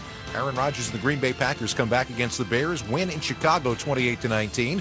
And it was Detroit winning yet again. They knock off Jacksonville 40-14. We'll have all of the highlights, post-game reaction, and details coming up when this one is done. For now, back to Ryan Racky and Mike Golick at AT&T Stadium. All right, Scott, thanks very much. 13:34 remaining. Cowboys, after the Malik Hooker touchdown, lead 34-19. The copyright of tonight's broadcast of Sunday Night Football on Westwood One is owned by the NFL on behalf of its member clubs. All rights to this broadcast are reserved, and any rebroadcast, recording, retransmission, or any other use of this broadcast without the express written permission of the National Football League is strictly prohibited. Brett Maher to kick it away to Dallas Flowers. High end-over-end kick. Flowers moving to his right. He's got it at the goal line. Straight ahead to the 5. Angles left to the 10. Now to the 15. Toward the far side numbers to the 20. And he is hit and brought down right there. Israel Mukwamu with the tackle at about the 22-yard line. And there is an injured Cowboy down at about the 30-yard line. So the training staff will come out and have a look. That is C.J. Goodwin, who is down and being attended to. Well, Mike, again, we just said it a minute ago, plenty of time left in this game, but that fumble return for a touchdown, I don't know if I want to say nail in the coffin, but it definitely hurt the Colts. What it does, it really now takes them out of their offense of what they would like to do. They can still run Jonathan Taylor some, but they're going to have to pass more. This pass rush will get going from the Cowboys. You can play a little tighter on defense because you know that ball is going to come out, so you can definitely press your guys a little more down the field and try and get yourself another interception. Boy, and when you can speak to this, you played on a great defensive line. When you got guys like Micah Parsons, like you had with Reggie White, who know that the other team is about to throw and really have only one thing on their mind, getting to the quarterback. I mean, that's like fresh meat in the lion cage, right? As I said, with DeMarcus Lawrence, Dorrance Armstrong, Dante Fowler, and Micah Parsons, all with 5 or more sacks. They're number 1 in the NFL in that category, players having that amount of sacks. Yeah, I was on that D-line. There was Clyde Simmons, Reggie White, Jerome Brown, Mike Pitts. I mean, when you know you're going to pass, these guys just absolutely tee off. And when you have multiple players that can rush, it's like, okay, I can only chip one or double another. You know, you can't double or chip all these guys. So they're going to be teeing off right now. The cool thing is that you sacrificed yourself accepting all those double teams to make Reggie look as good as he was. Well, that was neat by you. I took the double teams, and then somebody had to help those guys up after they sacked the quarterback. That's all. I was there like a step late. Goodwin able to limp off with some help from the training staff. Hopefully he's going to be all right. 1st and 10. Ryan on a play fake, rolls right, dumps it short, caught by Granson, and he's taken down for a loss. Deron Bland, another guy that has had a good game tonight. Rookie out of Fresno State, able to make the ankle tackle on Granson. Maybe got back to the line of scrimmage. 2nd down and long coming up. Yeah, like I said, you know, the Cowboys in the back end, they can just sit and wait and play up and know the ball's going to come out. Call it a loss of 1, 2nd down and 11. Ryan in the gun, slot left, single man right, that's Pierce. Taylor in the backfield off to Ryan's right. The veteran quarterback lifts that left leg, waits on the snap. He's got it back to throw, looking to his left, now throws over the middle. Campbell makes the catch, running right side numbers to the 30-yard line, and he is tripped up right there on the outside by Keldon Joseph. Good open field tackle. That'll bring up 3rd down and 1. By the way, the report on Anthony Brown, left ankle injury, out for the rest of the game. Mike mentioned he was carted back to the locker room. So 3rd down and a yard. Matt Pryor in the game at right tackle for the Colts. Slot left, single receiver right, that's Pittman. Ryan in the gun, takes the snap, fakes the handoff, looks, lobs it right side, that's intercepted! And they're going to say incomplete now. Jaron Kearse, I don't know what happened there. Matt Ryan just kind of threw that ball right at the feet of Kearse, and he nearly had a pick. 4th and 1, Colts will go for it. Yeah, I don't really know where he was throwing that ball. Micah Parsons putting pressure on. Boy, Pittman turned inside of the throw, went right behind him, and Kearse almost got it. And he had a receiver outside who was wide open. Well, this feels like it's it for the Colts. A final gasp on 4th and 1. Ryan in the gun, trips left, single man right. Taylor is the running back. Ryan takes the shotgun snap, back to throw, looks left, throws left, caught by Pittman. That'll be a 1st down. Up to the 35, Deron Bland with the tackle. And so the Colts connect there on 4th down to keep possession of the ball. Clock moving inside 12 minutes to go. 34-19 Cowboys. Ryan in the gun, Taylor to his left. 3 receivers to that right side. Ryan gets the snap, quick pass, right side, knocked down by Parsons. Oh boy. And boy, was that close to a pick 6. Oh, Parsons knew that one was coming. Tell you what, that throw is 1 beat later. Micah Parsons might be celebrating in the end zone right now. Oh, boy. And again, when you know they're going to throw the ball quick, you can press like that. You can play up a little, take some chances. Parsons not happy with himself. Not grabbing that one. 2nd down and 10. Slot right, single receiver left. Ball at the Cowboys' 36-yard line. Ryan gets the snap. Ryan back, looks, throws left side, caught by Granson on the numbers at the 40. He's wrapped up right there. I should have said at the Colts' 36-yard line, so that's a gain of 4. Trayvon Diggs, a guy we really haven't talked about much tonight, with the tackle, and it'll be 3rd down and 6. And they can get away with throws like that, you know, with 11 and a half minutes to go. It doesn't have to be a 1-minute drive for a touchdown. They certainly have some time. And understand as well, you're in 4-down territory as well, so you got 2 to make 5. 2 receivers to the right side. Pierce singled up to the left. Granson, the tight end, motions from left to right. Ryan in the gun, lifts his left leg, has the shotgun snap, back to pass, looking right, has time, floats it for the right sideline. That one is intercepted. It's picked off by the Cowboys, and it's Deron Bland. 2nd interception of the season for Bland, and the Cowboys take over with 11:01 to go. They lead 34-19. You're listening to Sunday Night Football on Westwood One. You've got advanced prostate cancer, but you're not waiting around.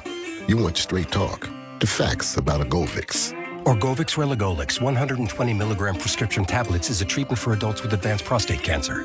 Fact, Orgovix is a different kind of androgen deprivation therapy treatment, a pill, not an injection. Orgovix may cause serious side effects, including a heart condition called QT prolongation.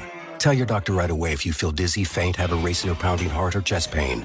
Orgovix can cause harm to an unborn baby or miscarriage. Use birth control during treatment and for 2 weeks after Orgovix treatment. The most common side effects include hot flushes, increased blood sugar and blood fat levels, muscle and joint pain, decreased blood hemoglobin levels, increased liver enzymes, tiredness, constipation, and diarrhea. Other side effects include weight gain, decreased sex drive, and erectile function problems. Orgovix may cause infertility. Talk to your doctor if infertility is a concern for you. Go with Orgovix. Ask your doctor. For more facts, visit gowiththefacts.com. I know a lot of you really want the State Farm personal price plan, but what's with the oversharing? Like this message from Sarah. Hi, Jake from State Farm. I eat hard-boiled eggs, like shell and all. Crunch is exquisite. You don't need to get that personal. The State Farm personal price plan helps you create an affordable price just for you. Like a good neighbor, State Farm is there. Call or go to statefarm.com for a quote today. Prices vary by state. Options selected by customer. Availability and eligibility may vary. O'Reilly. Improve visibility in your vehicle and save $10 on a pair of Trico Force wiper blades now at O'Reilly Auto Parts. Don't risk your safety because of bad wiper blades. Be ready for any weather. Our professional parts people will even install your new wiper blades for free. Visit your local O'Reilly Auto Parts or O'ReillyAuto.com. O'Reilly Auto Parts. Let's pause 10 seconds for station identification. This is Westwood 1, your home for Sunday Night Football. We're bringing the pop and sizzle with me, Adam Shine, on Channel Sports every weekday from 9 a.m. to noon Eastern on Sirius XM Mad Dog Sports Radio, Channel 82. Along with our producer, Mike Eby, making his triumphant return to Dallas, and Mike Golick, Ryan Radke here in the Grainger broadcast booth in Dallas. Field position is everything, and with over 250 Grainger branch locations, the right supplies and solutions for your industry are always right where you need them. Call, click, or stop by Grainger today. Deron Bland with the interception. Cowboys take over at their own 47, 1st and 10, leading 34-19 with 11:03 to go. Handoff to Tony Pollard on first down, dancing along the right hash, and he gets back to the line of scrimmage. That'll bring up 2nd down and 10. Grover Stewart on the tackle. Yeah, that throw by Matt Ryan was a little late to the outside, and there just wasn't enough on it. Just hung there, and it was really, really good coverage, obviously, by Bland to be there to pick it off. But just it's not a good connection from quarterback to wide receiver on that. 3 more giveaways for the Colts tonight, 24 on the season, most in the league. Prescott back in the gun. 2 receivers left, single man right, shotgun snap. Prescott back, throws down the middle, caught by Dalton Schultz across the 35, and he's down around the Indianapolis 30. Well, Dalton Schultz had a big game on Thanksgiving. He had been targeted a bunch tonight. Hadn't been able to get the receptions. That time he does for a gain of 22. McLeod was in coverage. You know, you see teams now with a lead like this and the time to try and burn the clock, run the ball. But the Cowboys are a team, and Kellen Moore with this play calling, they don't mind going over the middle or still throwing passes when you're up big like that to keep that possession moving. Prescott 20 of 30, 170 yards, 3 touchdowns and a pick tonight. Here's the snap, toss play to Pollard, running left, blockers in front, outside the numbers 25, down to the 20, 15 to the 10, cuts right at the 5, dancing into the end zone, touchdown Cowboys. Tony Pollard may have just put this one away. A 30-yard touchdown run, and Dallas leads 40-19 with 9:46 remaining in the contest. They're going nuts here at AT&T Stadium. Well, that's what you get with Tony Pollard. Anytime he touches the ball, he's got a chance of making a home run. That's exactly what he did there. 2nd touchdown run of the night, 8th of the season for Tony Pollard. That one from 30 yards out. And Brett Maher on for the extra point to give the Cowboys a 41-19 edge, and the extra point is blocked, rolling on the far side. Colts trying to pick it up. It is picked up by Okereke. He's the one who blocked it as well. Actually, Grover Stewart is the one that blocked it, and Okereke picks it up. He is run out of bounds. The lead remains 40-19 for the Cowboys. 9:46 to go. You're listening to Sunday Night Football on Westwood 1. Milkshake brings all the boys to the yard, and they're like, it's better than yours. Spilled your milkshake? Quick, the quicker picker-upper. Bounty picks up spills quicker. And each sheet is 2 times more absorbent, so you can use less than the leading Ordinary brand. So you can get back to your milkshake. My milkshake brings all the boys to the yard, and they're like, it's better than yours. Bounty, the quicker picker-upper. Will they find a home? Sponsored by Geico. Jane doesn't mind an apartment with no elevator. 5 flights of stairs is 5 plates of cardio. Bob is a little less enthusiastic about stairs. I hate stairs. Compromise is tough, but these two won't have to compromise when they bundle renters and car insurance with Geico. It's easy, and they could save even more. In the end, Jane and Bob found an apartment that's a 4-story walk-up. And Bob? Yeah, there's a freight elevator she doesn't know about. What were you talking about? Oh, nothing. Bundling without compromise at Geico.com. I wanted to know why some people who get COVID-19 get it so bad. I found out it may be because they have a high risk factor, such as heart disease, diabetes, being overweight, smoking, and asthma. Even if symptoms feel mild, these factors can increase your risk of COVID-19 turning severe. So if you're at high risk and test positive, there are things you can do, like asking your healthcare provider if an authorized oral treatment is right for you. Learn about an option at treatcovid19.com. This message is sponsored by Pfizer. This holiday season, switch to Boost Mobile and get a single line unlimited plan for $25 a month and a partridge in a pear tree? Coverage on America's largest 5G networks. How about 7 swans of swimming? No, but if you're not satisfied within the first 30 days, Boost gives you your money back. Turtle doves, French hens? The lowest truly unlimited plan on the market, one line for $25 a month when you switch. I'll take it. Boost Mobile. Unleash your power. Limited time offer. New customers only. One line for $25 per month with autopay. Device must be returned in like new condition. Monthly service refunded via e-gift card. Additional restrictions apply. See your local Boost Mobile store for details. Don't miss all the NFL excitement on NBC next Sunday night when the Miami Dolphins meet the Los Angeles Chargers. Of course, you can also hear Sunday Night Football each week right here beginning at 7:30 p.m. Eastern on many of these same stations, on the NFL app or online at westwood1sports.com. So Tony Pollard came into this game averaging 5.6 yards a carry, which was third amongst running backs. He's outdone that by 2 yards tonight. 12 carries, 91 yards, 7.6 per carry, and 2 touchdowns. 30-yard touchdown there. 19-0 Cowboys in the fourth quarter. Dallas this year in the second half, coming into tonight, was plus 71. Best point differential in the second half in the NFL this year.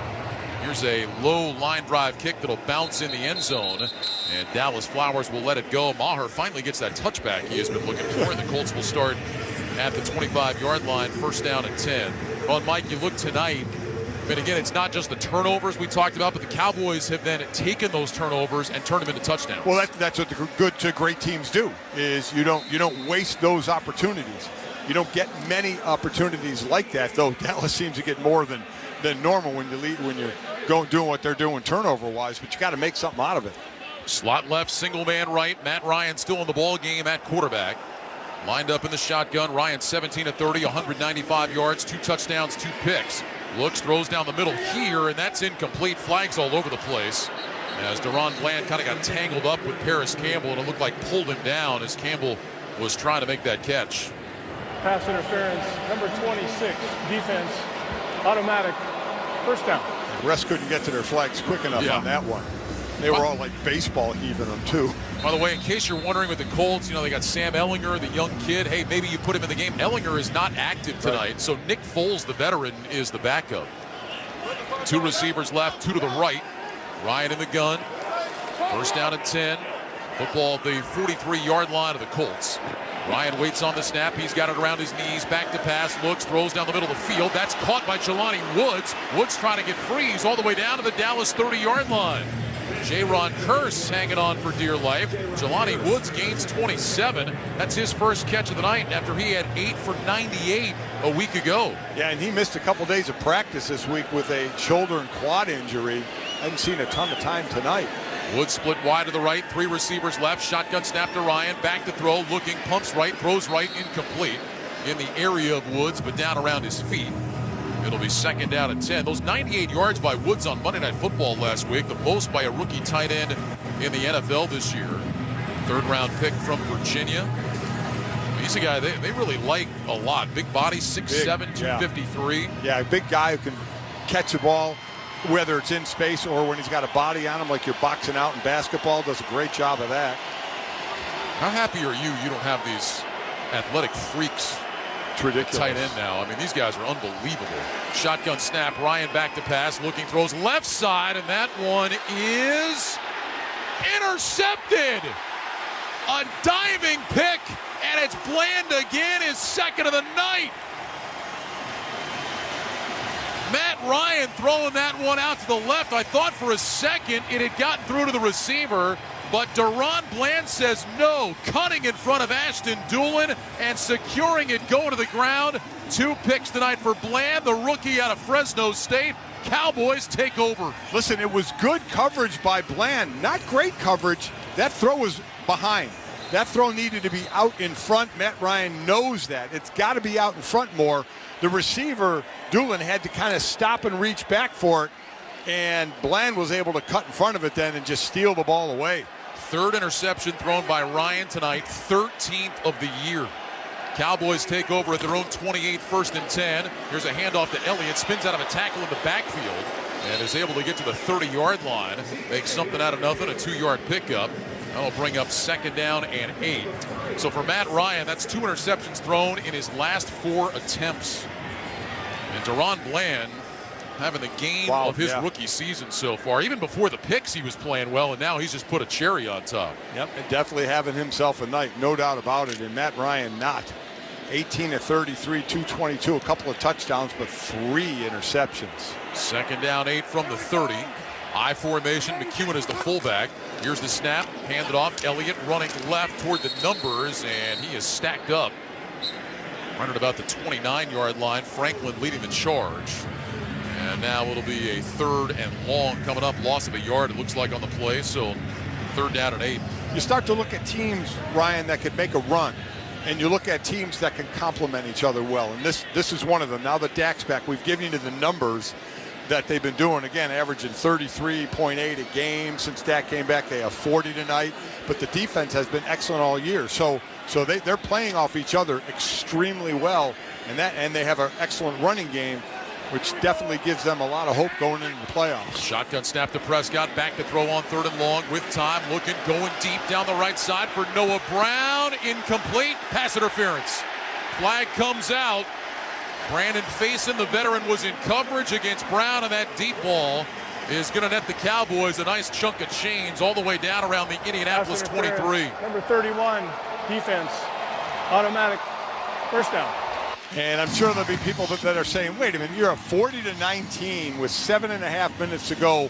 What are you doing throwing the ball deep? You know what? It's football. Yeah. Stop them. You know, I have no problem with plays like that at all. Yeah, it's not high school. Nope. You know, they're not going to just kneel on the ball or run it up the gut for the last 7 minutes. They're going to play ball. I'll tell you, Noah Brown did a nice job on that. Kind of slowed down a little bit, made sure he got that contact. It's a 44-yard penalty. They put it at the 27. Here's a handoff to Elliott, racing right side, turns the corner. 15 to the 10, cuts back, and he's tripped up at the 5. Julian Blackmon on the stop. It'll be 1st and goal, Cowboys, on a run of 22 by Zeke Elliott. That was Elliott's, I believe, 15th carry. Pollard, I believe, has 12 carries. Again, they've gone 2 games in a row where they've each had 15 carries. They won both those games. And those 2 guys together are right around 160 yards rushing tonight. In fact, it's 163 between the 2 of them on 27 carries. 1st and goal from the 5. That Zeke chant ringing out here. He does not have a touchdown tonight. Fans would love to see it. Dak under center, takes the snap. Give it to Elliott, running right, and not much there. Gets low and pushes forward to about the 40-yard line. It'll be 2nd down and goal. 6 minutes, 40 seconds remaining in the game. Kwity Paye on that last tackle. Yeah, I would imagine Zeke's going to get a couple of more chances here to hit pay dirt. When you look at the Cowboys' numbers this year, averaging about 139 yards per game on the ground. That's just been going up as of late, as you hear the Zeke chants again. They run the ball like this, Mike, when you get into the playoffs, into January. Boy, that could really be a huge benefit. Elliott shifts off to Prescott's right. 2nd and goal. Here's the snap. Give it to Elliott. Up the middle, pushing to the end zone, stretching to the end zone. He's in. Touchdown, Cowboys. Elliott with his 8th touchdown run of the season, 7th in his last 5 games. Zeke Elliott jumped in the Salvation Army pot. Remember on Thanksgiving, it was the tight ends that did it. They all got fined, and someone else will pay their fines for him, and Zeke will probably get one too. He did that a few years ago as well. I'll tell you what, just send that money right to the Salvation Army and everybody wins. Fill the pot with money. Tight ends played whack-a-mole in the Salvation Army Red Kettle. They did it very well, too. I thought they executed that very well. Very well done. So Maher on for the extra point. Here's the snap. The kick is on the way, and it is good. Just inside that right upright. And with 6:06 remaining, the Cowboys have seized firm control, leading 47-19. Zeke Elliott, 17 carries, 77 yards and a touchdown. Tony Pollard, 12 carries, 91 yards and 2 TDs. Dak Prescott's only thrown for 170 tonight, but he's got 3 touchdowns. He's completed 66% of his throws. You talked about it earlier, complementary football. Pass game complements the run game, defense complements it all. Look at what they're doing tonight against the Colts. Then they play the Texans. Then they play Jacksonville. 2 very winnable games before they face the Eagles again, who they've lost to earlier this year. By the way, with Zeke hopping into the Salvation Army Red Kettle, they played Jack in the Box that time. He crouched down, and then Dak came over like he was winding up the Jack in the Box, and Zeke popped out. Nice to know they have a plan when they go in there, right? Yeah. Whack-a-mole and Jack in the Box. It all works. And a lot of money going to charity. That's right. Which is cool. A reminder, you can watch NFL Network and Westwood One announcers Rich Eisen and Kurt Warner each and every Sunday on NFL Game Day morning, 9 a.m. Eastern, only on NFL Network. Brett Maher with the kick.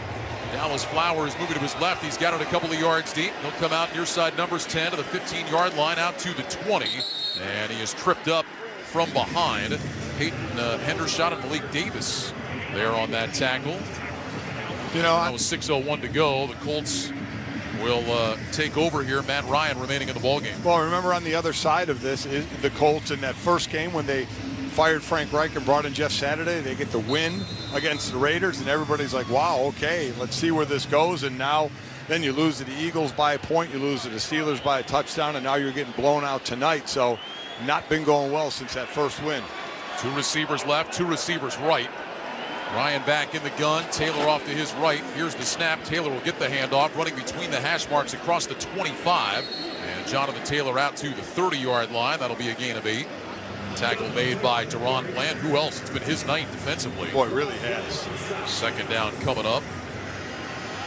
26 fourth-quarter points for the Cowboys tonight. As Taylor stands to the right of Ryan, who takes the shotgun snap, back to pass. Ryan looking, throws left side. That's caught by Woods. And he's out of bounds right around the line of scrimmage. J-Ron Curse on the tackle. Maybe a gain of a yard there. Now 3rd and short with 5:25 and a running clock to go here in Dallas. Well, the Colts, they really hung in tonight, Mike. I mean, remember, it was 21-19 going to the fourth quarter. Even though, as we said, it felt like the Cowboys were in charge. But just a 2-point game, and now in the fourth quarter, the Avalanche. It just shows, I mean, as you mentioned, they have the most turnovers. They're turning the ball over. They're not good enough to come back from turning the ball over. Just a lot of self-inflicted wounds that the Cowboys have absolutely taken advantage of. Trips right, single man left. Ryan takes the snap, back to pass, looking, checks it down left side, caught by Taylor and dropped for a loss on the play. Curse was just sitting and waiting for that one. And the minute Taylor caught it, Curse made the tackle back at the 29-yard line. Loss of a yard, yard and a half. 4th down, about 4 now for the Colts. With the clock moving, 4:38 to go. I would imagine if the Cowboys get a stop here, we'd probably see Cooper Rush at quarterback. Probably will, and I believe that was Dallas's 8th negative stop on the night. It's like college-esque. One of the only teams that had more coming into tonight was the Colts defense. Ryan back in the gun on 4th down. Trips right, single man left. Here's the snap. Ryan back, rush coming, steps up, throws over the middle, caught up at the 40-yard line by Pierce, and he may have lost the ball. There's a big pile up at around the 42-yard line. The ball was ripped out by Curse. And the signal is Cowboys football. Leighton Vander Esch with the recovery. And the Colts turn it over again. This nightmare of a fourth quarter continues. Boy, this game can't end soon enough for the Colts right now. And Cowboys would love to just keep on going. I mean, and this is what you do when you have a number of people around the ball, someone rip at the ball and try and pull it out, and that's exactly what they were able to do. 5th turnover by the Colts, although if they review this one, Pierce's knee may have been down before that ball came out. Jaron Curse was pulling at it. It looked like Pierce's knee was on the ground. Let's take a look again, Mike. See what you think. Right knee. Yeah, he's down. That's going to be a completion and a first down. A lot of celebrating for nothing right there. Well, then there was 5 Cowboys all trying to get the ball. It was just pinballing off white jerseys till Van Der Esch finally came out of there with it. But that does look like Pierce's knee was on the ground, and the Colts offense is starting to jog back out on the field. So is the Dallas defense. Well, they've all seen it, so I would imagine this won't take long for Carl Cheffers to announce. That'll be Pierce's 5th reception on the night, 9th target. After review, it is a catch, and the receiver was down by contact. First down, Indianapolis. So they'll put it at the 41-yard line. And the Colts will maintain possession with 4:07 to go in the game. And let me tell you, this is blood in the water for the Cowboys, whether it's rushing the passer, getting to the ball carrier, stripping the ball, intercepting. I mean, they are going for it all. Cowboys have had a couple of sacks tonight. Micah Parsons does not have one yet. Sack for him tonight would match his 13 from a year ago, which was a Dallas rookie record. It would also put him in some pretty elite company when you look at sacks in a player's first 2 years. Only Reggie White and Aldon Smith have had at least 13 sacks in their first 2 years in the NFL. Parsons would join them with a sack tonight. Ryan in the gun on 1st and 10 from his own 41. Here's the snap, back to pass, looks, throws left side. That's almost intercepted. Kelvin Joseph jumped in front of the intended target. Jelani Woods had his hands on it but couldn't pull it in. 2nd down and 10. Yeah, these guys are basically running the routes, right? I mean, they see what's going on. They know the ball is going to come out quick because Ryan is not going to have a ton of time. And they can just, like I said, play tight and jump routes. Well, Mike, the only time we've seen the Colts drive the ball down the field tonight, that long pass to Pierce. Other than that, everything has been underneath. 3 receivers to the right, 1 left. Ryan in the gun takes the snap. Back to throw, looking left, hit, and sacked. Back around the 30, the ball pops out, picked up by Sam Williams, racing to the end zone. Touchdown, Cowboys! Odighizuwa caused the fumble, and Sam Williams, the rookie out of Mississippi, takes it in. The Cowboys have put up half 100. 53-19 Dallas. It is fun time for the Cowboys when you're playing this way. As I said, blood in the water, you just sell out for the pass. Great low pass rush move, puts his right hand, slaps at the ball, and gets it. Odighizuwa just a fantastic job of staying low, dipping that right shoulder, and turning the corner. Well, it's Sam Williams there. He grabbed it. The question will be, was he touched with his knee on the ground? Yeah, he was. Definitely a fumble, definitely a recovery, but it looks like this may be coming back. The Dallas players and crowd have had a couple of things to really cheer for that have been negated. You know, a fumble where the receiver was down, and here, definitely he was down when he was touched when his knee was down, I believe. This Close Shave Instant Replay review sponsored by Barbasol Shaving Cream. Choose Barbasol Shaving Cream for a thick lather and close, comfortable shave. Barbasol, the American original for over 100 years. Better by Barbasol. It was the right guard, Will Fries, who looked like he touched him. Yeah, Fries was reaching for the ball, and he instead touched Williams. It looked like his right knee was on the ground. Yeah, they kind of hit hip to hip when Williams' knee was on the ground. But, Mike, this has been the other huge issue this year with Matt Ryan. Not only has he been under pressure, but the number of fumbles that Matt Ryan has lost. As a team, the Colts coming in tonight had lost 10 fumbles, most in the NFL. Ryan's had a terrible time hanging onto the ball when he's been under pressure. So now you do wonder, so they're going to be out. You know, they're not going to the playoffs. They have their bye next week, which is going to be really interesting how Jeff Saturday approaches that.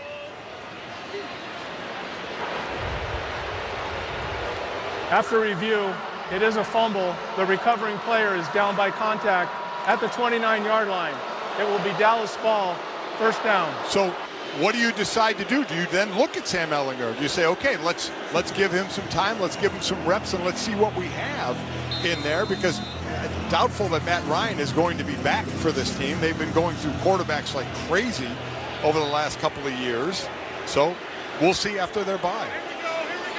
So the Cowboys will take over at the Colts 29. Cooper Rush is at quarterback. He'll toss it to Malik Davis running left.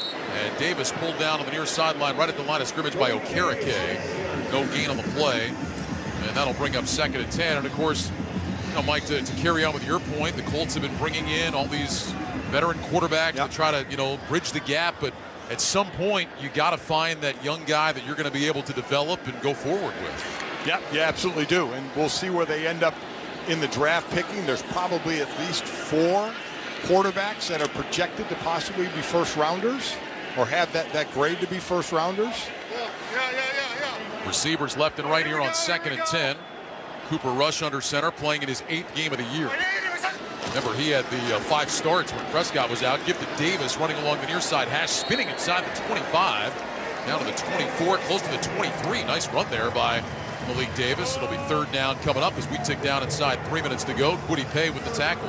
And you talk about complementary football. When you have to go to a backup quarterback, you want that guy to keep your team's head above water while your starter's out. Cooper Rush went 4-1. Yeah. I mean, you can't ask much more from your backup quarterback than that. And we were there for that one loss. That was in Philly on Sunday Night Football in Week 6. And, did not have a good first half, but the Cowboys made that a game in the second half. Yeah, Cooper Rush did exactly what the Cowboys needed him to do. 2 receivers to the right. Rush takes the shotgun snap. Handoff Davis again. Up the middle across the 20. Cuts left 15. Down to the 10. Down to the 5. Into the end zone. Touchdown Cowboys. Give one to Malik Davis, the rookie out of Florida. And the Cowboys have put up 53. They lead 53-19. First NFL touchdown for Malik Davis, the undrafted free agent. Opened his year on the practice squad, getting a chance late in garbage time tonight, and he finds the end zone. And the Dallas Cowboys just are pouring it on here tonight against Indianapolis. Brett Maher coming on for the extra point. His kick is on the way, and it is good. 33 fourth-quarter points for the Dallas Cowboys, a franchise record, and they lead 54-19. When we last did the Eagles, they rushed for, 360-some yards? Cowboys are, I think, at about 220 yards rushing. Boy, I look forward to when these two teams play in a few weeks again, the Cowboys and the Eagles. But as I mentioned, for the Dallas Cowboys, they're going to have the Texans at home here and then at Jacksonville. 2 what we would think would be winnable games, but this is the NFL, so you never know, before they host the Eagles on December 24th. By the way, the NFL record for points in a fourth quarter belongs to the Detroit Lions. In 2007, they had a 34-point fourth quarter against the Chicago Bears. Second on that list tonight, the Cowboys, 33 fourth quarter points. Do you think there is anybody on the Cowboys sideline that knows that and says, hey, let's try and get another field goal? Now, a minute ago we were saying it's not high school running up the score. That might be running it up a little bit. That might be. Wow, what a show they put on for, as you mentioned, this was a tight ball game. 21-19 going to the fourth quarter. I don't know if it felt that way. It felt like the Cowboys were in control, but the score said different. And the Colts were in it, and then, boy, Cowboys have just run roughshod over them since. Brett Maher to kick it away. Isaiah Rodgers waiting deep. Maher with a sideways twisting kick towards the near corner, taken by Rodgers on the run to the 10, heads left to the 15, across the 20-yard line. Rodgers over the 25 to the 30, tries to cut back to the right, hit, bobbled the ball for a second, but is able to hang on. And he'll be down at around the 33. Luke Gifford with the stop. Stay up to date with Westwood One Sports by following us on Twitter. In-game highlights, direct links to listen to live games, behind-the-scenes photos, and more. It's all just a click of the follow button away. That's Westwood One Sports on Twitter. So 2:18 remaining in the ball game. And I think the Colts now are just hoping to run this thing out. Yeah, just be done with it. Matt Ryan's still in the game. I was wondering if they may think about just letting him sit and putting Nick Foles in, but Matt is out there. You mentioned the Colts with a bye next week, but look at what's coming up. At Minnesota, they got the Chargers on Monday night, at the Giants before they close against Houston. Here's a handoff. Zach Moss spinning to his left and diving out close to the 34-yard line. Donovan Wilson with the tackle. That'll be a gain of 3 yards. And the Colts content to go back in the huddle. And with the clock running, we have reached the 2-minute warning. With the score, the Cowboys 54, the Colts 19. You're listening to Sunday Night Football on Westwood One. When cold symptoms keep you up, try Vicks NyQuil Severe for max strength nighttime relief. Just 1 dose of Vicks NyQuil Severe starts to relieve 9 of your worst cold and flu symptoms to help take you from 9 to none. Get some rest and feel better with Vicks NyQuil Severe. The nighttime sniffling, sneezing, coughing, aching, sore throat, stuffy nose, fever, best sleep with a cold. Medicine. Use as directed. A reminder to join us Saturday, December 10th for Westwood One's exclusive coverage of the Army-Navy game presented by USAA. John Sadak, Ross Tucker, and Tina Servasio bring you all the tradition, pageantry, and excitement from Lincoln Financial Field in Philadelphia. It's the 123rd Army-Navy game presented by USAA, beginning at 2 p.m. Eastern, right here on most of these same Westwood One stations. For more information or to listen to the live stream for free, log on to westwoodonesports.com. Handoff to Moss, running right side. He's across the 40-yard line. Now close to the 42. Deron Bland with another tackle, and that's going to be good enough for a Colts first down. Clock moving, 1 minute, 44 seconds remaining in the game. 54-19, Dallas on top. So these two teams, this is the 5th time the team with the most sacks played the team who's given up the most sacks. Coming into a game, the other 4 times, the team with the most sacks has had at least 3 sacks. Dallas has had that tonight. And they've won by an average of 12 points. Dallas is taking care of that as well. Ryan in the gun, Moss to his right, slot left, single man right. Ryan letting that clock run down, takes the snap. He will hand it off. Moss up the middle. And Kwamu rides him down near midfield. That'll take us down inside a minute to go in this game. Meanwhile, for the Dallas Cowboys, win tonight will move them to 9-3. Now, we talked about kind of a tough schedule for the Colts. Yep. Here's what the Cowboys have. They get Houston coming in next week. They go to Jacksonville. Then, of course, the Christmas Eve game against Philly. They're at Tennessee for a Thursday night game before closing at Washington. And now the Colts look like they're just going to take a knee and get the heck out of here. This is like at the end of a preseason game when you want everybody to get up after every play and not get anybody hurt at the end of a game. Ryan takes a knee, and that'll do it. The two teams will shake hands. The Dallas Cowboys, with a 33-point fourth quarter, pick up the win tonight, defeating the Indianapolis Colts. The final score, the Cowboys 54 and the Colts 19. Dallas now 9-3 on the season. The Colts, meanwhile, fall to 4-8-1. A dominating final quarter performance by the Cowboys, turning a 2-point game into a 54-19 victory. I mean, what can you say? I mean, they just absolutely dominated, but they're looking at the bigger picture here, trying to hang with Philadelphia. Again, they're a couple games back there. They've already lost to Philadelphia, but they get one more chance at them. So they know if they don't win the division, they're going to be, at best a 5th seed in the playoffs. So they'd love to catch Philly. We'll see how it plays out. Yeah, Eagles got the big win earlier today, and Dallas matching that. Coming out here tonight with an avalanche in this fourth quarter against Indianapolis. And the Cowboys end up with a victory. Dak Prescott throws for 170, 3 touchdowns and a pick. The running game was on point. Tony Pollard, 91 yards, couple of touchdowns. Ezekiel Elliott, 77 yards in the game. He also had a touchdown. CeeDee Lamb, 5 catches, 71 yards and a score. And Michael Gallup, questionable to play tonight because of an illness this week. He has a couple of touchdown catches. The defense was spectacular. Deron Bland with a couple of picks. Malik Hooker had a fumble return for touchdown. That pass rush did what they do. All-around performance here from the Dallas Cowboys tonight to pick up win number 9 on the season. And moved to 9-3, staying within 2 games of Philadelphia in that NFC East, the division that just continues to win. With the Cowboys and Eagles winning today, the NFC East is now 34-13, of course, with the ties because the Giants and Washington, but 34-13 as a division. Let's head down to the field. Dallas running back Tony Pollard joins us now. Tony, congratulations. Ryan Radke, Mike Golick upstairs. This was a 2-point game going into the fourth quarter, and then just an onslaught from you guys. What was it like to be a part of that fourth quarter? I mean, it's big for the team, for us to come out and get a big win like this. All week, we said it'll take every phase of the team, special teams, offense, and defense, and, we did a good job of that today. So when it was a 2-point game, what was the discussion either in the huddle or on the sideline about trying to get where you guys got, where you really blew them out at the end?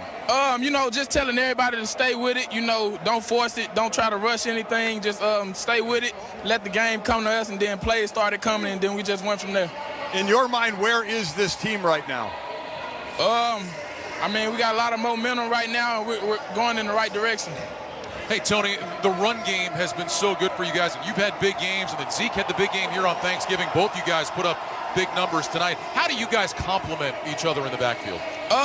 Just being able to go out there and give the defenses different things to look at, prepare for two different type of players and two different styles, and just keeping the defense on their toes out there. Hey, Tony, congratulations on the win. We appreciate a few minutes. Thanks very much. Thank you, Bevan. Cowboys running back Tony Pollard down on the field, 12 carries, 91 yards, 2 touchdowns tonight, and the Dallas Cowboys blow out the Indianapolis Colts 54-19. When we return, Scott Graham rejoins us from our Progressive Insurance studios with the postgame report. Protect the stuff you love with Renter's Insurance. Visit Progressive.com today. You're listening to Sunday Night Football on Westwood One.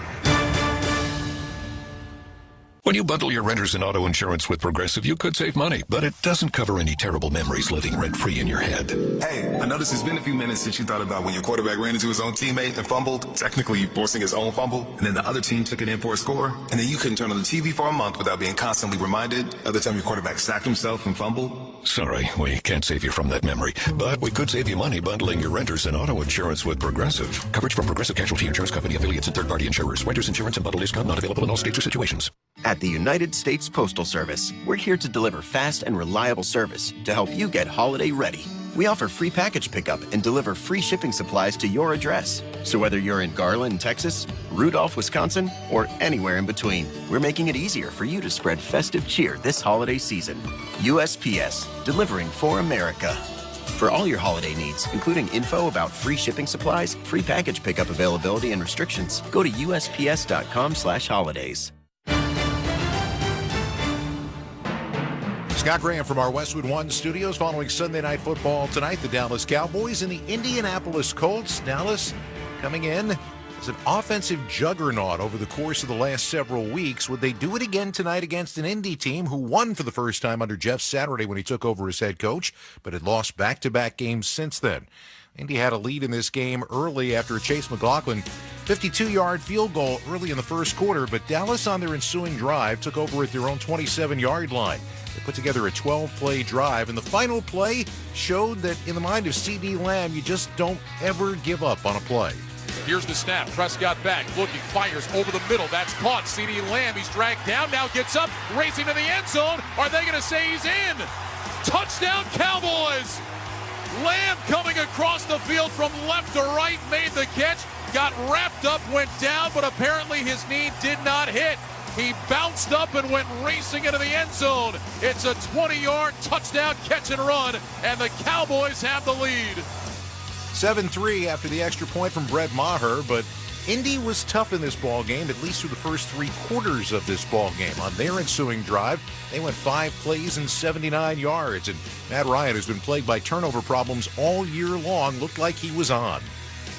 Second down 9, ball at the 14. Ryan in the gun, 2 receivers left. Here's the snap. Ryan back, pumps left, throws end zone, got a man wide open. It's caught. Touchdown, Colts. Ashton Doolin was all by his lonesome in the left corner of the end zone, beating Trayvon Diggs. Matt Ryan with the touchdown pass, and Indianapolis is back in front. 9-7 Colts with 2:37 to go in the first, and the extra point try coming up. Extra point was good. It was a 10-7 ball game at the end of one, but Dallas was already getting ready for yet another drive. And one of the things we saw out of this team again tonight was that tremendous balance in their ability to run the football. Before it was all said and done, they ran for 220 yards on the night tonight. At the end of a 6-play, 56-yard drive, Tony Pollard put him back in front. Pollard lines up to Prescott's left, now shifts to his right. Dak wants the snap. He's got it. Handoff Pollard up the middle to the end zone. Touchdown Cowboys.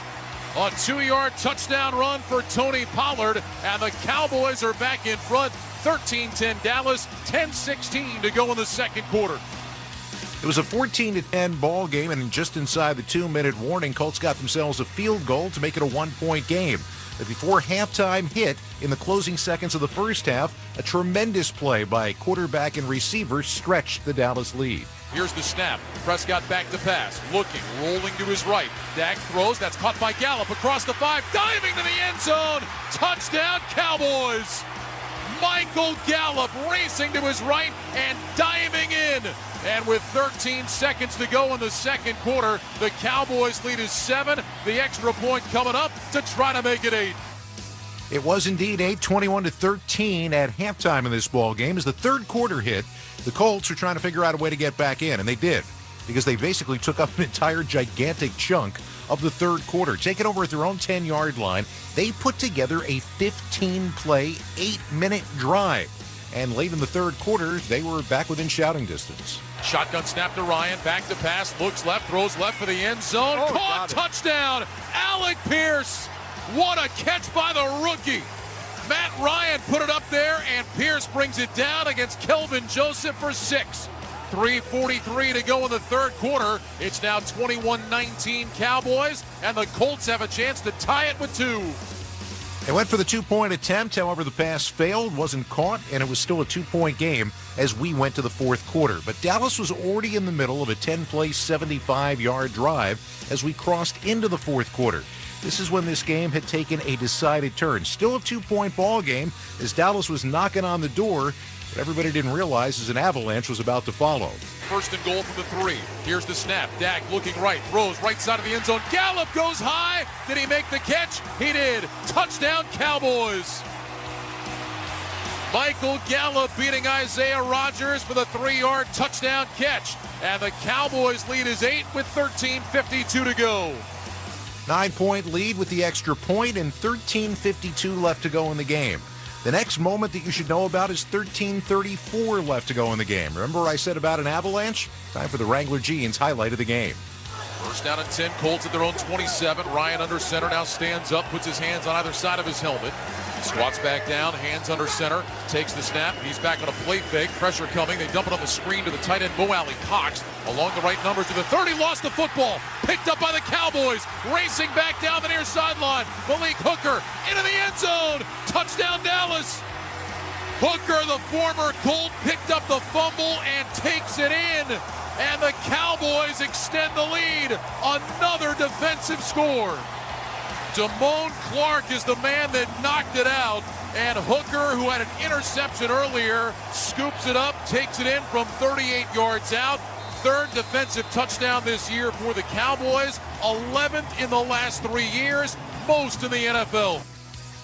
That is the highlight of the game, sponsored by Wranglers. 75 years of history and still blazing trails. Check out Wrangler.com today to discover new styles and all the latest denim trends. Wrangler, for the ride of life. That defensive touchdown actually was the first of what looked like it could have been 3. However, 2 of them got called back later in the fourth quarter. But this was an onslaught in this fourth quarter as Indianapolis kept turning the ball over and the Dallas Cowboys just kept scoring. Here's the snap, toss play to Pollard, running left, blockers in front, outside the numbers 25, down to the 20, 15 to the 10, cuts right at the 5, dancing into the end zone, touchdown Cowboys. Tony Pollard may have just put this one away. A 30-yard touchdown run, and Dallas leads 40-19 with 9:46 remaining in the contest. They're going nuts here at AT&T Stadium. No may-have about it. They end up putting up 2 more touchdowns over the course of the fourth quarter. 33 points in the fourth quarter, second most in NFL history, and they win going away tonight over the Indianapolis Colts by a final count of 54-19. Scott Graham in our studio with more on tonight's game. Let's go back and rejoin Ryan Ratke and Mike Golick at AT&T Stadium. Guys? All right, Scott, thanks very much. Just a couple of more notes on the points put up by the Cowboys tonight. You just mentioned 33 points in the fourth quarter. It's tied for the second most ever in an NFL game, tied with the vaunted 1925 Chicago Cardinals in a game against the Milwaukee Badgers. Remember that? Yeah, I know you do. You were tuned in to that game. Yeah. 54 points tonight is the most by any team this season. Previous high was the Cowboys when they had 49 against the Bears a little over a month ago. The fifth most points in a game in franchise history, second most since 1980. The other one was last year, Sunday Night Football. They beat Washington 56-14 that night. That was a game the Cowboys just dominated from start to finish. Washington was decimated. The Cowboys took charge. It was never a game. Tonight, we have to keep reminding ourselves, this was a 2-point game going to the fourth quarter before the Cowboys outscored the Colts 33-0 in the fourth. And as we talked about, Mike, it came from everywhere. Offense, defense, run game, pass game. Everybody was involved. As I said, this team complements each other so well, from the running of Pollard and Zeke, of what they're doing together, to then the passing game. CeeDee Lamb being the man there, and Schultz, I think, at tight end, doing a great job. Again, it's tight end you here with all the tight ends that they have. But this defense is not only a great defense, but they're a turnover defense as well, which turnovers you can work on all you want. Some are because you work on them, and some are because you're fortunate that year to get a lot of turnovers. But you could tell they work on it, and they don't just work on turnovers. They work on doing something with the ball when you get it.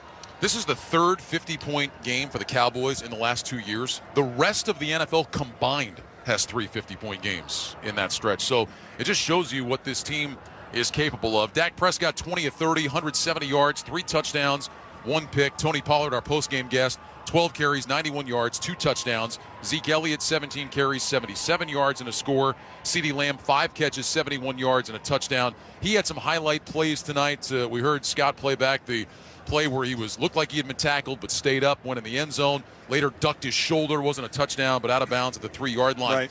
It just feels like a Dallas team, Mike, that with the stretch run coming up is really starting to play their best football. And with the schedule ahead of them, feels like they are poised to make a push. Well, I agree. We talked about their schedule going forward, home to the Texans and at Jacksonville before the Eagles. As far as the Eagles have the Giants and the Bears before that matchup on Christmas Eve. But they are going in the right direction. Now, coming to the end of the season, it's also attrition. Keep your guys healthy. Remember, 4 of the 5 offensive linemen have started every single game this year. So there's a lot of continuity there. They haven't been hit real big by the injury bug, save for Dak early in the season. So it's kind of all coming together for them pretty well. Time to select our Geico drive of the game. A lot to choose from tonight. Yeah, there really is. But you got to go with, after the Colts had that 15-play, 90-yard drive to cut the lead to 2 points, we went the next possession, we were going in then to the fourth quarter with a 2-point lead for the Cowboys. Dallas went on a 10-play, 75-yard drive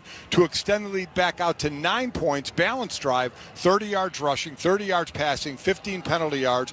The touchdown was a 3-yard pass from Prescott to Gallup. That started the run of 33 straight points in the fourth quarter for the Cowboys. It's our drive of the game, sponsored by Geico. Whether you rent or own, Geico makes it easy to bundle home and car insurance. Having a home is hard work, so get a quote at geico.com. Easy. And keep this in mind with the Cowboys. If they don't catch the Eagles, and they still have the head-to-head meeting, they still have time. But if they don't catch them, we could be talking about a 14-3, 13-4 Dallas team going on the road in the first round of the playoffs at that NFC South champion, if it's Tampa Bay or whoever wins up winning that division. All right, meanwhile, on the other side for the Colts, we talked a little bit about it down the stretch. 4-8-1 on the season. Hung around tonight before the Avalanche hit them in the fourth quarter. They have the bye week and then kind of a tough stretch to finish. What do you see them needing to do? What should they do down the stretch of this year? So what's always interesting to me is the players on the team, because you have some players who are secure in their job and their contracts and others who aren't, right? So do you start to see the trailer hitched up to the car mentality on some players? If you were coming in on Tuesday or Wednesday, Thursday, or even the day off, working out at 7:30, are you showing up at 8:15 now, 8:30? If you were staying after practice to watch some film, are you cutting that a little short to go home? What is each individual player doing to finish the season out. Then there's those players who aren't as secure. It's self-preservation. Now, I've got to play well. The biggest thing you worry about is don't get injured, at this point in a bad year and then have to rehab in the offseason. I'll be interested to see what Jeff Saturday does in the bye week, either a normal kind of work week or say, guys, get out of here for a while. Just go clear your heads. We're out of the run here. Go clear your heads. And then the biggest thing to me is, will Sam Ehlinger be the quarterback? Do you want to see what he could do in the last handful of games before you go into the offseason, probably have a high draft pick and decide if you want to grab a quarterback or not? Yeah, Ehlinger made 2 starts this year, week 8, week 9. Then when Saturday took over, he was back on the bench. He was inactive tonight. Nick Foles, the backup. Cowboys win it 54-19. Mike, we will see you in L.A. next week. Interesting game with the Dolphins and the Chargers. Sure is. Got to see how Tua recovers. Got nicked up in the game today. And then we head out to L.A. I'll take you out.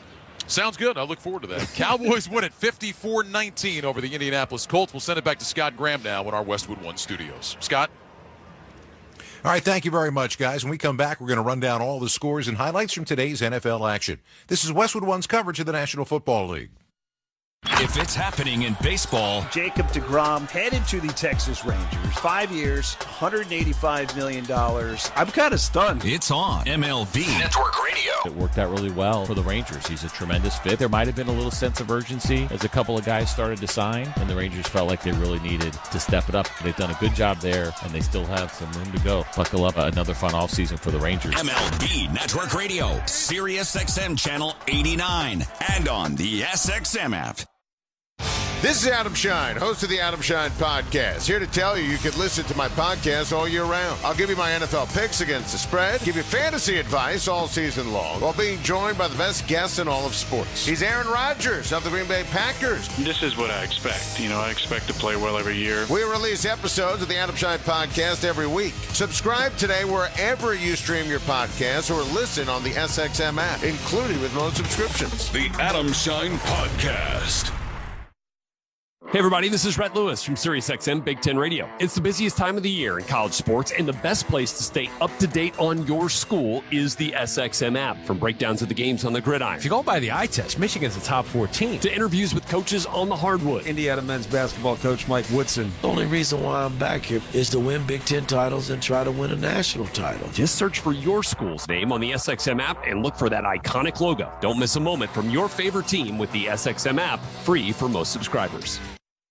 I play sports because it's fun. I play because I love my team. I play to feel strong.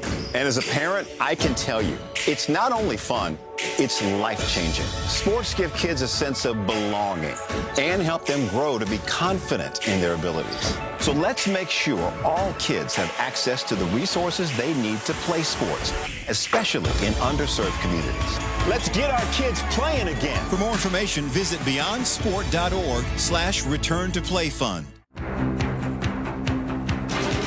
Welcome back to the Sunday Night Football postgame show. Following a Dallas Avalanche in the fourth quarter and a huge win over the Indianapolis Colts tonight, let's take a look back at what happened earlier today in the National Football League. It was Cincinnati and Kansas City. You remember it well, right? The AFC Championship game from last year. That was the game that Kansas City led 21-3, and then the Bengals came back to win in overtime, 27-24. Today, Cincinnati playing at home had a lead in this ball game. And Kansas City figured out a way to score in the second half against the Bengals, at least in the third quarter, and come back. So it meant that Cincinnati needed to come back on their own to try to win the game in the fourth quarter.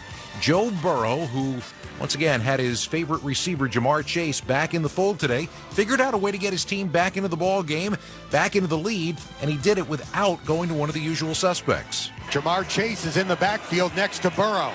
Burrow wants to throw, short pass, caught at the 5, boom. Chris Evans into the end zone, touchdown, Bengals, Cincinnati takes the lead with 8:54 to go. Dan Hoard, Dave Lapham, Cincinnati's ESPN 1530 and the Bengals Radio Network. You wonder, by the way, whether any of these guys get into the end zone without that little bit of a nudge from Dave Lapham. Cincinnati took the lead and ultimately ended up winning the game as they hold on over the course of the final 8 minutes, keeping Patrick Mahomes out of the end zone, 27-24 the final. For Burrow on the day today, a couple of touchdowns through the air. He also ran for a score. Jamar Chase in his return, 7 catches and 97 yards. And by the way, Joe Burrow is now 3-0 in his career against Patrick Mahomes. Who else can say that? Joe, what's that all about? Great players around me, great coaches. We just have guys that just seem to make big plays in big-time games and big-time moments. I was really kind of hoping I'm just better than he is. We didn't get that. Cincinnati now 8-4 on the year. For Mahomes, not a typical game. He ran for a score, threw for a score, but Travis Kelce, 4 catches, 56 yards, and lost a key fumble in this one. Kansas City is now 9-3 on the year. They're still the 1 seed in the AFC, but things just got an awful lot closer. Baltimore helped keep those things closer today when they rallied late against Denver. They had just 3 points going into a final drive to try to win the ball game, and ultimately they got it as Tyler Huntley led them into the end zone. He had a game-winning 2-yard rushing touchdown with just 28 seconds left to go. Baltimore wins the game by a score of 10-9. As turned out, Brandon McManus actually had a 63-yard field goal attempt as time expired, but it came up short at M&T Bank Stadium. Huntley was playing because Lamar Jackson went down in the second quarter of this ball game with a knee injury. A lot of people were concerned about what that meant, not just for today, but moving forward. Here's what John Harbaugh had to say about his quarterback status after the game. It's just a knee, but it's not a season-ending type of knee. We'll get more tests tomorrow and let you know how long it's going to be. We'll see. Hopefully I'll have something for you tomorrow afternoon, certainly by Wednesday. Be more definitive, but it's going to be a number, days to weeks. We'll see. We'll see if we can go back this week. If not, it'll be sometime after that shortly. Huge sigh of relief for Baltimore fans. Huntley threw for 187 yards on the day today in relief and ran for 41 more. So the Ravens are 8-4, still sitting up on top of their division in a tiebreaker with the Bengals. Denver, not a lot going on today. Russell Wilson threw for 189 yards. This is becoming a theme all year long for the Broncos, who are now 3-9 on the season. All right. Las Vegas, a team that a lot of people probably counted out after they lost 3 games in a row. They had to figure out a way to come back and win 3 games in a row. Playing at home against the Chargers today in Las Vegas, they figured out a way to get the offense going as it has all year long. See, the equation here is Derek Carr's got to throw the ball to Davante Adams. Carr in the shotgun. Snap. Back to pass. Looking left. Lofting left. To the end zone. Adams grabs it falling down. Touchdown, Davante Adams. He was on his backside, and the ball landed in his lap. One play, one touchdown. Got to call my old friend Jason Horowitz on the Compass Media Las Vegas Raiders Radio Network and say, why are you so surprised? Davante Adams does this every day. 8 catches, 177 yards. And once again, he finds the end zone again and again. Derek Carr throws the 2 touchdown passes, and Las Vegas wins by a score of 27-20. Hey, 3 wins in a row, 5-7. I know, it's crazy. There's not much time left, right? Las Vegas is only 2 games out of the playoffs in the AFC right now. Chargers are only 1 game back. Justin Herbert threw for 325 yards today and a touchdown in the losing effort for L.A. Today was the day that Deshaun Watson went back home again. Home used to be Houston. That, of course, is where he was originally drafted and threw for more than 14,000 yards and more than 100 touchdown passes. Well, after his suspension came to an end today, he played against the home crowd with the Cleveland Browns in his first game as a Cleveland Browns quarterback. And in all honesty, if you watch the game, Deshaun was rusty and did not look good. He threw for 131 yards on the day today and an interception, no touchdown passes, but Cleveland got their touchdowns. They just did it from defense and special teams. A punt return touchdown, an interception return touchdown, a fumble return touchdown. Unbelievable. They scored 27 points today without an offensive touchdown. The most the team has scored without an offensive touchdown since 1999. They beat Houston by a score of 27-14. Watson, of course, as you would imagine, heard boos as he walked out onto the field in a Browns uniform. Here's what he had to say after it was done. Houston is still part of me. It's part of my legacy. I got drafted here. We went through a lot of ups and downs with this organization. And, being traded was tough, but, it was a business decision, and it had to happen. So leading to that and then being my first game back here in Houston was tough. Walking into the stadium, on the opposite side of the stadium and locker room, it was different because I know exactly how those guys, get ready for games and how they do the pregame, the talk and everything. So it was a lot of emotion, a lot of just kind of, just trying to keep everything in. It was tough, but at the same time, it was very exciting to be able to just get my feet wet and just be able to just run around and take some hits and, just see everything kind of happen full speed. Browns are now 5-7 on the year. On the other side, Houston falls to 1-10-1. Kyle Allen getting his second start at quarterback. Throws a touchdown pass to Nico Collins, but a pair of picks. If you're a Houston fan, you've got the number 1 overall pick right now in the draft next year, and because you traded Deshaun Watson, the number 11 overall pick as well. Pittsburgh went on the road today and beat Atlanta 19-16. Kenny Pickett throws for a touchdown in this ball game. Najee Harris ran for 86 yards on the day. Connor Hayward had his first NFL touchdown. Yeah, that Hayward, the son of Ironhead Hayward and the brother of Cam Hayward. Pittsburgh gets the win, and as of right now anyway, their head coach Mike Tomlin has still never lost to the Atlanta Falcons in his career. He's 4-0 against them. Pittsburgh is 5-7. Atlanta misses an opportunity because they came into the day today just a half game behind Tampa Bay for the South lead, and Tampa Bay plays their Waterloo team, New Orleans, tomorrow night. Marcus Mariota threw for a touchdown in this one, and Drake London had 6 catches for 95 yards, but Atlanta is now 5-8. Still to come, more scores, highlights, and post-game reaction. You're listening to Sunday Night Football on Westwood One. Geico presents Daily Affirmations. Repeat after me. We are filled with an abundance of joy. We are filled with an abundance of joy. Also an abundance of questions. Good thing Geico has 24/7 claim service to help answer questions and resolve claims quickly. Good thing Geico has 24/7 claim service. We are also filled with an abundance of biscuits. We are also filled with, I don't think it works this way. Oh, and jam. Don't forget jam. To manifest more Geico in your life, go to geico.com. So I switched to Boost Mobile and got this free Samsung Galaxy A23 5G phone. Why do you think they call it the Galaxy? Maybe because the Samsung Galaxy A23 has a huge screen, and galaxies are huge gravitationally bound systems of stars rotating around a supermassive black hole. And the phone is free? When you switch to Boost Mobile. Cool. You lost me at gravitationally bound. Switch to Boost and get a free Samsung Galaxy A23 5G phone. Boost Mobile. Unleash your power. Limited time offer while supplies last. New customers only. Excludes tax. 1 device offer per line. Only available on certain networks. 5G not available everywhere. Additional restrictions apply. See your local Boost Mobile store for details.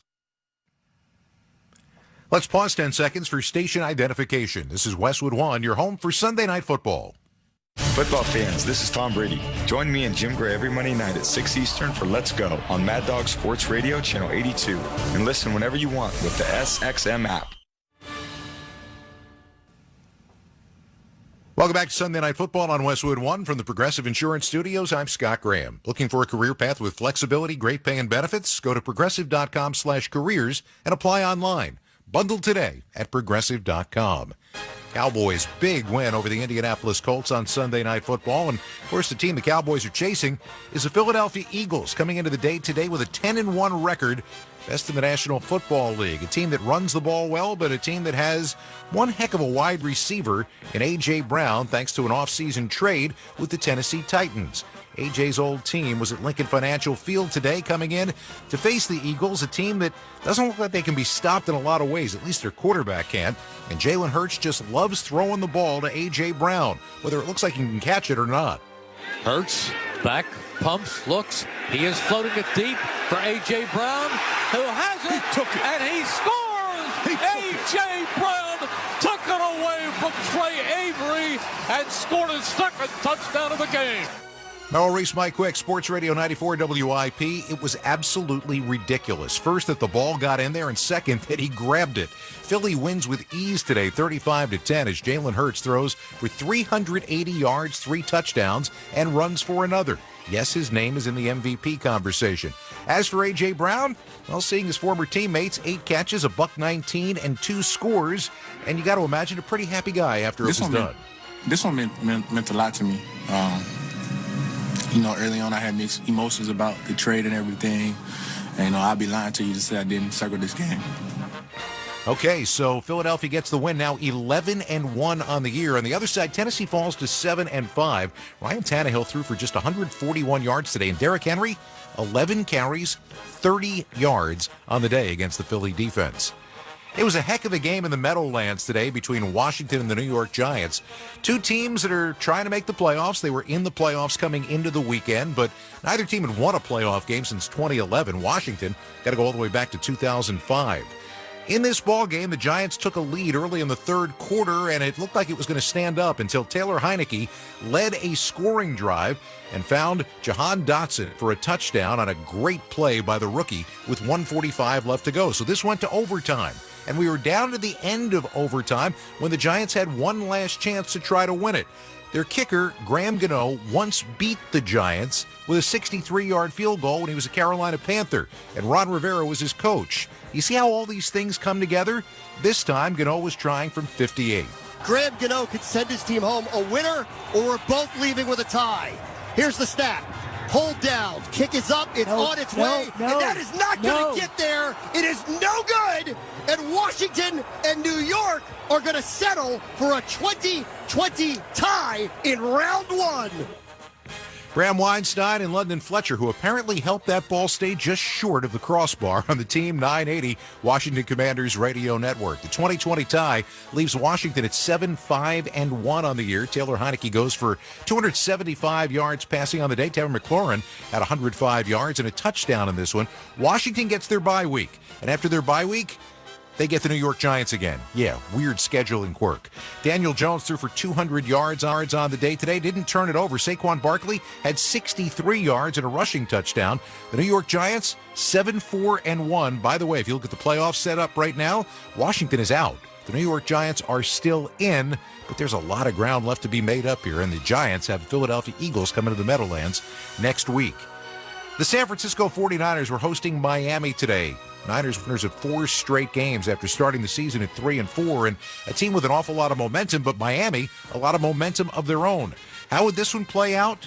Really poorly for San Francisco in the big picture, but pretty well for the day. Jimmy Garoppolo got carted off with a left foot injury early in this game, so Brock Purdy, who had a whole lot of NFL experience, got a chance to lead his team, and ultimately he led them to the lead. Here's Purdy out of the gun looking for McCaffrey on the goal line. Touchdown! San Francisco! Light the fuse. CMC has detonated. Greg Pop and Tim Ryan, the 49ers radio flagship, KNBR 680 in San Francisco. The Niners dominate this game in the second half and win by a score of 33-17. Purdy, 210 yards, a couple of touchdowns on the day today. Christian McCaffrey had a big day, 146 total yards and that touchdown. So San Francisco at 8-4 feels pretty good, right? Nope, because in the middle of the ball game, they got the diagnosis on Jimmy Garoppolo. The foot was broken, scheduled for surgery. His season is over. And Kyle Shanahan reacted after the game. I mean, just hearing it's pretty crushing. I mean, we know what Jimmy's been through, how hard he's worked at this. You know, I got that news a little in the second quarter, so it was a little different for me, even just how happy we were with that game. That was a really cool game just as a team, and all the stuff that went on throughout the game, and just be able to overcome some things. And it was such a special win, but definite mixed emotions hearing about Jimmy. I told the guys right after the game, and so I know that gave them some mixed emotions fast too, but it was a hell of a job by Brock coming in, stepping it up. He did a real good job today, and we're going to be ready to do our best to overcome this.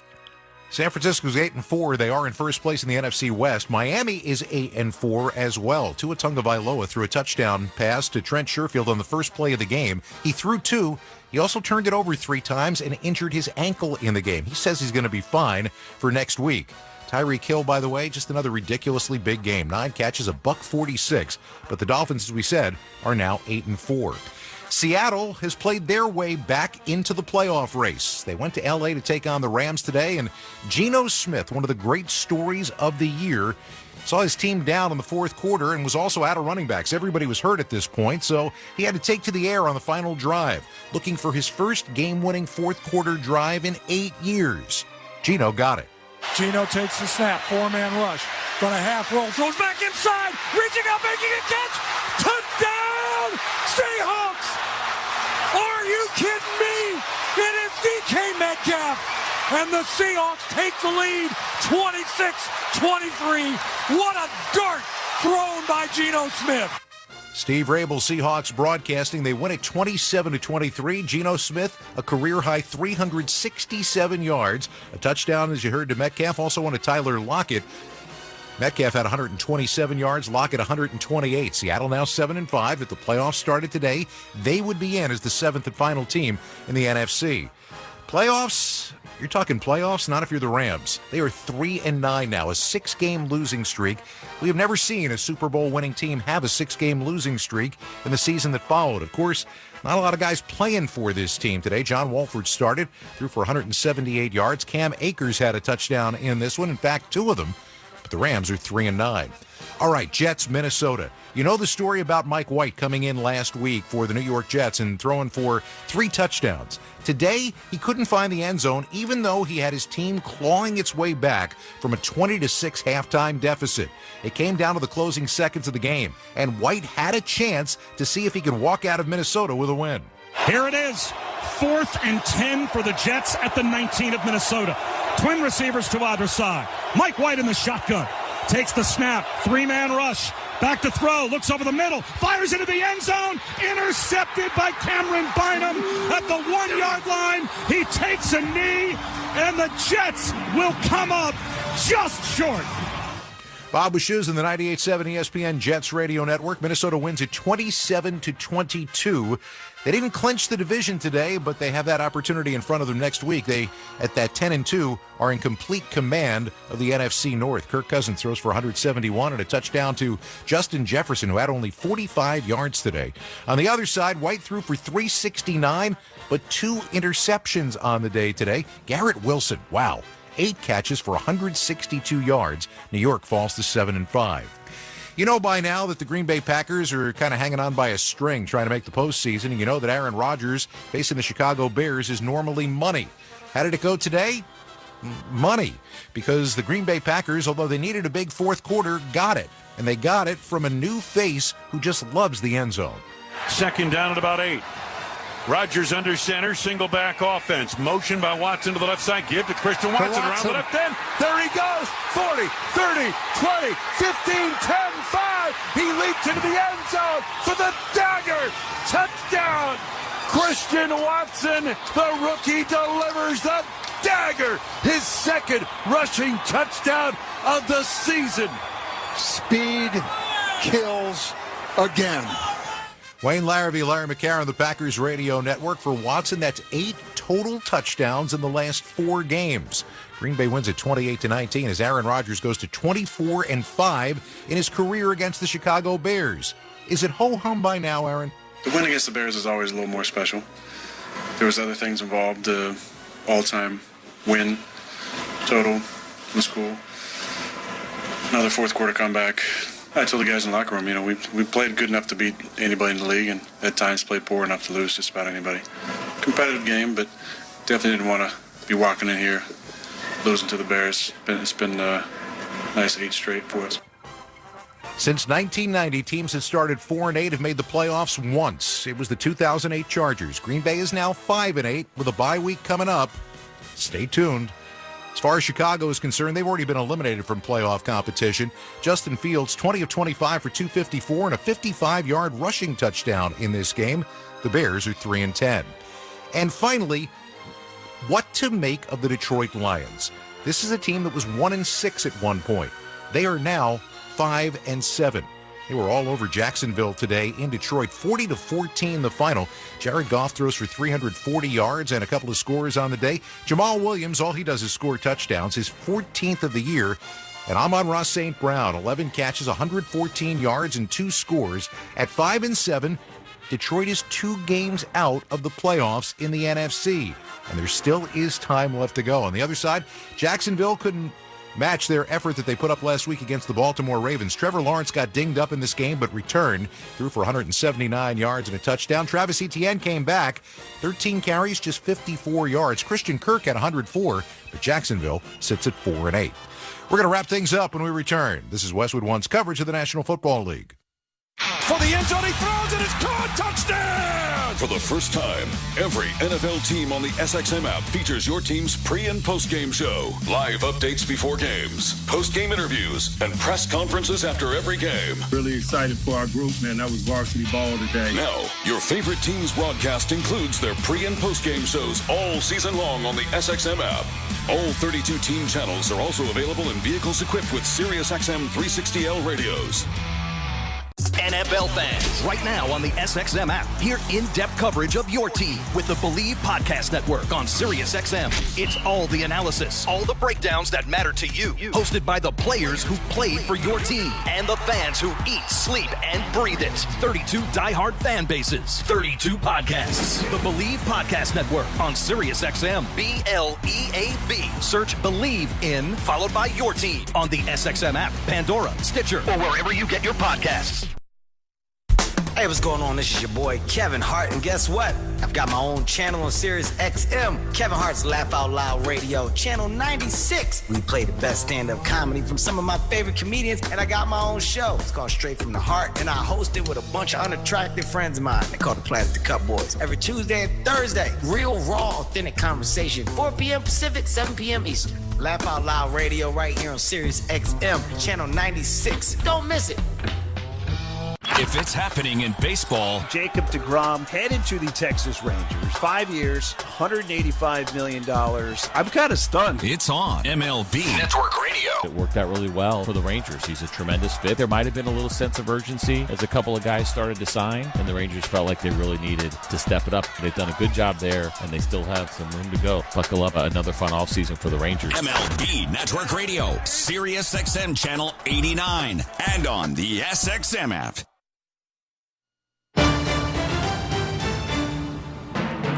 Final score, Dallas 54, Indianapolis 19. You've been listening to Westwood One's coverage of Sunday Night Football. Tonight's broadcast has been sponsored by Bounty Paper Towels, by Barbasol Shaving Cream, by Progressive Insurance, by AutoZone, by Jack Links, and by NFL.com. I want to thank our crew for this evening. Studio coordinator Art Martinez, production assistants provided by Ashley Ernessy and Charlie Barker. Our statistician Brian Sperry, our spotter Roberto Arguello, our engineer Mike Pirtle. Production supervisors Aaron Cummins and Brian Finkelstein. Coordinating producer Mike Eby. The executive producer of Westwood One Sports is Howard Deneroff. Join us again tomorrow night for Monday Night Football. The New Orleans Saints at the Tampa Bay Buccaneers. Kevin Harlan and Hall of Famer Kurt Warner have all the action. Pre-game coverage with NFL Network's Rich Eisen kicks off at 7:30 p.m. Eastern Time.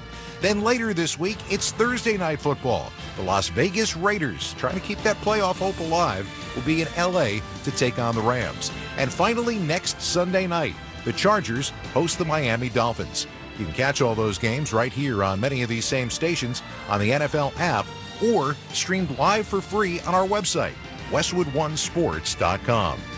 Once again, our final score from Dallas, an explosion from the Cowboys in the fourth quarter of 33 points. They beat the Indianapolis Colts 54-19. Now, for Ryan Radke and Mike Golick, I'm Scott Graham. Thanks for joining us. You've been listening to Sunday Night Football on Westwood One.